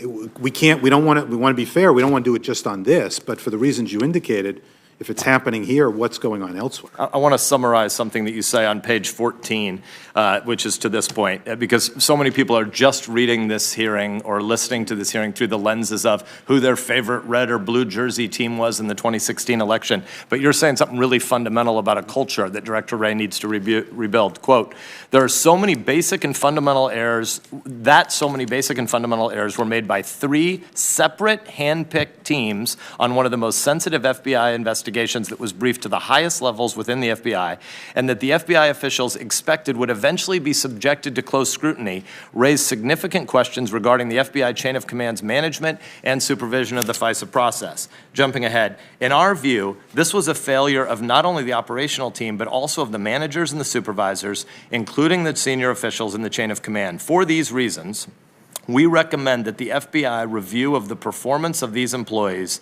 and who had the responsibility for the preparation, the Woods review, which is essentially where you check your work and you say, do we have any footnotes and could we corroborate this if we had to, if asked by the FISA court or other supervisors, or, picking up your quote again, approval of the FISA applications as well as the managers and supervisors in the chain of command of the Carter Page investigation, including senior officials, and take appropriate action, action deemed appropriate. This means potential discipline and firing, I assume.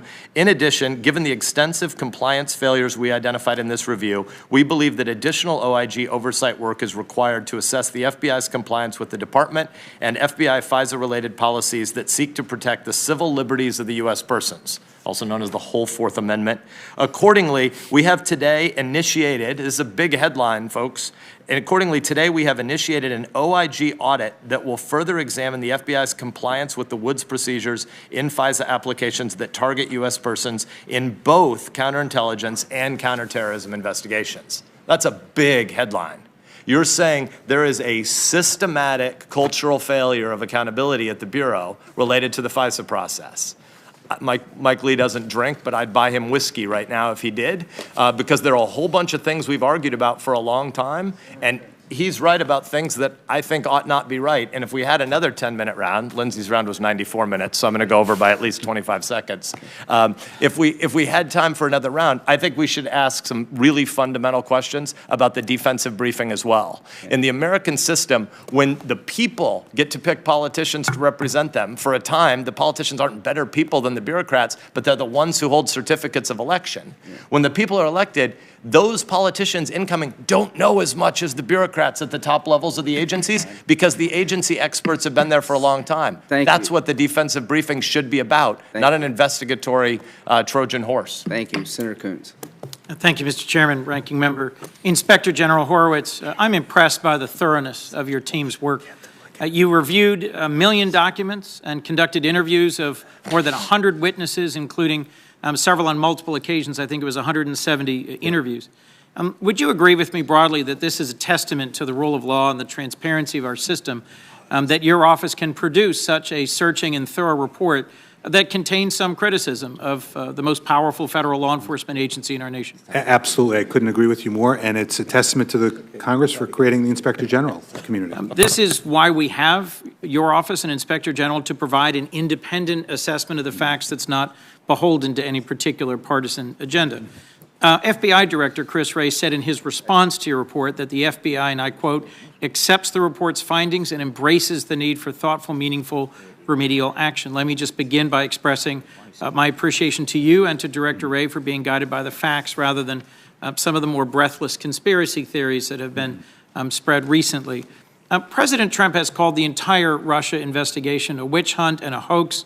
But your report found that the FBI had an authorized purpose when it opened its investigation into whether individuals associated with that campaign were coordinating with the Russian government's broad efforts to interfere in our 2016 presidential election, which was grounded in protecting our national security. Do you stand by that conclusion? And we stand by our conclusion.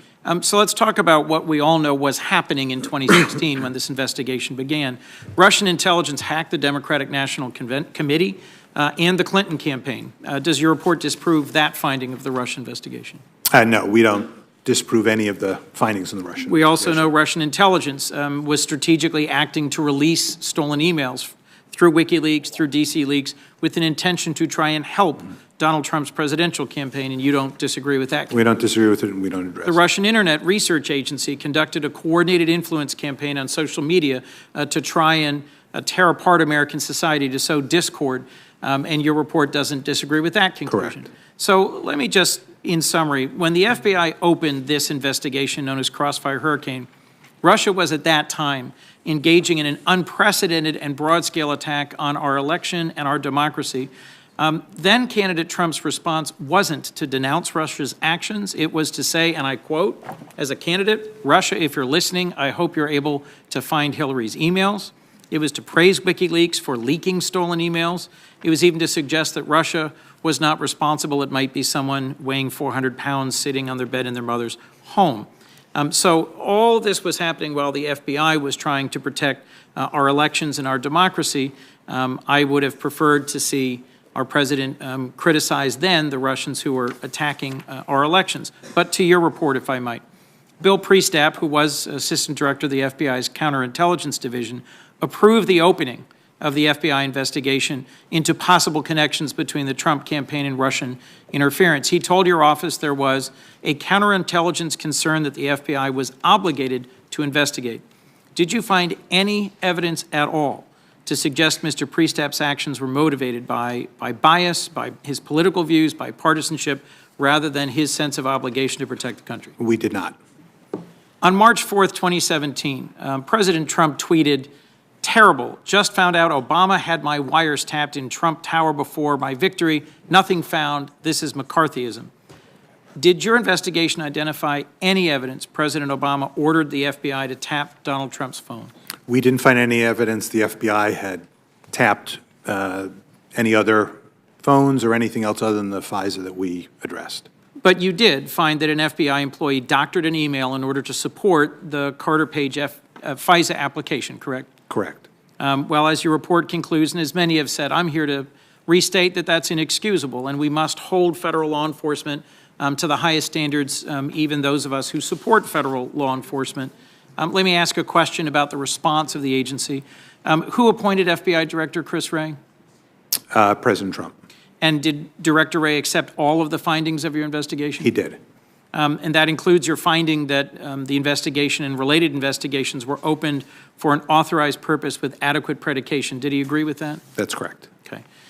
Your report identified errors the FBI made in conjunction with the Page FISA applications. We shouldn't minimize those errors, but I think it's critical to put them in context. Your report doesn't speculate as to whether a FISA warrant would have been authorized for Mr. Page if officials had considered all the relevant information in a timely way. Is that correct? That's correct. We don't speculate on what the And outcome Mr. would have Page been. wasn't indicted in the Russia investigation. He was not charged as far as I understand. But the president's campaign manager, deputy campaign manager, national security advisor, foreign policy advisor, personal attorney, and longtime strategist were all either convicted of crimes or pled guilty in federal courts. Is that correct? I think I followed the list, but Roughly. I understand what you're saying. I won't disagree with you. Let me. Did you identify FISA errors with regards to any other Trump campaign official who'd been under investigation? The only FISA we found existed was the one we've written about here as to Carter Page. So within the broader context of the Trump campaign and the investigation and the outcome, I just thought it was worth repeating that the Mueller investigation produced 37 indictments, guilty pleas, and convictions, and none of those are called into question by your report. Is that correct? We don't address those at all. So one point with some bipartisan agreement today, one of the only points I've heard with bipartisan agreement today, is a renewed interest in reforming the FISA process. And while we continue to consider as the Senate reauthorizing sections of the Patriot Act, I'd welcome suggestions from FBI Director Wray as to statutory reforms to ensure the errors we saw here in the Page process don't happen again, while ensuring the FBI has the authorities it needs to protect our nation. I'm encouraged Director Wray fully accepts your specific recommendations, but I think Congress should also consider reforms to safeguard civil liberties. In this regard, I'm more in Senator Lee's camp than Senator Sass's. IG Horowitz, do you believe some of the problems your report uncovered would benefit from congressional action to reform the FISA process? We haven't talked about that, but that's a very important point, Senator. As you know, we make recommendations to the department. We don't make recommendations to Congress. Congress, though, has, I think, important issues to think about in this report as to how this process can be improved and ensure that these kind of errors are addressed going forward. Well, Inspector General, I am grateful for your service and for your work. Let me just conclude with one last question. President Trump has repeatedly claimed that FBI agents and officials were biased against him and worked to favor the campaign of his opponent, Hillary Clinton. In your investigation, did you find that the FBI took any investigative step based on political bias against now President Trump? I'm going to be careful on that because of the referral we made per the IG Act on the altered email and some of the other issues we found on the FISA. But did you find any substantive investigative step that was influenced by political bias? Again, I'm going to be careful because we have a situation where we have the altered email by the individual who, as we know in the footnotes, had text messages that were concerning that we identified last year. So I'm going to defer on what the rationale might have been. What that one-step rationale might have been. But overarching, your conclusion was that the initiation of this investigation was well predicated and was for a lawful purpose. Correct. In terms of the opening, going back to the opening, correct. Thank you very much, Mr. Inspector General, for your report. But as to everything that followed the opening, there's a lot of concern? I have a lot of concerns about the FISA process and how that occurred. Not, to be clear, the confidential informant issue raises significant policy questions, but we found they complied with the policies there. Peter Strzok worked for who? Over time he moved up the chain. So, but at some of the key times here, Mr. Priestap. Okay. Senator Hawley. Let me just start where Senator Coons left off. So you have said that you had significant concerns about the authorization or the application for the FISA warrants, right? You said earlier when it came to political bias, when you move to the FISA warrants, things get murkier. I believe that was the word you used. Is that correct? Correct. Because you can open an investigation. I say this as a former law enforcement official myself. You can open an investigation pretty easily. You've testified today that it can be done quite easily. But when you actually start taking action, start taking steps, start gathering evidence, start surveilling Americans, that's when actually real questions arise. And your testimony today has been, and in this report, is that when that happened, there's potential concerns here about political bias. Is that correct? We have actions taken here that were not consistent with the rules, the practices, the policies, and what we couldn't reach a conclusion on is what motivated that. Yeah, I think that's very significant. I mean, let me just be honest with you. Here's the question that I'm struggling with. Which is worse? Is it worse to have a foreign government trying to meddle in our elections? Or is it worse to have our own government meddling in the election?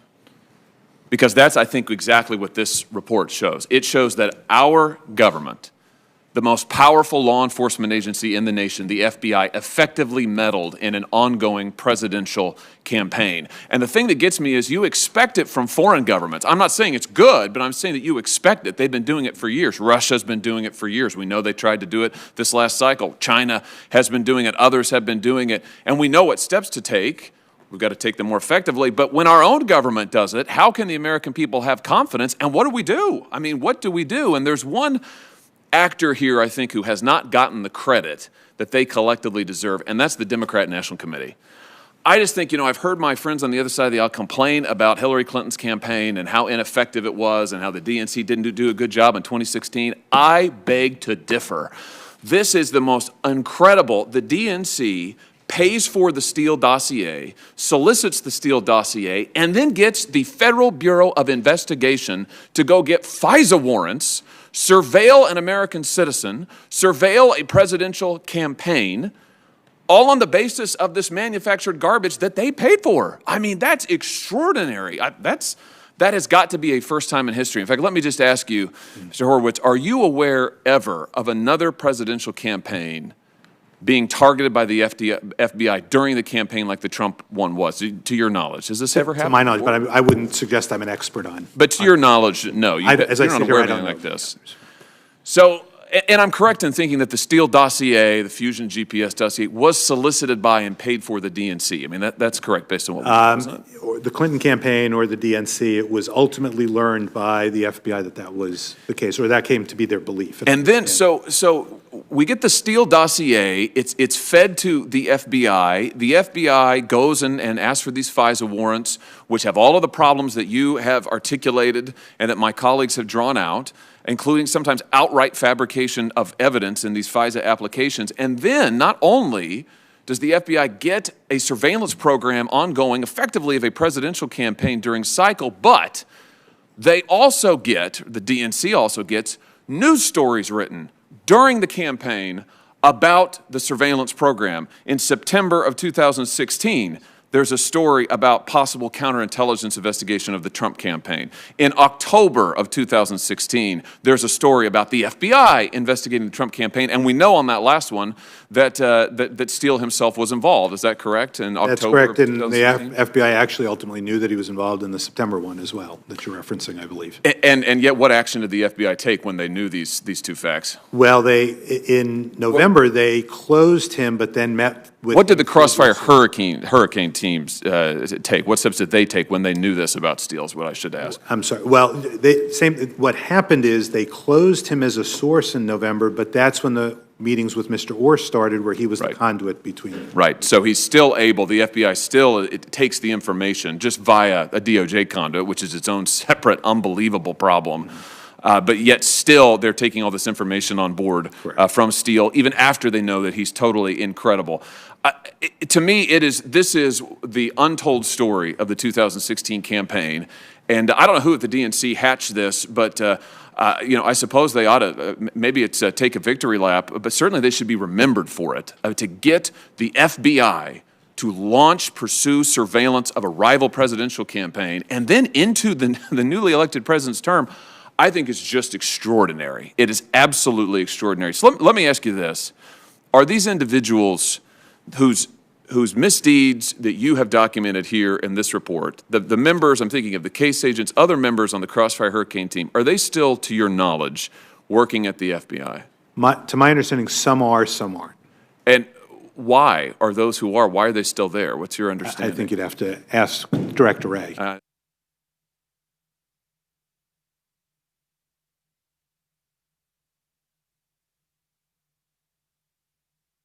Relationship with other intelligence agencies in our government who directly misled the OI about that. Is that person, to your knowledge, still at the FBI? To my knowledge, that person is still there. And is still actively working, maybe is still acting as a case agent, That I think to your you'd knowledge? have to ask. What about procedures at the FBI? To your knowledge, what procedures have been changed at the FBI to date to prevent something like this from happening? I think all that I'm aware of is what's in Director Wray's letter that's attached here. But certainly there are far more reforms and changes that are needed to address all of our recommendations. That's a good beginning, but there's a lot more to be done. I will just say in closing, Mr. Chairman, that I think it is an extraordinary thing when the most powerful law enforcement agency in the country, maybe the world, is able to effectively intervene and influence a presidential election at the behest and with the cooperation of another political party. I mean, I've been saying for a long time that, you know, there's no collusion in the 2016 campaign. Maybe I'm wrong, but I think the collusion was between the DNC and the FBI, and it is, if we don't change something here, I mean, to see FBI Director Wray go out and say in the face of all of this that he doesn't think that this vindicates the FBI and he doesn't think there are any problems, I, for one, don't know how any American can have confidence in that institution and in the integrity of our elections if things like this can happen. So thank you, Mr. Horowitz, for the work you've done. Thank you, Mr. Chairman. Senator Blumenthal. Thanks, Mr. Chairman. Thank you for being here, Mr. Horowitz, and again, thank you to you and your team for your work. Do you agree that the FBI meddled in the 2016 election? What I found is what's in this report. I'm not going Did you beyond find the letter. any evidence that the FBI purposefully intervened to affect the outcome of the 2016 election? We've written about what they did here and in last year's report, and I'll stand on those findings and those findings alone. I didn't find any conclusion that the FBI meddled or interfered in the election to affect the outcome. We did not reach that conclusion. You didn't reach a conclusion about the FBI intervening in the election or acting out of political bias, correct? I would say I'm going to stick by this report and last year's mid-year election report on what it did because there are specific findings as to specific individuals. Let me ask you about some of those findings, but let me just say at the very outset, I know you're a career official, and I want to pay tribute to all of the law enforcement officials, particularly in the FBI, because I can see how some of what's been said about them might be severely and unfairly demoralizing. We have your back. We have your back. When you're out there enforcing the law with weapons pointed at you, and sometimes they are firearms and sometimes they are political weapons, we should have your back. So some of what's been said here, but also in the larger realm of public comment, I think has been severely a disservice to our law enforcement and to the United States because we are discouraging able and dedicated young people from joining your ranks, and we need them. And I say that as a former United States attorney and a state attorney general who has worked with some of the best and some of the less best. So let me ask you a few questions about those findings. President Trump has said repeatedly that the FBI, quote, tried to overthrow the presidency. Did you find any evidence that the FBI tried to overthrow the presidency? No, what we found is, again, laid out here in this report. Well, is there any evidence that you found that the FBI tried to overthrow the presidency? No, we found the issues The we answer is identified no, here. That's correct? what we found. Did you find any evidence that the FBI tried to entrap anyone? As a legal matter, since we don't see any actual cases come out of this, I think the answer is no. There was no entrapment, correct? Yeah. Did you find any evidence that the FBI tapped the phones at Trump Tower? No. The only wiretapping or the only surveillance we found was what's laid out here. Did you find any evidence that the FBI planted informants in the Trump campaign? No. Did you find any evidence that the FBI tried specifically to entrap any of the individuals who were the focus of their investigation, namely Manafort, Flynn, Papadopoulos, or Page? Entrapment's a legal term when you're moving forward on a criminal case. We didn't see that in this case. Correct. There's no evidence here of entrapment.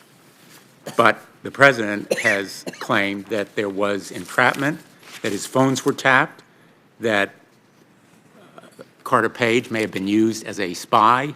Did you find evidence that the FBI put spies in the Trump campaign? I'm going to speak to the terminology used at the department that we oversee, which is confidential human sources. And we did not find evidence that the FBI sought to place confidential human sources inside the campaign or plant them inside the campaign. Would you agree with the contention that the Russia investigation, including the Mueller investigation, was a quote-unquote bogus narrative? We don't address the Russia investigation or take issue with its handling at all in this report. Well, in fact, you found or agreed with Mueller that the Russian government attacked our democracy in a sweeping and systematic way, correct? We add a couple pages in here as background to reference not only the Mueller report, but other reports as well, including congressional reports on that issue. Did you show this report to Attorney General Barr before it was released? Yeah, as standard process, we provide this to the Attorney General and to the FBI Director. Did he suggest any changes? He didn't suggest any changes, and, you know, we got some... He didn't suggest any corrections? Well, he found a few typos and other things that he suggested we might want to think about. So you must have been surprised by his attack on you and your team. No, I had some idea he wasn't completely supportive of that. Do you think he was fair? He's the Attorney General of the United States. I've had cases situations where there have been disagreements between myself and leadership of the components. And well, I want to give you a chance to defend yourself and your team, who have done a highly professional job here, 19 months, hundreds of witnesses, hard work. Do you think this attack on you and your team is fair? I'll say this. My defense of our team and our work is we stand by the report. Nothing I've heard changes our view. The department, the Attorney General, the Deputy Attorney General, the FBI Director, whomever, is free to disagree with my conclusions. I didn't take the IG job to be popular and to not have my feelings hurt. I wouldn't be the IG if that was the case. I assume you would not agree with the characterization that the agents involved in this work on the investigation of the Russian attack on our democracy were quote-unquote scum, would you? I would not call people names like that. I welcome my colleagues' apparently newfound indignation about the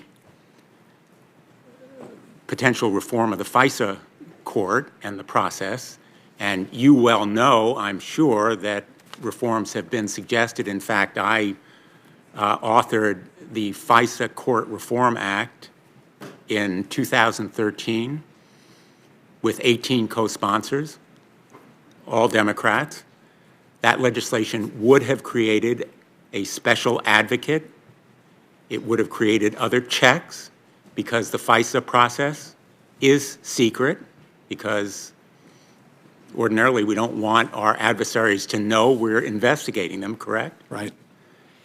But there still needs to be checks and balances, scrutiny, to make sure that accurate information is presented to the FISA judges who work in secret. Unfortunately, a great many of those proposed reforms did not become law. Some did in the USA Freedom Act in 2015. I know it's not your job to make recommendations about FISA court reforms, but do you think that your report indicates the need for the kinds of reforms that I proposed in the FISA Court Reform Act of 2013? I think that it's very important to have consideration of reforms like that. And we don't make the recommendations, but we are always available to help with legislation drafting or other support. I hope that we can make use of your expertise in this area, and I hope my Republican colleagues who have been so vocal and vehement about the dangers of potential FISA abuses will join me in looking forward and reform of that court. Did you show this report to United States Attorney Durham? In November, he received a copy of the report during our factual accuracy review process, according to our usual practice. There have been public reports that there were references, at least one, to United States Attorney Durham in this report. Is that correct? In one of the early drafts? I'm not going to get into what was in an earlier draft or comments. The whole reason we do this with the drafts is to allow for us to engage with individuals, the department, the FBI. We make changes when we get things wrong. We make changes if we think we need to clarify. So I'd rather not get into what our draft reports might or might not have said. Did he make requests for changes? He didn't. He told us what he disagreed with, and we considered his comments. And again, what you see here is our final report that we stand by. He disagreed on the predication question. I mentioned earlier the nature of our conversation. Did you remove any reference to him at his request? Again, I don't believe I can get into or should get into what our drafts did or didn't say. There are edits made through the review process, and there are many people who ask us to make edits. We don't make many, but I think if we start talking about what various people gave us comments on, it would be a challenge to do these reports, which is why, and partly, I was surprised by the press release. Did you conclude in this report that your findings showed a grotesque abuse of power? We did not say that in the report. And would you agree with that characterization? We did not reach a conclusion like that, so I wouldn't agree with that at this point. From my standpoint, people can have that viewpoint, but that wasn't our conclusion. And just one last question. Those FISA warrants, they were renewed a number of times, correct? 3 times. Based on your experience and maybe your report, there's a reason why warrants are renewed. They're renewed because they are producing useful information, correct? Or they should be producing useful information. They should be. Is how I'll phrase it. And your review of those warrants would indicate that they were producing useful information, correct? I'm not sure that's entirely correct, and I don't know how much I can say about that in this setting. Well, they were producing information. They were producing information. I'm not sure how I would characterize whether they were helpful or not. Well, one way or the other, far from being a bogus narrative, the Russia investigation produced 37 individual indictments, 7 convictions, 5 prison terms, and hopefully will send a message to adversaries, the Russians and other nations that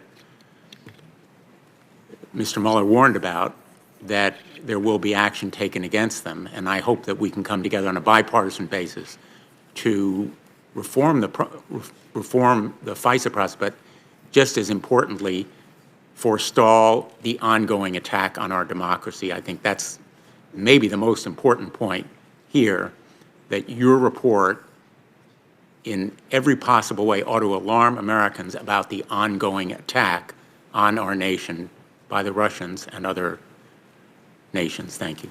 Thank you. Thank you. Senator Tillis, very quickly, I think Senator Blumenthal makes a good point. How would you describe the behavior here of knowing that the subsource disavows the dossier that was the primary reason you got a warrant, finding that a lawyer doctored an email to keep the investigation going in a way unfair to Mr. Page? This is not routine. Do you agree with that? It is definitely not. It certainly better not be routine, and I don't know any reason to think it is routine. Is it kind of off the charts bad? It's pretty bad. Thank you. Senator Tillis. That's a good prelude to where I wanted to head, Mr. Chairman. Mr. Horowitz, thank you for being here. You guys do great work. I have a lot of confidence in the IGs across the whole of government, and I commend your staff for the top-notch effort here. I don't think anybody's questioning the quality of your work. I'm not an attorney. I've never argued a case before the Supreme Court. I'm not a prosecutor, solicitor general. I'm a business person, so I've been trying to figure out how the average citizen would look at this hearing and try and understand what we're trying to get to here. You've mentioned once or twice that it gets a bit when people ask you about political motivation, when it has to do with the renewal request for the FISA warrants, you've said it gets a bit murky. And I just decided, being somebody who used to do a lot of organization charts, that I'd try and explain to the American people why this gets a little bit murky. I'm going to focus mainly on the DOJ chart. This is roughly the organization structure that was in place with the DOJ. Before I do, let's get some of the characters who were not on the DOJ org chart, although very actively involved with those who were. So I want to get this right. This started with a dossier that was paid for to be prepared by Fusion GPS by the DNC. And Steele was a part of that process. Is that correct? That's correct. Okay, and then his primary subsource was someone who, when he was finally questioned, said they misstated or exaggerated our statements, that the alleged sexual activities were rumor or speculation, that the conversations were had with friends over beers and so on and so forth. So that was something after the dossier was used as a basis for moving forward with it. This is information that came afterwards that was known to people in this organization chart before they attested to a FISA court that the FBI found the Russian-based subsource to be truthful and cooperative. That's an accurate statement, but if they had included all the truthful and cooperative comments that he made, it would seem to me that that may have had a different effect on the renewal. It seems to me. Mm-hmm. And the omission of something as profound as this, to not infer from that there was a political motivation, or let's take politics out and say an agenda. This is something we want to get renewed. We want to continue the investigation. I don't understand as a non-attorney how that doesn't carry a fair amount of weight. Now I want to get to this organization chart. So here you can't see it, but it's on record with the DOJ. So I have Orr up here who reports into the office of the DAG. Mm-hmm. When Steele was no longer allowed to speak with the FBI because he was shopping the dossier, I guess, to make money through the media or for whatever reason, then the FBI just conveniently accepted Orr's feedback from Steele. Now, Steele is somebody who worked for Fusion GPS on behalf of the DNC to get the dossier, which has now been largely proven false. His wife actually worked for GPS, not necessarily when the investigation was going on, but you could reasonably assume that she had relationships there. But when they cut off Steele as a source of information for the FBI, did I hear you right that multiple times the FBI seemed to warmly receive feedback from Steele through Orr? We identified 13 occasions. And so this guy on the org chart that's up here working for the Deputy Attorney General never communicated with any of his staff or any of his superiors that he was doing this. That's correct. Probably because if he asked for approval, he wouldn't have gotten... That's essentially what he said. So he wanted to apologize instead of ask for approval. Now I want to go to this part of the order. What the American people need to know is these aren't people that aren't walking down the hallway and in the meeting with the director of the FBI. I mean, Lisa Page right here is on this org chart. She's a special counsel to Andy McCabe. As a matter of fact, it looks like Stroke and Page were in the office in roughly the time frame. This is something that's very important. This is somebody here on the org chart, somebody that works for the director of the FBI, who says he's not ever going to be president, right? This other guy on the org chart, who you'll see in a future text message, talks about a meeting with McCabe, says, no, he won't, we will stop him. And then he goes on to say, I want to believe the path that you threw out for consideration in Andy, McCabe's office, that there's no way he gets elected. But I'm afraid we can't take that risk. It's like an insurance policy in the unlikely event that you die before you're 40. These are all people that are walking the hallways involved in this investigation, having those sorts of discussions about the President of the United States, or the candidate, and then the President of the United States. Is that one of the reasons why you're being fair-minded and saying it's murky as to whether or not there was a political motivation behind some of these behaviors and the false premise for the renewals of the FISA warrants? No, the concern grows out of the fact that all of the failures in the information that should have been given and wasn't given, and the question being, what was the intent? What was their intention, their motivation there? And what we determined was we couldn't definitively say what the motivation was. Are these pretty smart people? Fairly well educated? At least well educated. I don't know if they're smart. I assume so. I don't think they were very smart, to be honest with you. I was going to say, yeah. They have law degrees, right? So you think At least some of them do. So you think the Woods Review, for people at this level of the organization, To be clear, the stuff that didn't happen on the Woods Review was basic stuff. Yeah. You didn't need to be a deeply experienced FBI agent to be able to do it the right way. Well, that's my point. So wouldn't you think that that would almost be muscle memory for people who are going through this process to know that they had an obligation to go through that? They clearly should have. And so wouldn't it also seem reasonable that if they didn't, you can't answer this question, but to me, it seems like if something is as standard as that process before you go to a FISA court, to not do it was something that they intended not to do. They didn't want to go through it. Mm-hmm. I mean, it seems to be a logical conclusion. And then you ask yourself, why? Well, because we don't ever want this guy to get elected president. And if he does, it sounds like they want to impeach him. I mean, I can't understand anybody working in this organization understanding the scrutiny that we placed under the FISA courts. And by the way, Mike Lee, count me in. Because we've now seen the abuses you've warned us about. You can smirk again because you were right. But, I mean, it just seems to me that this organization, this closely held organization of highly educated, highly experienced people, I have to believe that they were handpicked for this process. They were picked because they had some of the best reputations in there. They had to know that this was going to come to this, that it was going to be scrutinized, regardless of who the subject of the investigation was. If the names were changed and the parties were changed, we'd still be here. And it looks like they were trying to skate along the edges and get away with something to me. And I can't imagine that they did it for any other reason than a political motivation. And I don't expect you to respond to that because you're doing a great job of holding to the scope of your report. But nobody can tell me, with people of this caliber, with the record of partisan, vitriolic profanity about this president, to say, whoops, we just forgot to do a standard procedural review, that you would probably expect one of their staff 2 or 3 levels down to know that you need to do it. It doesn't make sense to me. Now, I want to ask you another question. You've gotten a lot of questions today that had nothing to do with your report, and I think you've done a very good job of saying, I'm here to talk about my report. You didn't do a Russia collusion investigation, did you? We did not. You didn't re-prosecute the special counsel report, did you? Not. Would you agree that you got a lot of questions today that had nothing to do with what you were here to talk about today? I certainly had several. Yeah. So I also wonder whether or not that was politically motivated. Let's focus on this. What I found interesting was that we do have people who are using this as a platform on the other side of the aisle that says, well, now we need to revise we need to look at the FISA process. I don't know why you'd use this as a platform to do that unless you thought that this is a clear case where the FISA process was abused.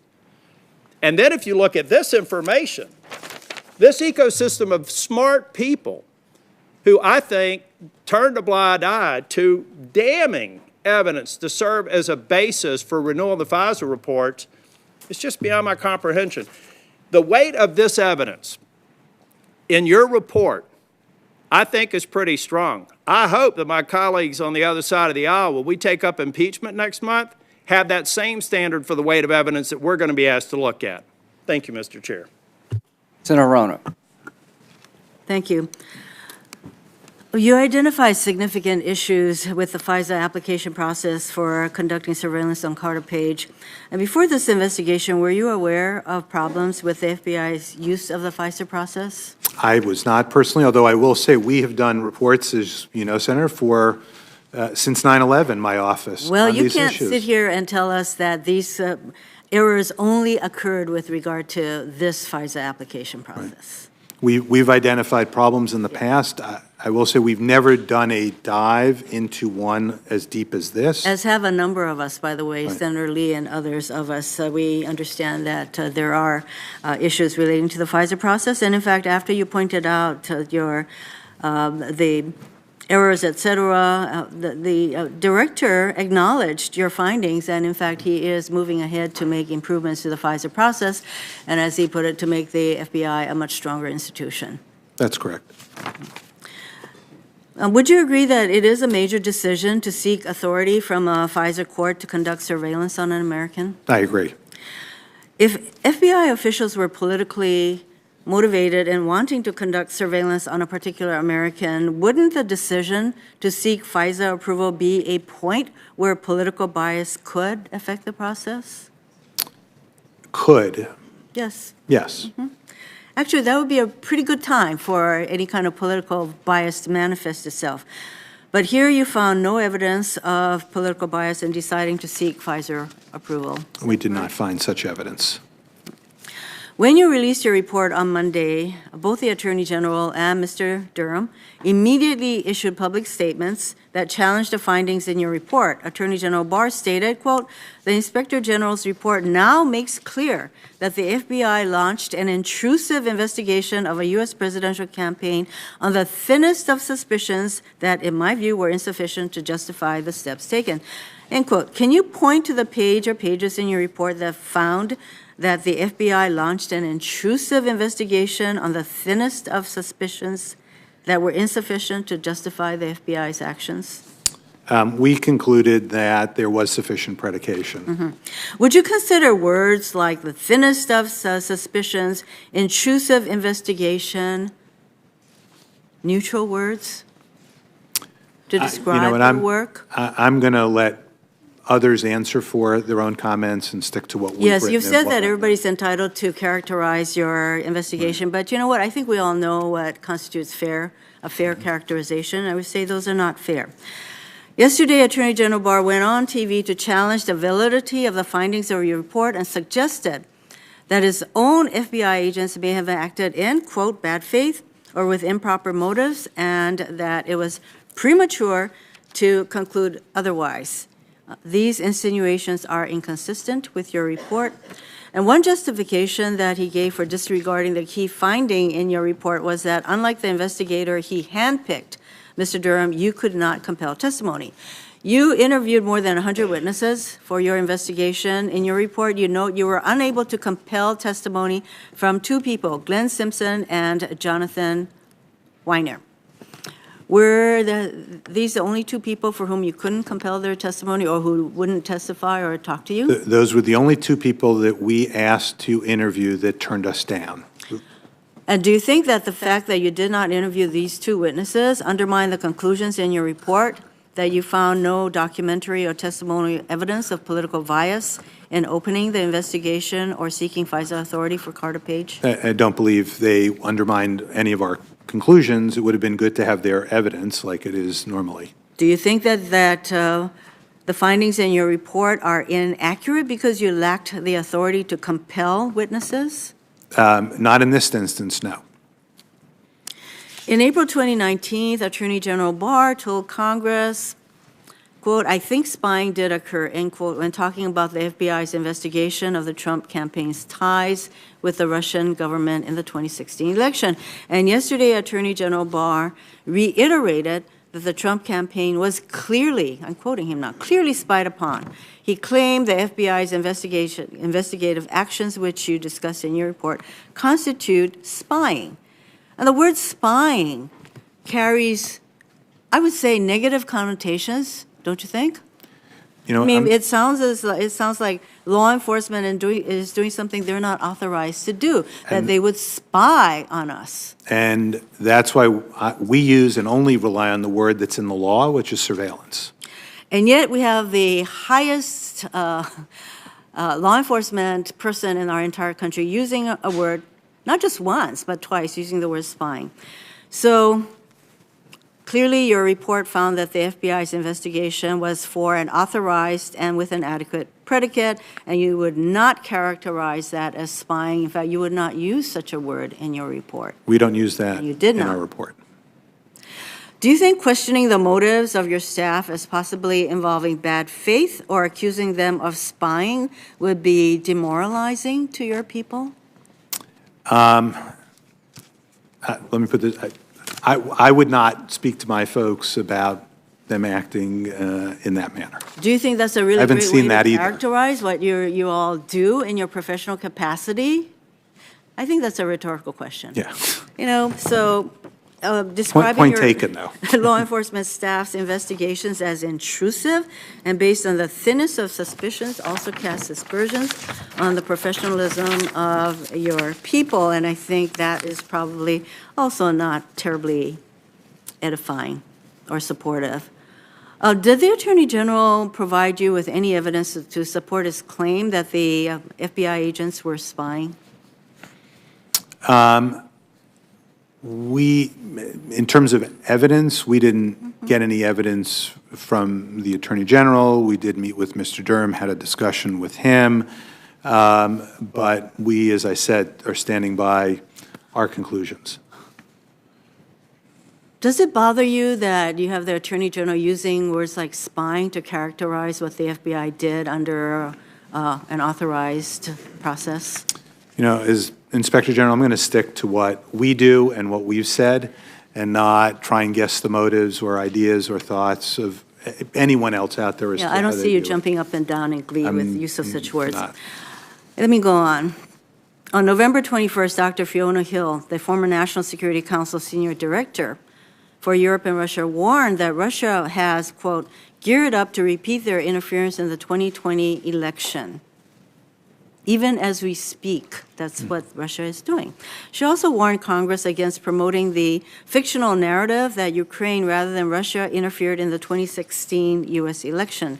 These conspiracy theories, she said, clearly advance Russian interests. FBI Director Wray stated on Monday that the FBI has no information that would indicate that Ukraine tried to interfere in the 2016 presidential election. And when we talk about interfere, we're talking about the kind of systemic, government-sanctioned interference with our election process that Russia engaged in. And there's no way that Ukraine engaged in that kind of systematic interference. So in all of the documents that you reviewed, 100 witnesses, did you find any evidence that contradicts FBI Director Wray's statement that the FBI has no information that indicates Ukraine tried to interfere in the 2016 election? We didn't see any such evidence, but I emphasize that wasn't Yes, I know. the purpose of our But you know what? review. You would think that you're looking through 1 million documents. And yeah, Fortunately, there might not have me, been but the something. team. Right. There might have been something there that referenced that maybe Ukraine was engaging in the kind of systematic interference that Russia did. I know that Senators Leahy and Klobuchar asked you about this, but I want to make it clear. Is there anything in your report that calls into question the conclusion of the Mueller report that Russia interfered in the 2016 presidential election in a sweeping and systematic fashion? No. And of course, we all know that the Mueller investigation resulted in 37 indictments and 6 convictions of Trump associates. Is there anything in your report that calls into question Special Counsel Mueller's conclusion that the Trump campaign not only knew about Russia's election interference, but they encouraged it and expected to benefit electorally from it? No. I know you receive a lot of requests from Republican and Democratic members of Congress to do certain investigations, and I've been among those. I realize you have to take certain factors into consideration because you only have so many resources to conduct all these investigations. And one of the requests that I and my colleagues asked you to investigate was whether Attorney General Barr's handling of the Mueller report was misleading and whether he demonstrated bias in dealing with the Mueller investigation. In light of the factors that I'm sure you consider, will you take another look at the request that I am and my colleagues sent you to see whether you're able to investigate any of them?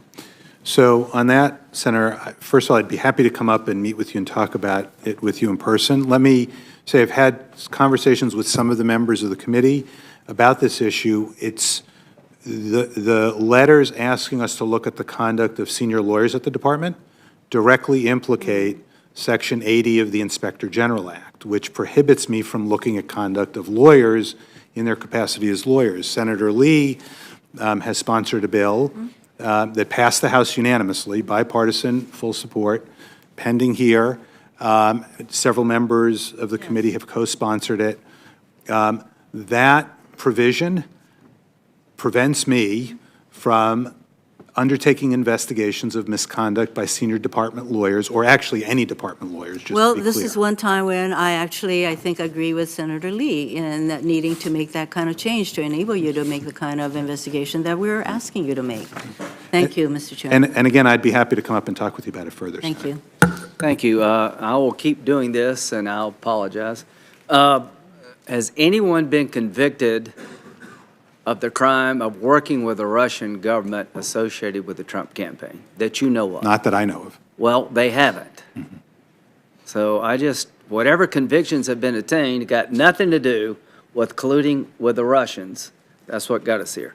And about what happened here. If the government is surveilling an American citizen pursuant to a FISA warrant, and the government comes in, information is given to the government that questions the foundation of the warrant, is there an obligation to tell the court? Absolutely. They did not do that here, is that correct? Correct. As a matter of fact, they lied to the court about the information they had that was exculpatory to Mr. Page. They gave misleading, inaccurate information. At what point can a surveillance that started lawfully become illegal?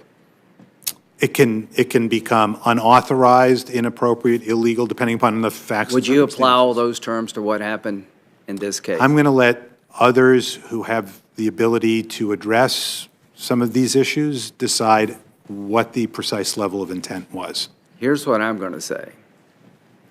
It may have started lawfully. It got off the rails quick. It became a criminal conspiracy to defraud the FISA court, to put Mr. Page through hell, and to continue to surveil President Trump after he got elected. And I hope somebody pays a price for that. You've certainly done your part, Mr. Horowitz.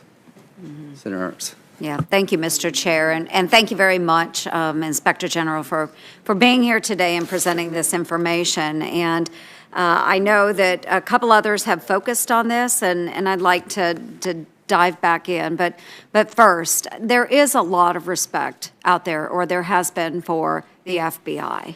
And I remember as a kid, watching movies or shows that portrayed the FBI, and we really thought, wow, those are the good guys.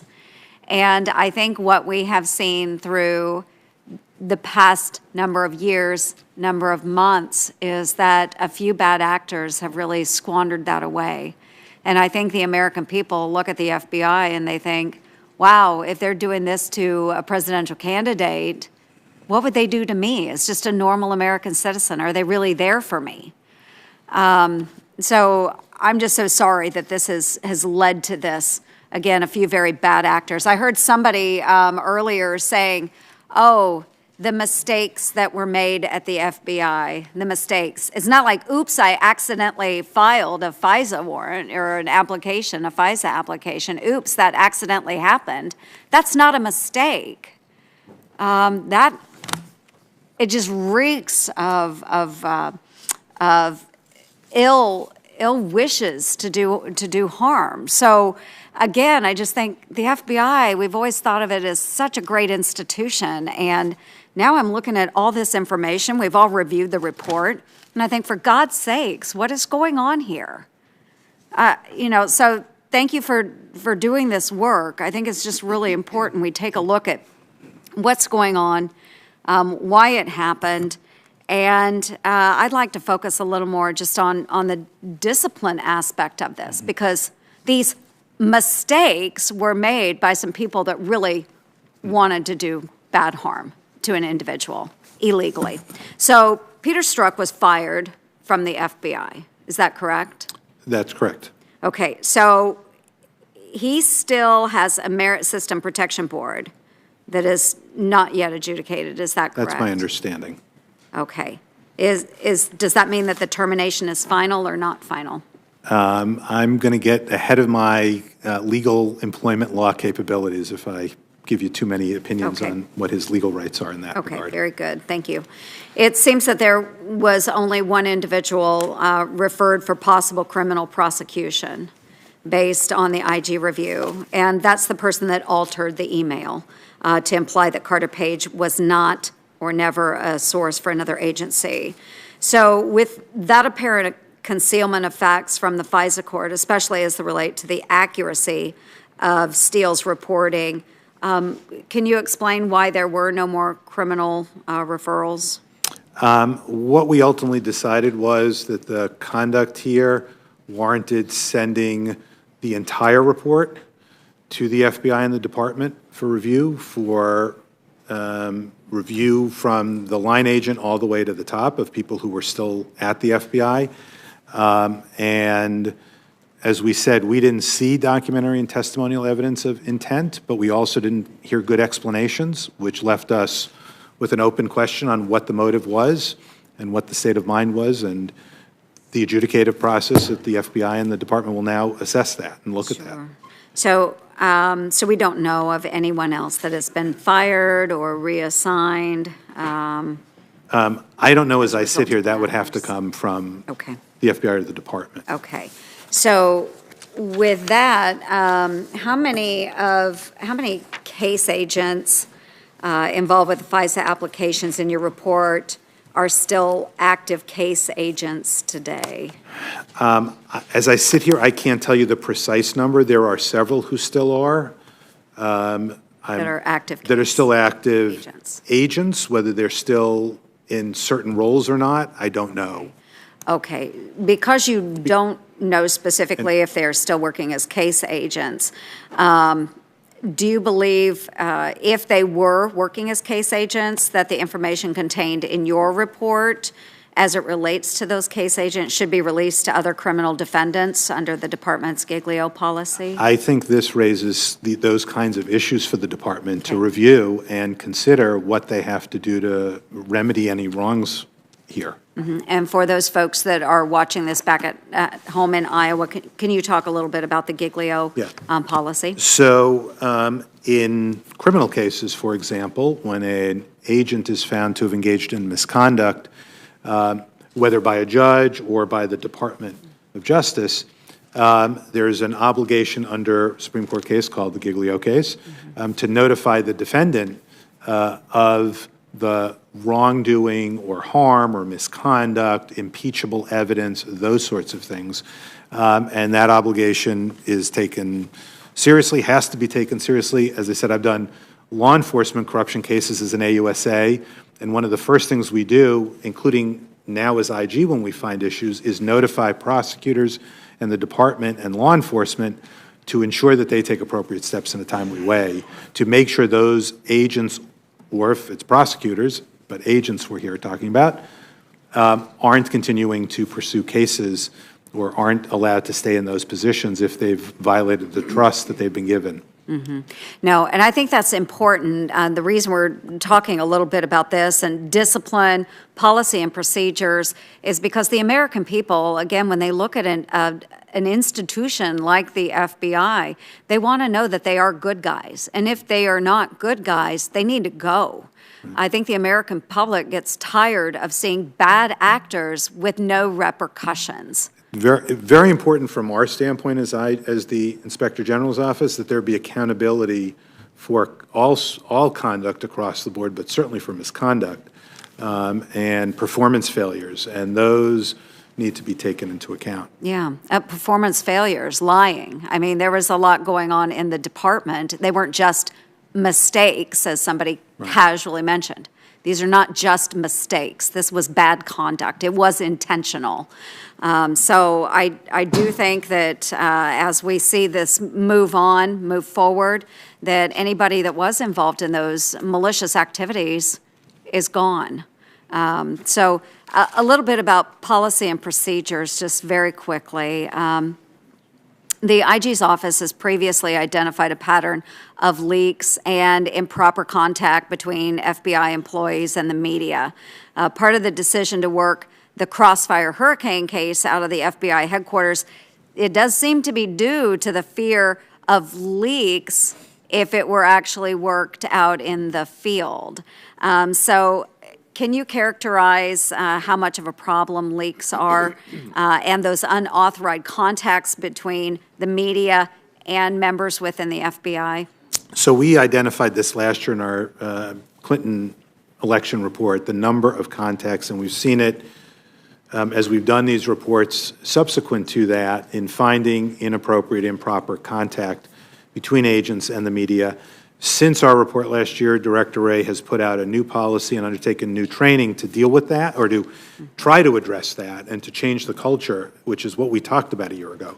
That the culture and the viewpoint of, in a federal criminal investigation, fairness to the defendant, or the subject of the investigation, fairness to victims, if there are victims, fairness to the process requires people, agents who are working these cases, to keep their head down, work the case, and not disclose information to outside parties, whether it's the media, friends, relatives, neighbors, whomever. That information has to stay in the office. And so there has been a policy change, but what are the repercussions if someone is found guilty of engaging in those unauthorized contacts with media? So that's one of the things we're going to follow up with the FBI on, as we've done these cases over the last year. As we've referred them, what's actually been the penalty that's been imposed? What's happened to those folks, and how is that message getting out, not just publicly but internally, that there are going to be consequences for that? Because without the consequences, the deterrent effect goes away. Right, absolutely. And there is no restoration of trust in the agency if there are not repercussions to those that are maliciously pursuing these types of activities. So I appreciate your time. I appreciate your team and the work that they put into the report. And in all fairness, we've got to do better. And we've got a long ways to go to restore trust in the FBI and anyone working with the FBI. So again, I appreciate it. Thank you so much. Thank you, Mr. Chair. I yield back. Senator Harris, welcome back. Thank you, Mr. Chairman. General Horowitz, thank you for conducting your thorough investigation into the origins of the Department of Justice's Russia investigation. So your report makes clear that the FBI had a legitimate reason to investigate the Trump campaign. Is that correct? That's true. There was sufficient predication. And in addition, your office found no evidence that the FBI launched a politically motivated investigation. Is that correct? That's correct. And another key finding was that the FBI committed several errors in his applications and in their applications to surveil Carter Page. Or maybe more than several. And as the FBI Director Wray himself has acknowledged, your investigation found serious FBI misconduct that needs to be addressed, and Director Wray also said that the FBI fully accepts your investigation's findings. Is that correct? On the other hand, Attorney General Barr has been highly critical of your findings. During the final stages of your investigation, he even embarked on his own personal investigation by meeting with foreign leaders in foreign lands, apparently in search of evidence that contradicts the fact that Russia interfered in the 2016 United States presidential election to benefit Trump. Clearly, Barr's investigation, which was launched to do the bidding of President Trump, has two objectives. One, to undermine the integrity of our intelligence community. The goal, to cast doubt on the finding that Russia interfered in the 2016 election in order to benefit the Trump campaign. And two, to intimidate the men and women of our intelligence community by suggesting that our national security professionals will face serious consequences if they investigate wrongdoing on the part of this president or his operatives. So, General Horowitz, I appreciate your extensive work and the work that your office has devoted to this investigation. But in addition, you have the power and the duty to investigate misconduct committed by the Attorney General of the United States, who is doing the bidding of the President to undermine our intelligence community. And I trust you take that duty seriously. I do, and I'd just like to add that under the law, under the Inspector General Act, it carves out from my authority the ability to look at misconduct by department lawyers from the line lawyer all the way to the top and the Attorney General. But history has also shown us that the Inspector General can participate in an investigation of the Attorney General, and that in fact happened with General Gonzalez. Do you recall that? That happened, and it's worth noting, that happened after the Attorney General said our office was not going to get the case, that it was going to go to the Office of Professional Responsibility, and the choice for our office was whether to join that investigation or not. But that wasn't initiated through us. So and then that's the important point. The law has to change, Senator, and it So should are you change. recommending the law? If I Absolutely. If I propose legislation that would Absolutely. change the law, would you support that? Yeah, absolutely. In fact, there's legislation Senator Lee has sponsored, several members have co-sponsored. The House has passed this unanimously. And you would support it? Absolutely, 100%.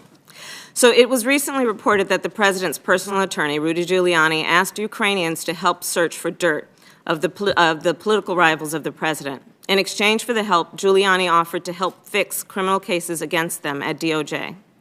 Giuliani and his associates, two of whom have been indicted and are now in federal custody, allegedly reached out to a Ukrainian energy tycoon who faced legal problems in America. In exchange for helping find dirt on the president's political rivals, Giuliani's associates reportedly connected the Ukrainian with lawyers who could get a top-level meeting at the United States Department of Justice.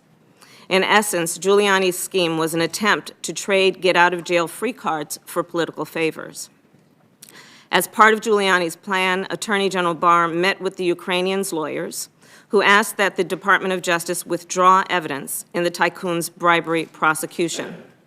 Earlier today, you said you are not investigating matters related to ongoing Ukraine issues. Does that mean that you have decided not to investigate these incidents? No.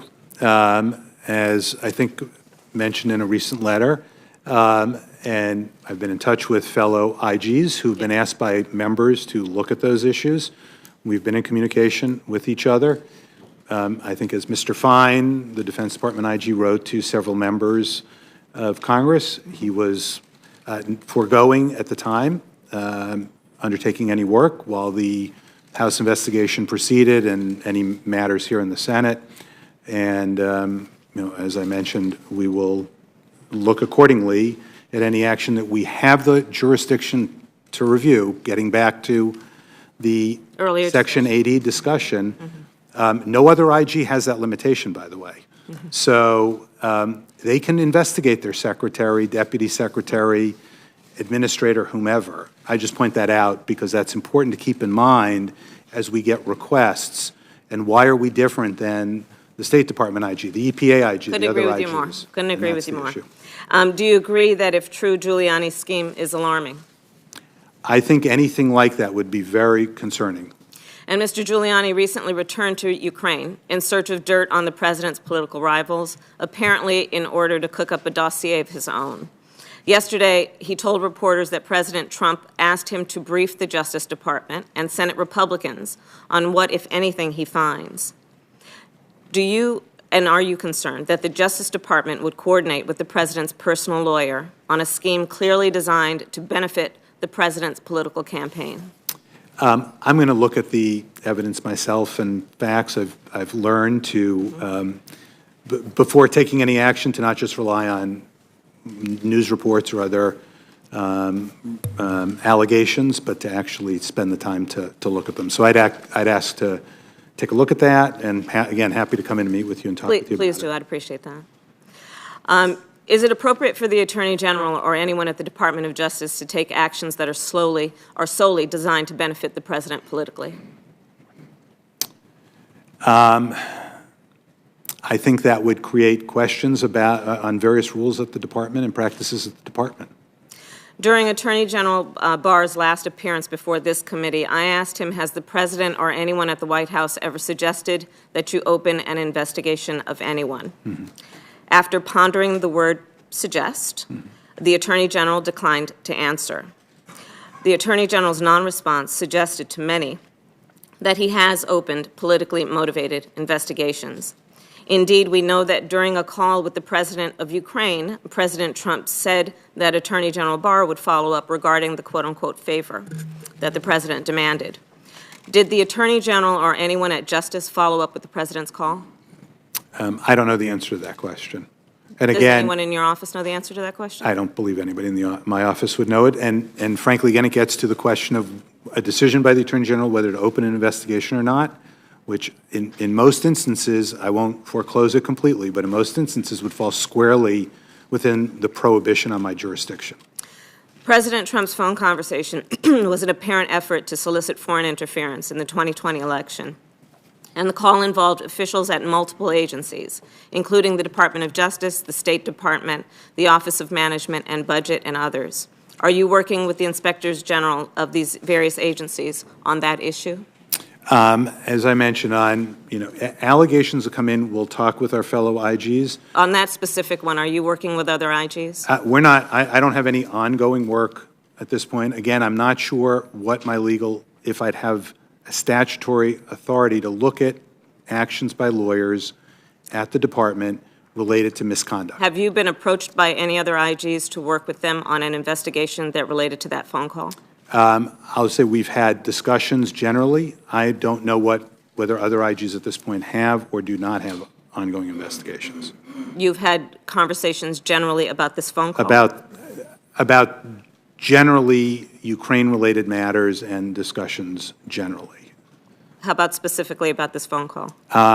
I don't recall, as I sit here, discussions about it, but again, I have to You have to refresh your memory? refresh my recollection on this issue. I've obviously been spending a fair amount of time preparing to deal with the 400-plus page report that we're talking about today. Involving Ukraine? Yeah. Yeah. No, I'm sorry, right. Yeah, okay. The American system of justice was founded on the principle of equal justice under the law, and that principle obviously means that there cannot be one system of justice for one group of people and a different system of justice for others. And I have spent my career fighting for equal justice, and I'll tell you that everybody in a Department of Justice obviously has a duty to make sure that people get a fair shot.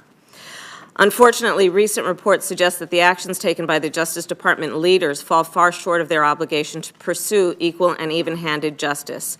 For example, in 2011, the Department of Justice Office of Legal Counsel issued an opinion that paved the way for states to legalize online gambling.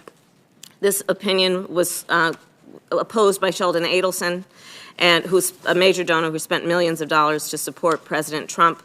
And his lobbyist also sent a memo to top DOJ officials asking that the opinion be reversed. And of course, then the OLC reversed the 2011 opinion in January of 2019. Has your office investigated whether political considerations motivated the Department of Justice's abrupt reversal of online gambling? I'm fairly confident that we would be barred from doing that by the statutory prohibition. I don't think we would have legal authority to look at why the Office of Legal Counsel made a decision one way or the other unless there was a criminal allegation connected to it. Okay, my time is up. Thank you. Okay, thanks. Senator Crapo. Thank you, Mr. Chairman, and again, I join with everybody else, Mr. Horowitz, for thanking you and your team for the work that you have done here. I'm going to go back to an issue that's been talked about by many of my colleagues today, and that is this question of bias. And actually, I want to start by going back to June of 2018, when you were last here before the committee. And when I asked questions of you at that time, I talked about your findings then with regard to bias. The specific focus that I recall there was Peter Strzok and Lisa Page, and the information that's already been well presented here about what I consider to be the undeniable bias that they had against the President Trump.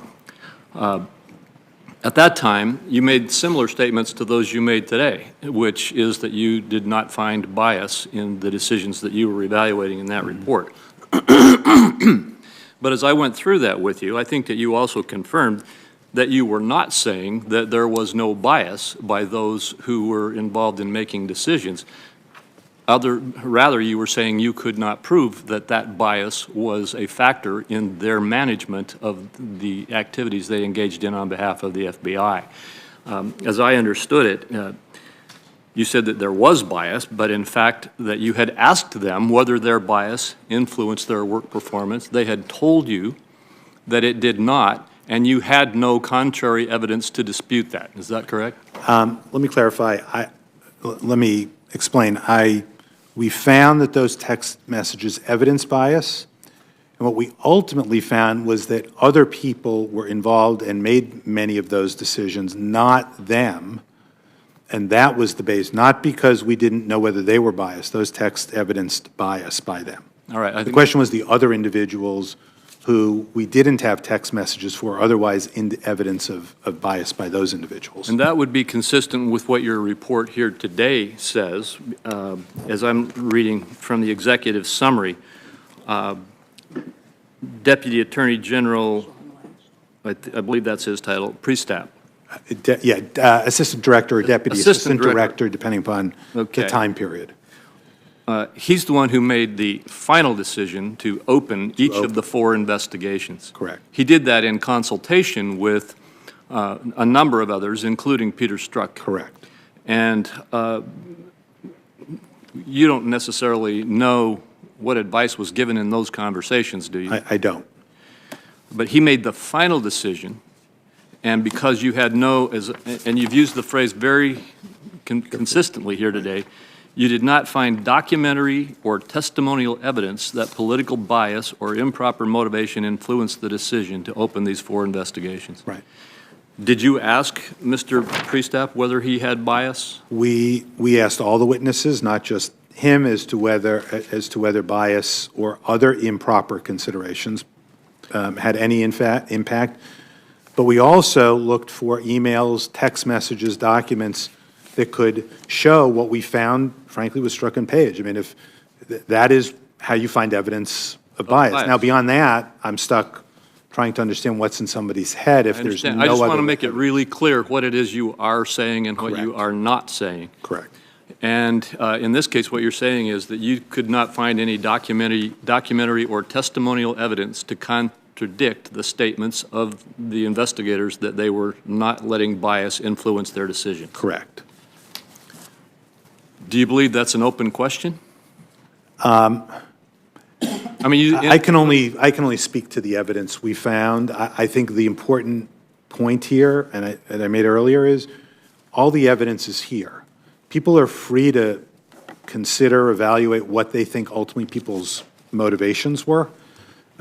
We don't reach a definitive conclusion. You aren't making that decision.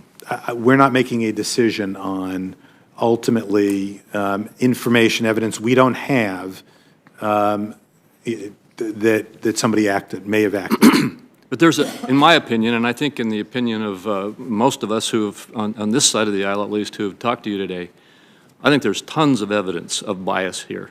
In fact, you have referred for further action to the Attorney General, one case for criminal prosecution, if I understand it right, and other cases of how many other individuals? So, but I want to be clear, we're talking now about the FISA as opposed to the opening. I understand, and there is a distinction between the opening of the very significant distinction and the conduct of the investigation. Correct. And so I'm moving, I understand that. In fact, I appreciate I've tried to separate that those clarification. Because in the conduct of the investigation, it appears to me there has been intense bias. But you're not making that judgment. I understand that. You're referring that to the Attorney General, correct? Mm-hmm. And the FBI for adjudication, consideration of this. And the FBI, understood. And I believe in response to Senator Ernst's question on this same issue, you indicated that similarly, since you could not find any documentary evidence or testimonial evidence to contradict their statements that they were not biased, that leaves an open question as to what the FBI or the Attorney General will find with these referrals. There are significant serious failures here on the operation of the, particularly in connection with the FISAs, whether it was sheer gross incompetence that led to this versus intentional misconduct and what the anything in between, and what the motivations are, I can't tell you. You're not making that decision. I can't tell you as I sit here today because I don't have enough evidence to reach a conclusion. But if someone were to characterize what you are telling us to be that you're telling us there is no bias here, that's not what you're telling us. That is not as to the operation of these FISA is what I'm telling you. All right, understood. And I did want to get to this question, though, about the operation of the FISAs.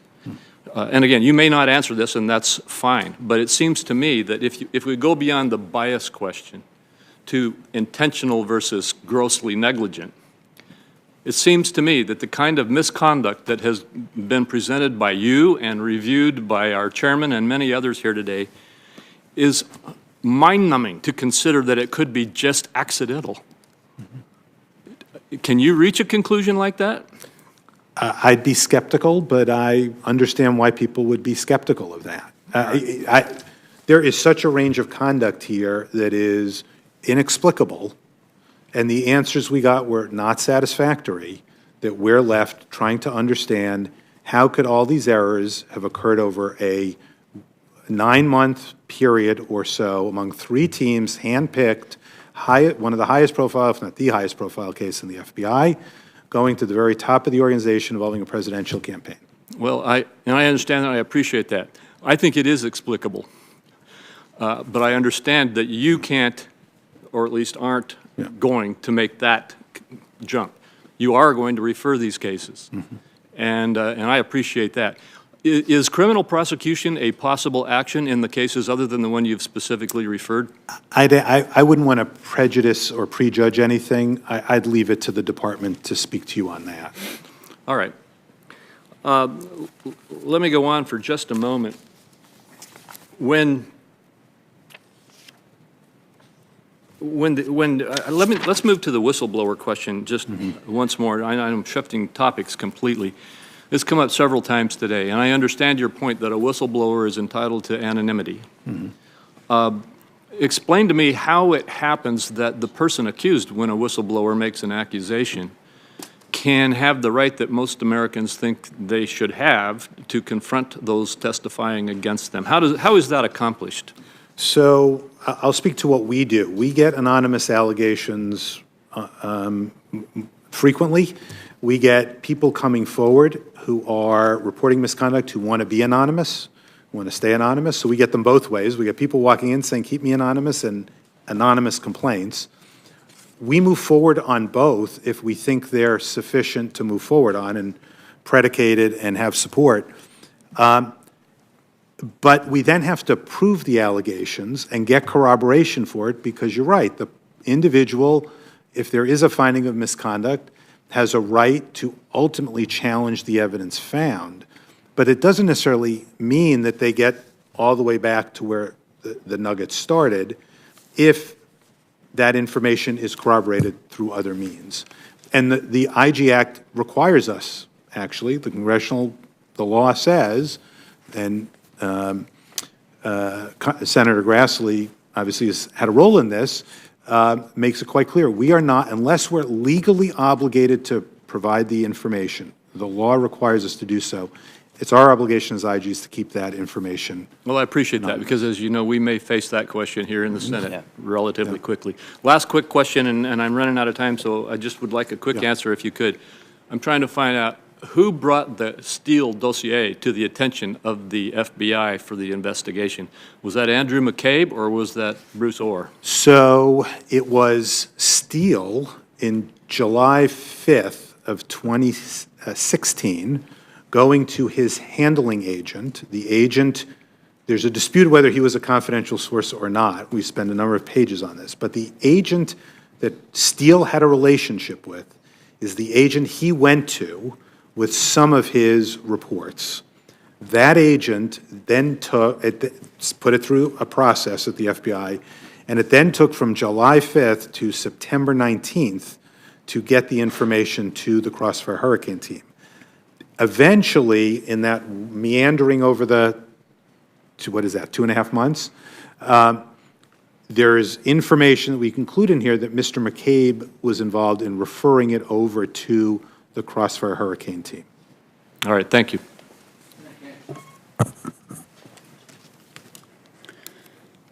Long day, General. You've got sturdy kidneys. Hopefully for 20 more minutes. Yes. I'm going to try to land this plane early. I believe the FBI is the premier law enforcement agency in all of human history. Would you disagree with that? I would not. But clearly we've got some bad apples. Mm-hmm. I want to thank you, and I want to thank your team for your usual superb job.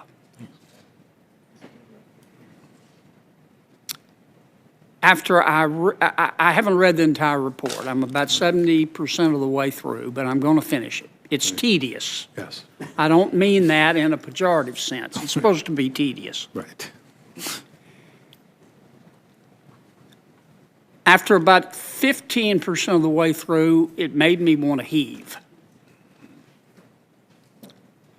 After about 25% of the way through, I thought I'd dropped acid. It's surreal. Mm-hmm. I mean, I just couldn't believe it. I've read it multiple times, and every time I read it, Let me ask you this. How many members comprised the misfire hurricane team? Mm-hmm. There were 3 teams over that period of time. I would venture to guess, again, depending on how you count them. Just roughly. At least half a dozen to a dozen on each of those iterations. I'll turn around and see if I'm somewhat close. Does that include their supervisors? Generally All of speaking. them. Half dozen to a dozen? And probably a little bit more if you're going to go all the way Okay. up the chain through all the different levels at the Bureau. Do you or your team have a feel for how many of these folks are still at the FBI? I know you tried to answer that. Does anybody know that? Well, the higher level people, as you know, have changed over in the last year. So the director, deputy director, et Right. cetera, the assistant director, deputy assistant director, a lot of people at the upper levels are no longer. But are some with of the Bureau. actual agents, Some of the agents are still there. Some are of the they still first-line working on supervisors. FISA applications? I would encourage you to speak to the FBI about that. Yeah, well, I think we they will. have. Yeah, I think we will. I think they've taken some steps in that regard, I understand. It's easier to divorce your spouse around here than it is to get fired. Mm-hmm. That's clear, at least at the FBI. Is Mr. Orr still at the Department of Justice? That my understanding is he is. He's still there? That's my understanding. How long within the FBI, I know you just issued your report, but how long within the FBI has this been knowledge?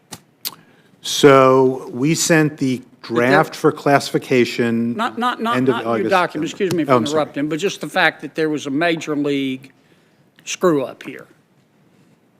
It evolved over time. They did not know a lot of this until we found it. But they So, know for it example, now, the right? altered email, they Chris didn't know Wray that. till knows I- it now, though, right? Oh, yes. Okay, That's what I was saying, as of the end of August. all right. Does your report vindicate Mr. Comey? It doesn't vindicate anyone at the FBI who touched this, including the leadership. Does it vindicate Mr. McCabe? Same answer. How about Ms. Page? A little different there because, as we found here, she wasn't involved in this, so I actually largely wasn't involved in this, so. She participated in the In some discussions, but was not in the FISA chain, which is. On that note, who briefed the agent that was sent to surveil Michael Flynn during the meeting with President Trump?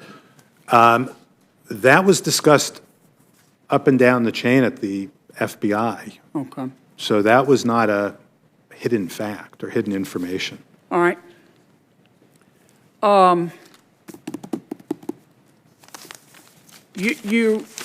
I like the fact that you and your team are very precise in your language. Frankly, I wish I wrote as well as you and your team do. And I noticed you were careful to say, I'm going to quote here, "We did not find documentary or testimonial evidence that political bias or improper motivation influenced the decisions to open the 4 individual investigations." Your words. Correct. No documentary evidence and no testimonial evidence. So you didn't find any documents that said, we did this to get Trump, right? Or text messages Right. like the struck page Right. text messages. And nobody who was involved in this circus without a tent looked you in the eye and said, yep, I did it to get Trump.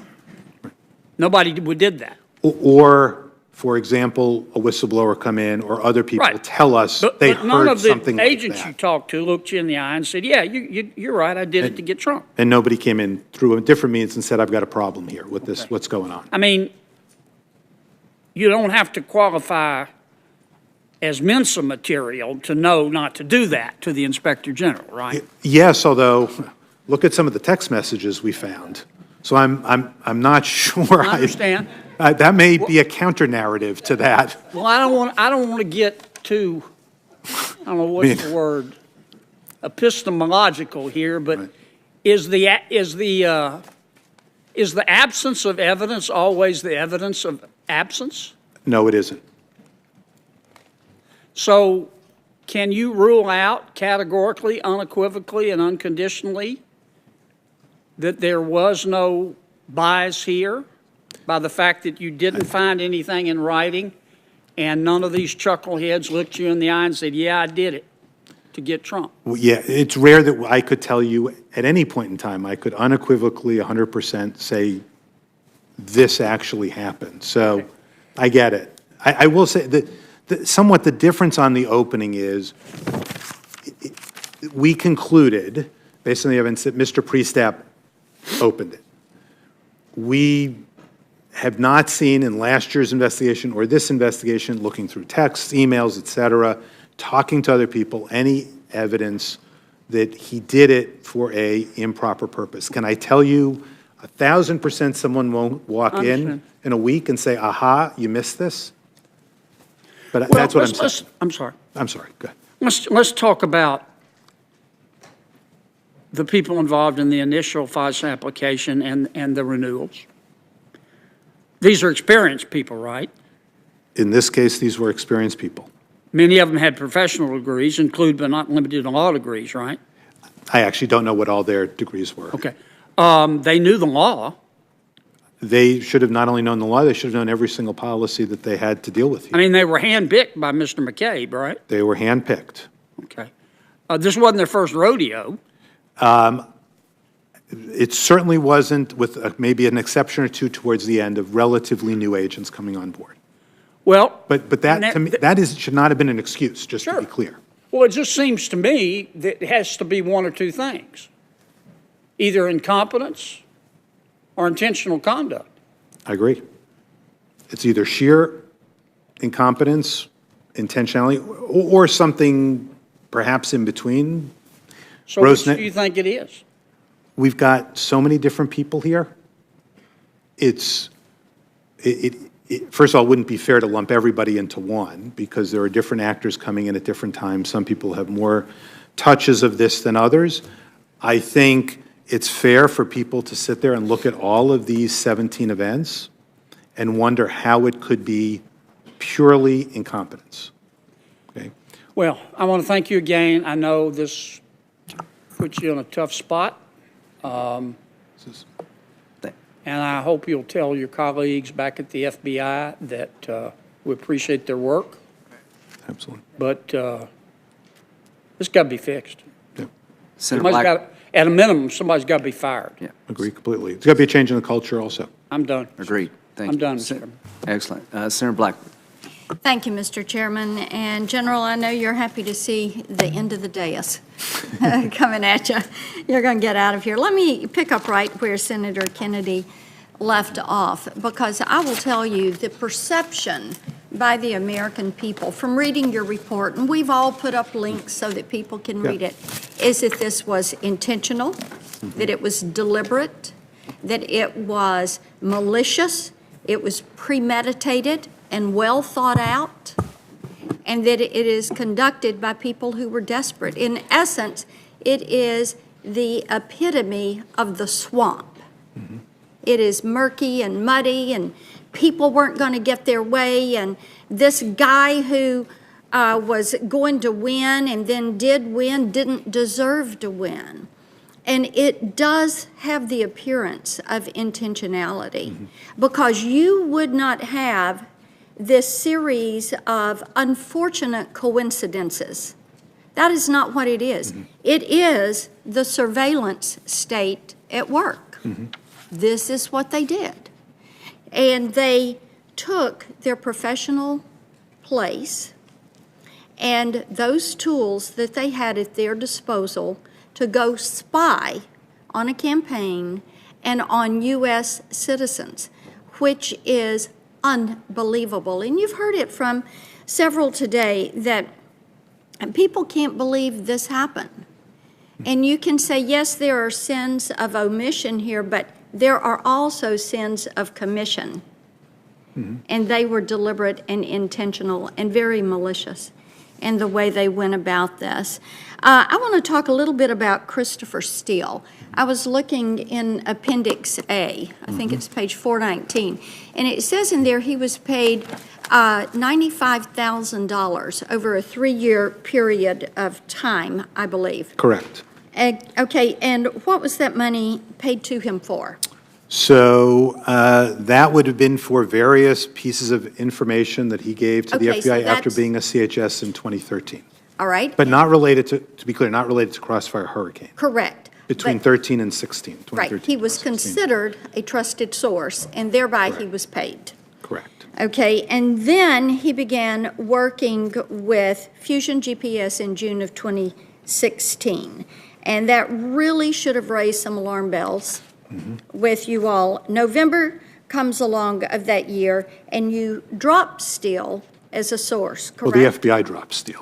Yes, the FBI drops him. He wasn't trusted anymore, and that was because he blew his cover. Correct. Started talking to the media.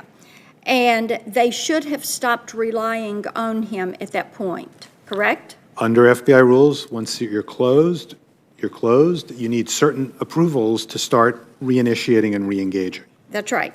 But the FBI kept using him, correct? They met with him through Bruce Orr. Yes. And they used him for information after he was cut off. They received that information. Right, 13 different times. Correct. Correct. Okay. So then we get this dossier. It is used as a big part of setting up this entire process for the FISA application. And Christopher Steele, people at the FBI know Christopher Steele was untrustworthy. He was an untrustworthy foreign actor. He was a political hack. He didn't like Trump. He was being paid by the Clintons, but they still pushed forward with using him and exercised extremely poor judgment, correct? Certainly, once they found out that he had done, they had decided to close him, they should have followed the rules if they wanted to reengage with him. But they had plenty of information to question the validity and the bona fides of some of the reporting. Should Bruce Orr be held criminally responsible for his conduct? We make a recommendation to the department And that's for to others review. to make. Others will make the decision. Let me ask you, a couple of times we've heard about lower level FBI agents and lawyers who had generated some of these inaccuracies, these 17 inaccuracies. So what is the process for supervisors fact-checking? So under the Woods procedures, these factual accuracy procedures put in place in response to prior instances found of the failure to accurately relay information to the court, the first-line supervisor is supposed to go through and recheck the process to But make that sure it did was not done. happen That here. did not happen here. And On why multiple did that- occasions. Right. And why did that not happen on these multiple occasions that this work was not checked? Because we were given explanations ranging from a lack of understanding of the process to So they were trying to skirt not only the rules, but the law, we got a lot of explanations that we didn't find particularly that satisfactory. they were skirting the law. I think what they did to Carter Page, as you have heard, is just unbelievable. Let me ask you this. How often do you find mistakes in a FISA application? Well, this is actually the first time my office has done a deep dive into a particular application. We've done higher level reviews on the FISA process and have found various issues at a higher level, but this is the first time we've actually been able to delve in this way to a FISA. It's a fairly unusual occurrence. Let me put this, I would hope so. If it's not an unusual occurrence, there are more cultural problems than you know about at the FBI, correct? That's correct. I would say so, too. Okay. I want to touch on accountability in the short amount of time that I have left, because I think it is absolutely just infuriating to the American people that those who executed this exercise, which should have been called Operation Takedown Trump, because that's what they were doing, that they are still getting a taxpayer-funded paycheck, they're still getting taxpayer-funded benefits and vacation time. When they take off for Christmas, they're going to be on the taxpayer dime. And you know, around here, from time to time, you'll hear people talk about those that went after the late Senator Stevens. One of them still working for the U.S. Attorney's Office up in Anchorage. Another one is working in Spokane. Senator Stevens was found to be innocent, and they're still getting a government paycheck. So we want to make certain that disciplinary action is taken. I know you were asked about case agent number 1. He is still there. What about SSA 1? He did the security briefing. Still employed? That's my understanding. Okay, so he is still using our money to fund his lifestyle. And the lawyer, we know, is going to have face criminal referrals, correct? I'm just going to stick with what we say in here, which is we referred it to the Attorney General and the FBI Director. Okay. The FBI sent a supervisory, no, I don't want to ask you that. I think we know the answer to that. Peter Strzok approved the request to expedite the first FISA application, and he, along with Lisa Page, pushed for the expedition of the first application with DOJ officials, correct? Correct. Okay. So we know that she was, in answer to what Senator Kennedy asked you, she was involved in the line of communication and the setup of this, correct? She was involved in at least the one meeting that we identify in the report. Okay. And I found it curious in your report, and this is the reason I ask it. You said that they had no role in the preparation of the approval of any of the 4 FISA warrant applications. So I guess if you're saying not putting pen to paper and giving a nod or an up or down. They were not in the, there's a substantial chain of approval that has to go on at the FBI. They were not in the chain that had to sign off on it, but they did get involved, as you indicated, in pushing the department to get answers to, So they were can we move involved in the forward? process, but just not In that way. final approval. They did not have responsibility at any step of this for Okay, signing we're off. going to get you out of here maybe a few seconds early. I just want to thank you and your team very much for the patience, for being here, for the report that you've given. I think that many of us look forward to what General Durham is going to say when he takes up some of this. But I think it's important to note also, this is not the first time something has happened like this in one of our federal agencies. And the reaction when I'm at home in Tennessee from people is they cannot believe the absolute maliciousness that took place with this. It is not unfortunate coincidences. It is the surveillance state. Yield back. And if I could just thank you also. You mentioned Senator Stevens and the bill that Senator Lee has pending that you co-sponsored and joined. I appreciate your support for our work. Thank you. We're truly near the end. Senator Hirono has one question. One question. Thank you so much, Mr. Chairman. So, Mr. Horowitz, you are investigating for 19 months, 100 witnesses, 1 million documents. You even have a hotline for whistleblowers? Right. So did any whistleblowers come forward during your investigation with any concern that errors were made intentionally or out of bias against Trump? I mean, for example, I'm looking at the footnote on page 339 of your report, and it cites some of the very colorful pro-Trump tweets that were made by some of the FBI agents. One would think that if they knew anything, they would have contacted you in the 19-month investigation that you conducted. Did anybody come forward? We did not have any such evidence. So no documents, no testimony, no one coming forward to complain. That would be another way of gauging motives, as you put it, correct? Correct. No one came forward. Thank you so much. Thank you.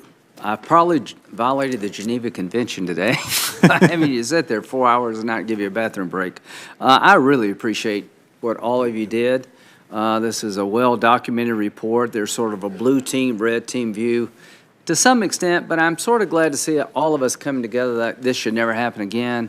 The FISA system to survive has to be reformed. To the FISA court, we're looking to you to take corrective action. If you take corrective action, that will give us some confidence that you should stick around. If you don't, it's going to be hurtful to the future of the court. I think all of us are now thinking differently about checks and balances in that regard. The country would be stronger.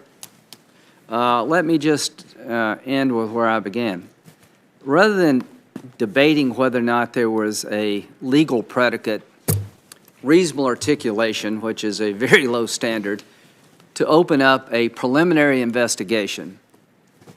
Durham will have his view of what really happened. He may know more than you. I don't know. I trust him to be fair. I trust you to be fair. The fact that 3 lawyers disagree is okay. No one's ever suggested y'all did a bad job. You've done a great job. You can reach your conclusion about the legal predicate, and you have, and I respect it. And I'm going to assume for a moment that's the right conclusion. That doesn't matter at all to me, because after it was opened, it became a nightmare. It became something that can never happen again. It became, over time, a criminal conspiracy to defraud the court. It became an effort by lawyers to doctor evidence. It became a conscious effort to deny the court exculpatory information about an American citizen. They should have stopped, at least in January 2017, when the Russian subsource said, everything in the dossier I disavow. Poor Carter Page. 2 more warrant renewals after they were on notice the dossier was unreliable. All I can say is that why they did it, you can make your own decision. But it's pretty clear to me that this was a lot of things, but it was not a counterintelligence investigation to protect Donald Trump. This was opened as a counterintelligence investigation, and it kept going and going and going after it should have stopped, because the last thing on their mind was to protect Donald Trump. A lot of the key players here were upset with the outcome of the 2016 election. And man, they had a lot of power. And that's what worries me the most. You may not like what the American people do, but you should honor their decision. And the reason the investigation survived and kept going after so many stop signs is because people wanted it to keep going. The reason nobody briefed Donald Trump about you may have people working for you connected to Russia is they could give a damn about protecting him. This is just my view. It's kind of odd that in a counterintelligence investigation, you never brief the person who's the subject of the foreign influence, like you did Dianne Feinstein and like they did Hillary Clinton. So the bottom line here is, I hope we never have a defensive briefing or intelligence briefing where you send an FBI agent to do a 302 on the people you're briefing. This is some really scary stuff. I think I know what their motivation was, but it doesn't matter. They did it. Hope somebody holds them accountable. And I hope it never, ever happens again. To my Democratic friends, this could happen to you one day. Mr. Horowitz, do you agree that every politician in America should be concerned about what happened here? I'll go further. Every American should want to make sure this FISA process works the right way. Finally, to those of us in politics, how easy it is for somebody to come in our lives and our campaigns as volunteers. And I would hope the FBI would tell me if they've got a reasonable suspicion that somebody in my campaign is a bad actor, so I can do something about it. What scares me the most is that the power to open up a counterintelligence investigation is almost unlimited. The power to abuse it is exactly what your report tells us about. Thank you. The hearing's adjourned. And finally, this is the beginning, not the end, of this committee's involvement in this matter. Much more to follow. Thank you.